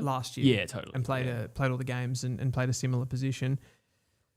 That was interesting, mate. That was interesting. I think there's a few changes. So I'm gonna jump into mine. Yeah. We are going to do Dylan's ladder predictor back to back. It feels weird now doing mine. Yeah. After you've just gone through. Yeah. And I noticed a few times I'm like, I wanted to jump in and say my thoughts. I'm like, I probably should just wait till. Yeah. Otherwise, a double dip too much. Okay, let's do this. And I may have changed a couple of like one position ones late here, producer. So if I just go with what I say, not with what I do. You can't change it now. Well, okay, I might have to go and have a look at it then. You said before that you could. That's all right. I'll let Dylan deal with that. Flinny says, great show, boys. Thank you very much. Devon says Brownlow will be different since umps will have access to stats now. That's a really good point. Although I'd still say Sarong will probably stat pretty well. But I did forget about that, actually. Lower class Brum says, the Swans, Suns and Dogs are higher than Amsterdam. That's funny. Smith's just selling Dockers stocks, rather. Rory says Bont for the Brownlow. I would like that. I would love that. I'm a Bont man. But alas, it's just, as time goes on, you're less likely to predict it. I've always tip a tie as well. Imagine a Bont Dacos tie for the Brownlow. That would be sick. That'd be hot. We have 88 likes, guys, as well. Thank you so much for being here. We've got a few people in the sideline chat as well. Cole Charlie says, Sydney are going to prove how important it is to have a big Cox in charge. I didn't know that was where that was going. But thank you, Cole Charlie, for your contribution. True. Yeah, he's a man that knows success. Won a premiership as a player. Which year was that again? Okay, so I think these are all ready to go. Cool. I think we're good. All right, I'll let you take over. Dun, dun, dun, dun. Okay, bottom 4. Here we go. Dylan's ladder predictor coming in 18th. Sam Cumming. 18th position. It's Richmond. Wow. I have gone with Richmond. Wow, we got to win. You got to win. Oh, I'm the happiest Eagles fan in this room. As I said in the previous segment, I feel Richmond ambushed a few teams last year. Yeah. They surprised a lot. I think they took a lot of momentum out of that Carlton victory in round 1. They definitely had the wood over you guys, but as I said, I think you guys have reinforced certain areas of your team with experienced players where if they've just repeatedly gone back to the draft, are they better positioned overall to have an attack on the future and rise up the ladder in years to come than you? Probably better off, right? But right now, I think maybe you've organised your list a little bit better to win this year. I don't have an opinion on yet, like whose talent is better. Or do you just mean the overall list profile? I think they've got more younger players. Okay. That look exceptionally talented, albeit we're very early in the Dersma, Cooper Duff, Tytler realm. Yeah, So- well, that's true of Richmond. Let's not do this. There's another debate. Yeah. You're like, straight away, you're like, fuck this. And in 17th, I've got West Coast because I think they are going to be the 2 worst teams in the competition. I think I think there's a gap. There's a little gap there. Okay. Fair. In 16th, I've got to get my maths right now. What is it? 18th, 17th, Yeah, you're at 16th. I have gone for North Melbourne. Wow. So the same bottom 3 once again. North Melbourne It's Kangaroos. 30 in a row. Yeah, I think there's an expectation from the club and the fans that we are going to rise up the ladder this year. I think there's parts of the game that have improved slightly, but I still don't think we're doing what we need to do, what Alistair Clarkson wants us to do. I'm trying not to read too heavily into the preseason, but I was skeptical before and it's made things worse. Yeah. So 3rd bottom is where we lie. And then to round that out, I have gone for Essendon. Yep. Okay. To So I round- think the deviation from mine would be Melbourne. Yeah. Melbourne. Yep. Can't argue with that. Yeah, I just think Essendon are a little bit more mature than some of those other teams. They've got the Merritts and the Parishes and Ridley if he's fit. A lot of guys behind the ball. I think Zach Reed's going to be an incredible player as well. So I just think they've got more bodies at the moment. Albeit, perhaps you could mount an argument that the 3 below them probably have more talent at the moment because they bottomed out a little bit more. Sure. Going into that next group, I have got Melbourne Demons in 14th position. They're an interesting one for me. I'm finding them really difficult to judge exactly where they sit. Could they make a play at the top 10 with if like a Harvey Langford breaks out, if a Caleb Windsor breaks out, they've got other guys. Daniel Turner had a really good year last year. They've got some forwards. Latrell Pickett looks like he could, as a 20-year-old, looks like he could have an immediate impact coming in and playing really well. And then what does that do for a Cozzy Pickett, how he can elevate his game? So in that sense, I sort of think the sky's the limit a bit. But like you said, less mature players, and if a couple of them get injured, I don't know what they're going to do from there. If a Lever goes down or even a Mychek who's quite injury prone. Yeah, I true. don't know where their goals come from. Hadn't actually mentioned Mychek, but that's a good point. Yeah. I forgot about Mychek. I agree. There's a bit of a bigger of a swing, and what they have is senior players that can, or like established players that can really hurt you and win games, which is something that a lot of those bottom 4 teams don't have to the same extent. Yeah. Even like a Bailey Fritsch, I'd throw into that mix. Just a player who can make your work look better through just talent around goals. Yes. Yep. Those finishes, exceptional quality. The next team I've got, and I hope I'm still on track here with the graphic. There might have been a little bit of a clerical error on my behalf. I think I have Port Adelaide. Hey! If you could just mouth me who's next, that would be great. But I think I know what this is. Hot. Port Adelaide. I wasn't being dirty. Port Adelaide.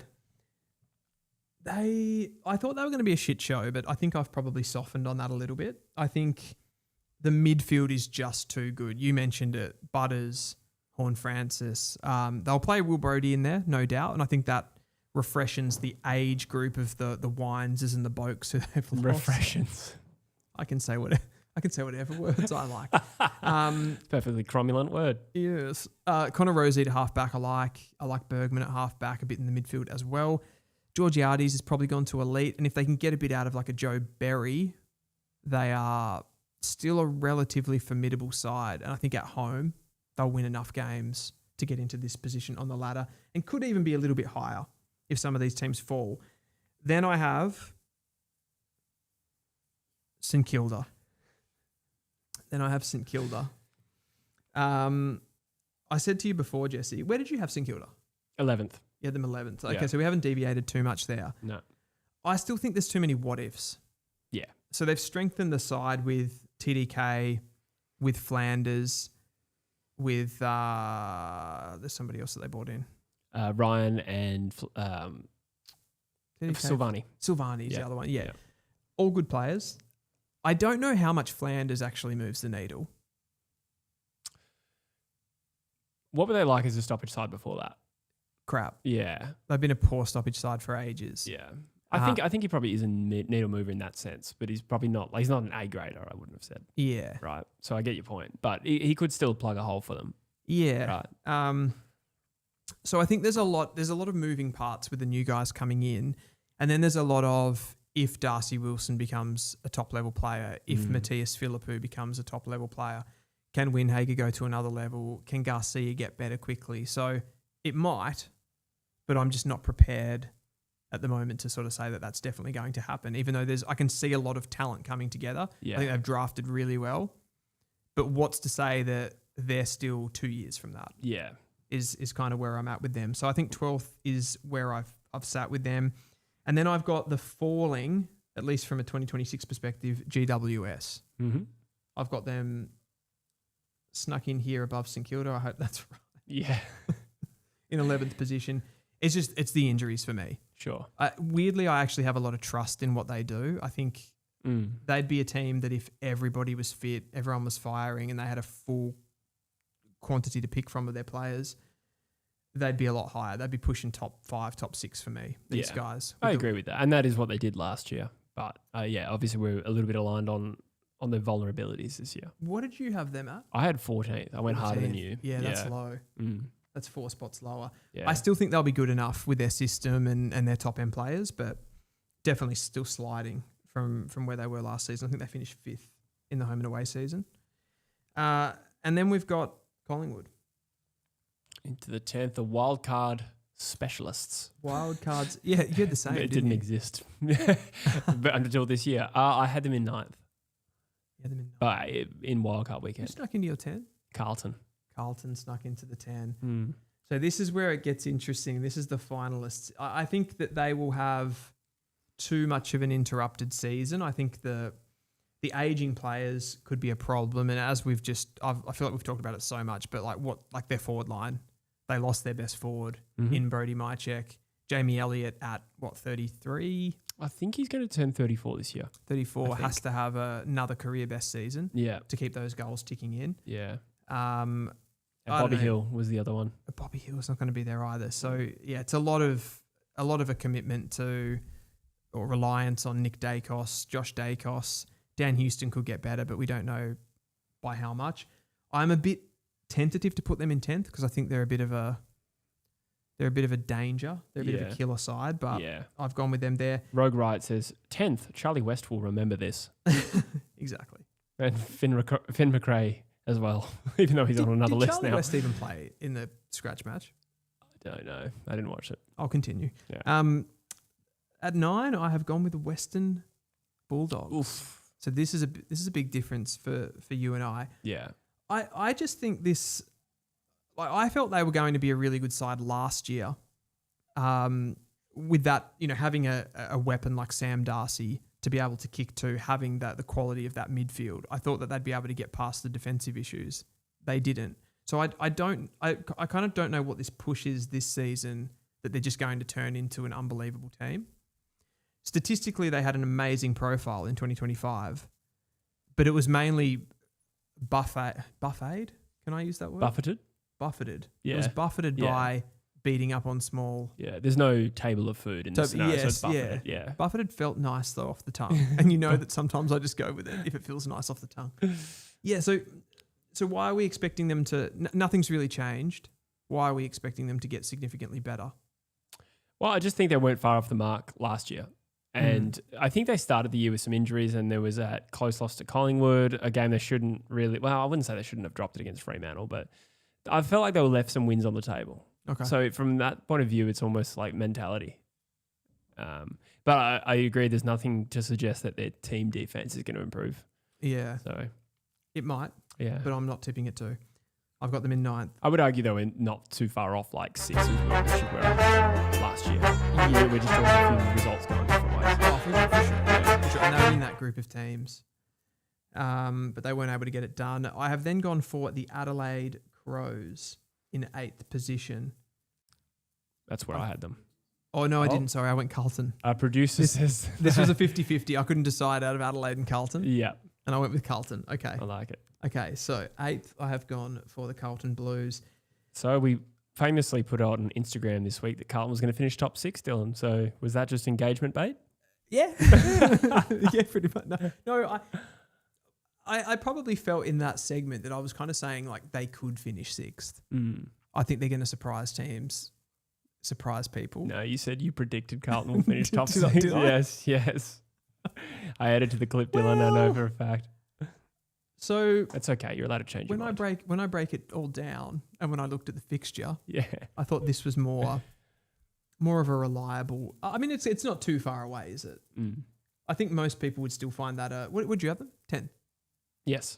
So you still had them in the 10. Yeah. Yeah. Okay. So I've gone back on that a little bit, just a couple of places. They're in 8th spot. I think they're going to overachieve on what most people's expectations of them. I think they'll be a surprise packet. The changes will make them more unpredictable. Yeah. Is the major part for Carlton. Then I've got Adelaide, who I...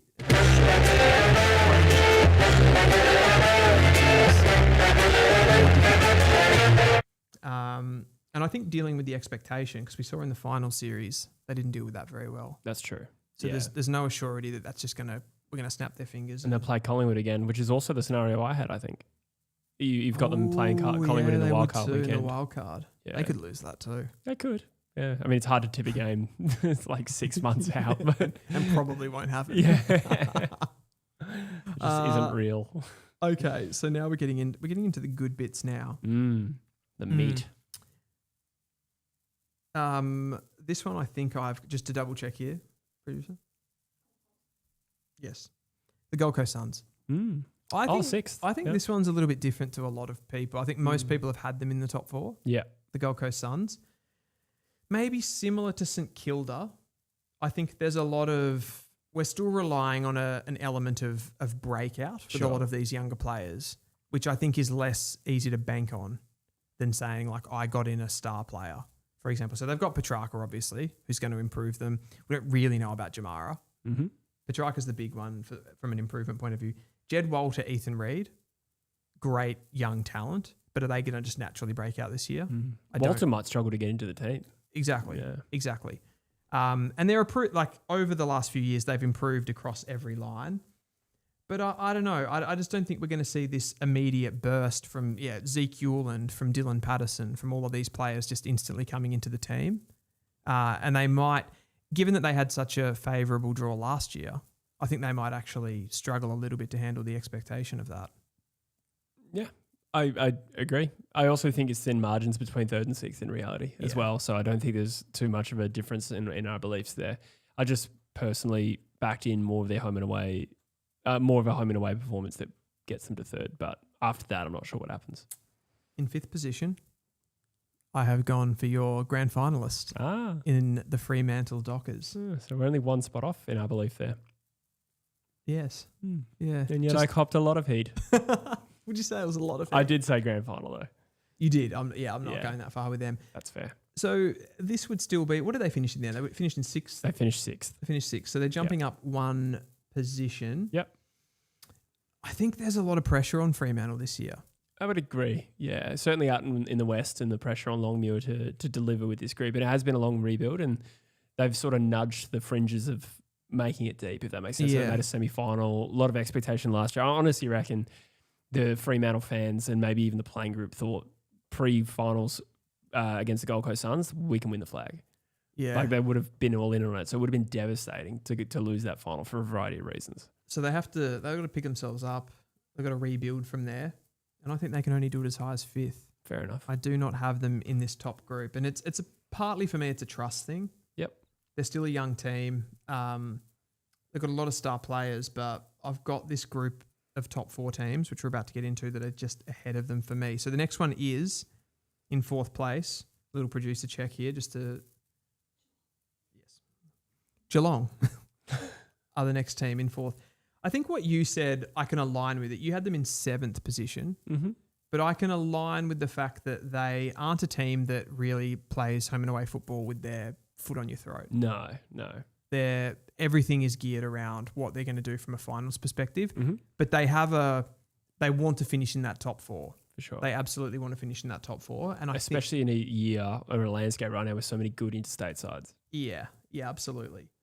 So they want to play as little football as possible with an older list, of course. And I just think that how they've sort of curated this list with bringing in guys like Bailey Smith has been really, really smart. That's kind of given them a different dimension. But then they've got Ollie Dempsey and some younger players, like more homegrown players. Jai Clark's going to be coming through. So I still think there's a bit of development coming through the ranks for them from their VFL program as well. And I just think they could be even better this year than they were last year. That's completely valid. I have no strong argument against Geelong finishing 4th. Mind you, that it's lower than where they finished last year. Yeah, they finished 2nd. Third, maybe. Yeah, they won. They beat up Brisbane. I reckon they finished 2nd. Yeah, they would have played them at the G. Who won the minor premiership? Adelaide. Yeah, Adelaide. So it was Geelong. Yeah. So then in 3rd, the Hawthorn Hawks. Oh yeah, backing them in. So I'll back them in. Yeah, I know that that's there's a big improvement. It's a big improvement from 8th, but it's again, what is it? 1 or 2 wins? Yeah, probably 1.5 wins. Maybe, yeah, something like that on Brisbane. I think they've got it in. I think they've got a great coach. They move the ball really well. They play modern football, and I'm not as worried. I reckon it would have been great for them to get an extra midfielder in, and I think we'd be then talking about they're in that sort of top 2 group with the big dogs. But I think they're going to do enough. Watch them in that preseason game. They're moving the ball really, really well. They've got some pieces they can move around, like Josh Weddle, McDonald. Josh Ward could be a big player for them this year, so I think they can do it. And then in 2nd position, I have gone for the Sydney Swans. Can I just point something out here? Yeah. So in Sideline, someone played the Carlton theme, and we didn't hear it, but the chat has heard it.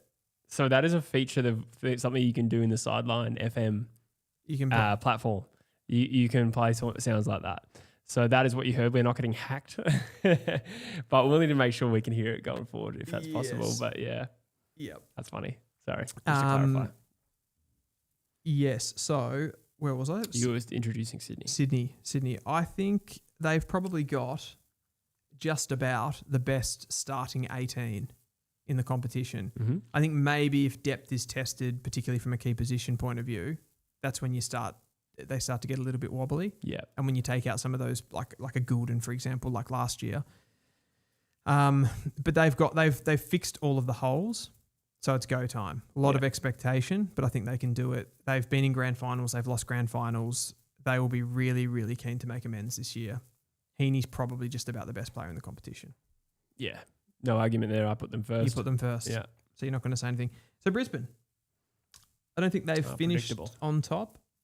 I don't think they have finished on top in this. That's a good question. Like not in this iteration. They definitely finished 2nd a few times. 2019, they finished 2nd. I just think they're an absolute powerhouse. Like I think they could win 4 of the next 5 grand finals. Wow. Like imagine that. Yeah. Like that. I mean, they'll have competition from teams like Sydney, like Hawthorn, the Gold Coast, Freo, West Coast, North, those kind of teams. But they are that much better than the next best teams in big games. And they don't fear anyone. Oh, totally. Yeah. Probably more talent than anyone. More depth, a great home ground advantage for home and away football, and they play the big games. Absolutely. Great. So, I sort of commented along the way through. There wasn't so many deviations. You had Gold Coast a little bit lower than me. I had Fremantle one spot higher. I went a little bit lower on Geelong, even though I can't really defend that one. The Bulldogs you had outside the 8, but not for too far off where I put them. You were a little bit higher on GWS than I was. St Kilda, you're similar to me. Probably think they're another year away. And their composition of that bottom 6 looks a little bit different. I think I also had Port Adelaide there, or no, I had Port in 12th. But we did have a different wooden spooner, which is arguably the biggest difference between these two ladder predictions, which is very interesting. So I'll be very pleased if we avoid our third wooden spoon in 4 years. I mean, the ladder itself looks very similar to what it did last year. You'd probably say the biggest change is maybe like Collingwood in 10th and Sydney in 2nd. Yeah, they're true. almost like swapped, right? Yeah. Or Carlton back in 8th. That's a pretty big jump. That's a big jump. Yeah. I suppose Adelaide 1 to 7 in a way. Yeah, true. Yeah. Okay, so let's give us your grand final, and let's start with the grand final, actually. Okay, I'm going pretty vanilla here. Mm-hmm. Brisbane defeat Sydney. Wow. In a rematch. Big win or small win or medium win? I reckon Sydney will give a better showing of themselves. You'd hope so. You'd fucking hope so. Just imagine the narrative if they lost by 10 goals again. God. Just give up. It would honestly be documentaries made about the curse on that football club if they lost, which would be melodramatic, but still possible. It's almost scary for them to make the grand final. Yeah. There's so much expectation to perform. Yeah. Brisbane and Sydney, a Brisbane win. So we both got Brisbane winning the flag. Washcroft? Zach Bailey. I like it. Yeah. Before he jets off to Adelaide. He looks exceptional. Yeah. Did you say jets off? I hope you said jets off. I did. Okay. And your other awards, Brownlow, Coleman, Rising Star. Brownlow. I reckon we might get a bit of a deviation. That'd be cool. This season. Could like a bit more of an outside mid, like a Callaghan. Like, could Callaghan win it in a one midfield Giants team? Or do you reckon it's still going to be more of a bull? I feel like Callaghan will struggle to get a lot of the footy if there's not enough support no first there. possession Yeah, guy. I don't know if he can do that without. I mean, I know he's got Clayton Oliver, but so it's not the wildest call, but I would bet against I'm it. trying to go saucy. Yeah, fair enough. I also haven't thought about it that How about like a rejuvenated Liam Duggan? You said that you built me up for that so seriously. Lured you in. That is half of my last name, Dylan. Oh, shit. Okay, a couple of announcements. We have a super chat. Thank you from Devon. Thank you so much. He says, Swan will get their revenge. Cue the Battle of the Heroes theme from Revenge of the Sith. Oh, I also listened to that today. Is that the Anakin v Obi-Wan? Yeah, that was good. Probably is, yeah. Yeah, and Redback Spider 72 has become a member. Welcome to the True Footy Supporters Club. We need a better name than that. But thank you so much for your support, everyone, both for the memberships. We got like 10 new members tonight. That's beautiful. Pretty cool. That is a beautiful thing. Rogy's saying genuinely so confident Brisbane 8 winning 3 in a row. Why is that, Rogy? Yeah, I don't know. Probably just because it rarely happens. Oh, I suppose it kind of does happen a lot in our competition. Well, there's only been 2, Hawthorn and Brisbane since 2000. Richmond got close and Geelong kind of close. So it's like, it's actually not that uncommon to be that dominant. Yeah, and I'm also saying that they could lose this one. And then win the next 4. Imagine that level of dominance. Maybe 3 of the next 5. Maybe I went slightly over there. Nah. But 4 of the next 5. Hold you to it. Also, we got a little feedback in Sideline. Vegetos says, overrating Carlton is so crazy. Cripps isn't good anymore. Wiedering has no one to help him. And their forward line is mid at best. Their list is literally worse than West Coast. Won't finish higher than 15th. That's a harsh take. Name me another team in the competition, and you might be able to name me a couple of teams, but that'd be about it, that have a Jacob Wiedering level key position defender and then somebody else that's like as good as him. In the back line? Yeah, like 2 key position defenders that are really good. Usually the best case scenario, you have one really good one. I think the closest one is GWS. Yeah, that's what I was going to say. Buckley and Taylor. And Taylor, yeah. But I can't, Brisbane have got like Payne. I see the point you're referring to. Okay, yeah. I was confused where you're going with that. No, I'm with you. Yeah, I just think the fact of Wiedering's got no one else to help him. Like, yes, structurally, you probably do want a better player than they've got, but you can make do. You got Wiedering. You got like the best key defender in the competition. Yeah, that's very true. No, I'm with you. Certainly don't have a worse list than West Coast. But Eagle Shaw says we're seriously overrating Carlton. Probably. I think overall they're a little bit underrated, but it is possible that we're overrating them as well. Could be wrong. Yeah. It's been wrong before. Nah, I haven't. Not too worried about that though. We also have another membership through Reef Luke. Thank you so much for joining the club. I really appreciate all the new members. And Rogue Riot, by the way, I had a look on my phone. He was a member for 17 months while I was in England. So shout out, Rogie. Wow. I love that comment there too. My reasoning deal. Vibes. That's so good. Up to 88 likes, I see, guys. So if we can get up to 100, that would be muchos apreciados. Oh, we're 102. Never mind, I refreshed. Redback Spider 72 has just made a really good point. Sicily, Battle, and Barras. Oh, yeah, that's a pretty good back Fair line. play. Actually, yeah, true. Fair play. I mean, there's a couple of examples of that, but look at even Geelong's defense. Like, who are their key defenders? Why is O'Sullivan? Henry? Yeah, and O'Sullivan. Yeah, and then they've got if you call Stewart, Zach Guthrie. a bit different. Yeah, I mean, he's a different type though, isn't he? Like he's more of a medium. Yeah. Um, Blitzarth plays a bit back. Plays a bit of back, but like none of those players are as good as Wiedering. So you can make do. That's true. Is what I'm saying. Yeah. You can make do. Yeah. I mean, they would, like 100%. Harry Dean's a great pickup for them. Harry O'Farrell's a great pickup for them. Yeah. But you don't just have unbelievable. I mean, Collingwood have 3. Frampton's not a. No. Yeah. Moore and Howe, I'll give you. Yeah.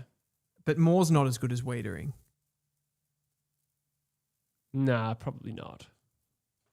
I'd put them a similar caliber though. Could you? Yeah. I'd say Moore's like more of an interceptor. Yeah, that's true. Whereas Wiedering can actually shut a forward out of the game. Yeah, absolutely. I would agree with that. Yeah. Cool. How are we feeling, Dill? I'm actually feeling pretty knackered after that. Yeah. How long have we been going? 3 hours and 40 minutes, roughly. Oh, Okay. we do have a super chat. We must. Thank you, Reef Luke, who just became a member and also supported the channel. Thank you so much. CDT showed me all he needed to prove he'll be the tallest Brownlow of all time when he chased down Jackson on Saturday, calling for producer Vic face reveal this year.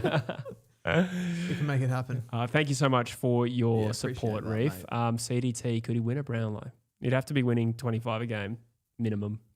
You know what? Like, I'm not just buying into the comment here, but like, he's so skillful for a big man. If a big guy was going to do it, it'd be that type, right? Yeah. It's hard to see, like, because obviously in like 5 years' time, the game's going to have evolved a lot, and you don't know what his position is going to be, which is difficult. But if he's playing as like a mid, bit of a Corey McKernan style. There's a name. Yeah. Do you remember him? Yeah, by name. He's North Melbourne, right? Yeah, he had the most votes in the... So he was a joint winner of the Brownlow with Michael Ross and James Hurd, but he was suspended. Yeah, right. I forgot about that. Back in the day when Rux won the Brownlow. What was it? Jim Steins wouldn't have been 201. He was a pretty tall guy. Do you mean his height? His height, yeah. How tall was he? Yeah, how tall was Jim Steins? Oh. He wouldn't have been 201. I don't know. No, I don't reckon. Nah. I was just thinking of another Brownlow man. Tony Lockett would have been significantly shorter too. Yeah, he'd be like 190, I reckon. Yeah, ballpark, yeah. Yep. Good talk, though. Yeah, good yarn. Good chat. People saying Connor O'Sullivan A grade, which I think he can be. He's not yet, though. I was responding to the tallest Brownlow winner of all time, by the way. I didn't just completely go down a tangent. Yeah, gotcha. Yeah. Oh, yes. Okay. I missed that. Yeah. I was going to say, you're like, yeah, good chat. Yeah. Cool. All right. Well, that was tasty. That was tasty, guys. So before we wrap up, just some housekeeping. Next week, we will be live again on Monday. Big stream, guys. Well done. Some hot takes. Love it. Something in the works as well. So it might be a shorter show. I'm not sure. We haven't figured that out yet, but there will be a bit going on. And then we'll also be live on both Sideline and on YouTube next Thursday night for Sydney v Carlton, the first game of the season. Some very special videos coming out next week. Yeah, why'd you say it's so creepy? I don't know. Because I am creepy, probably. Yeah, the very special videos will be something interesting. So. I don't know why I said it like that. Yeah. Special guest. We made it weird. We have a special guest. We'll announce. Yeah, we do. So that will be revealed in due course. But thank you so much. It's been a really big night. And 8:49, time to get home and I say go to bed, but probably edit. Yeah, bit But of editing. thank you for being here on both YouTube and Sideline, guys. Really appreciate it. Thank you, guys. Goodbye.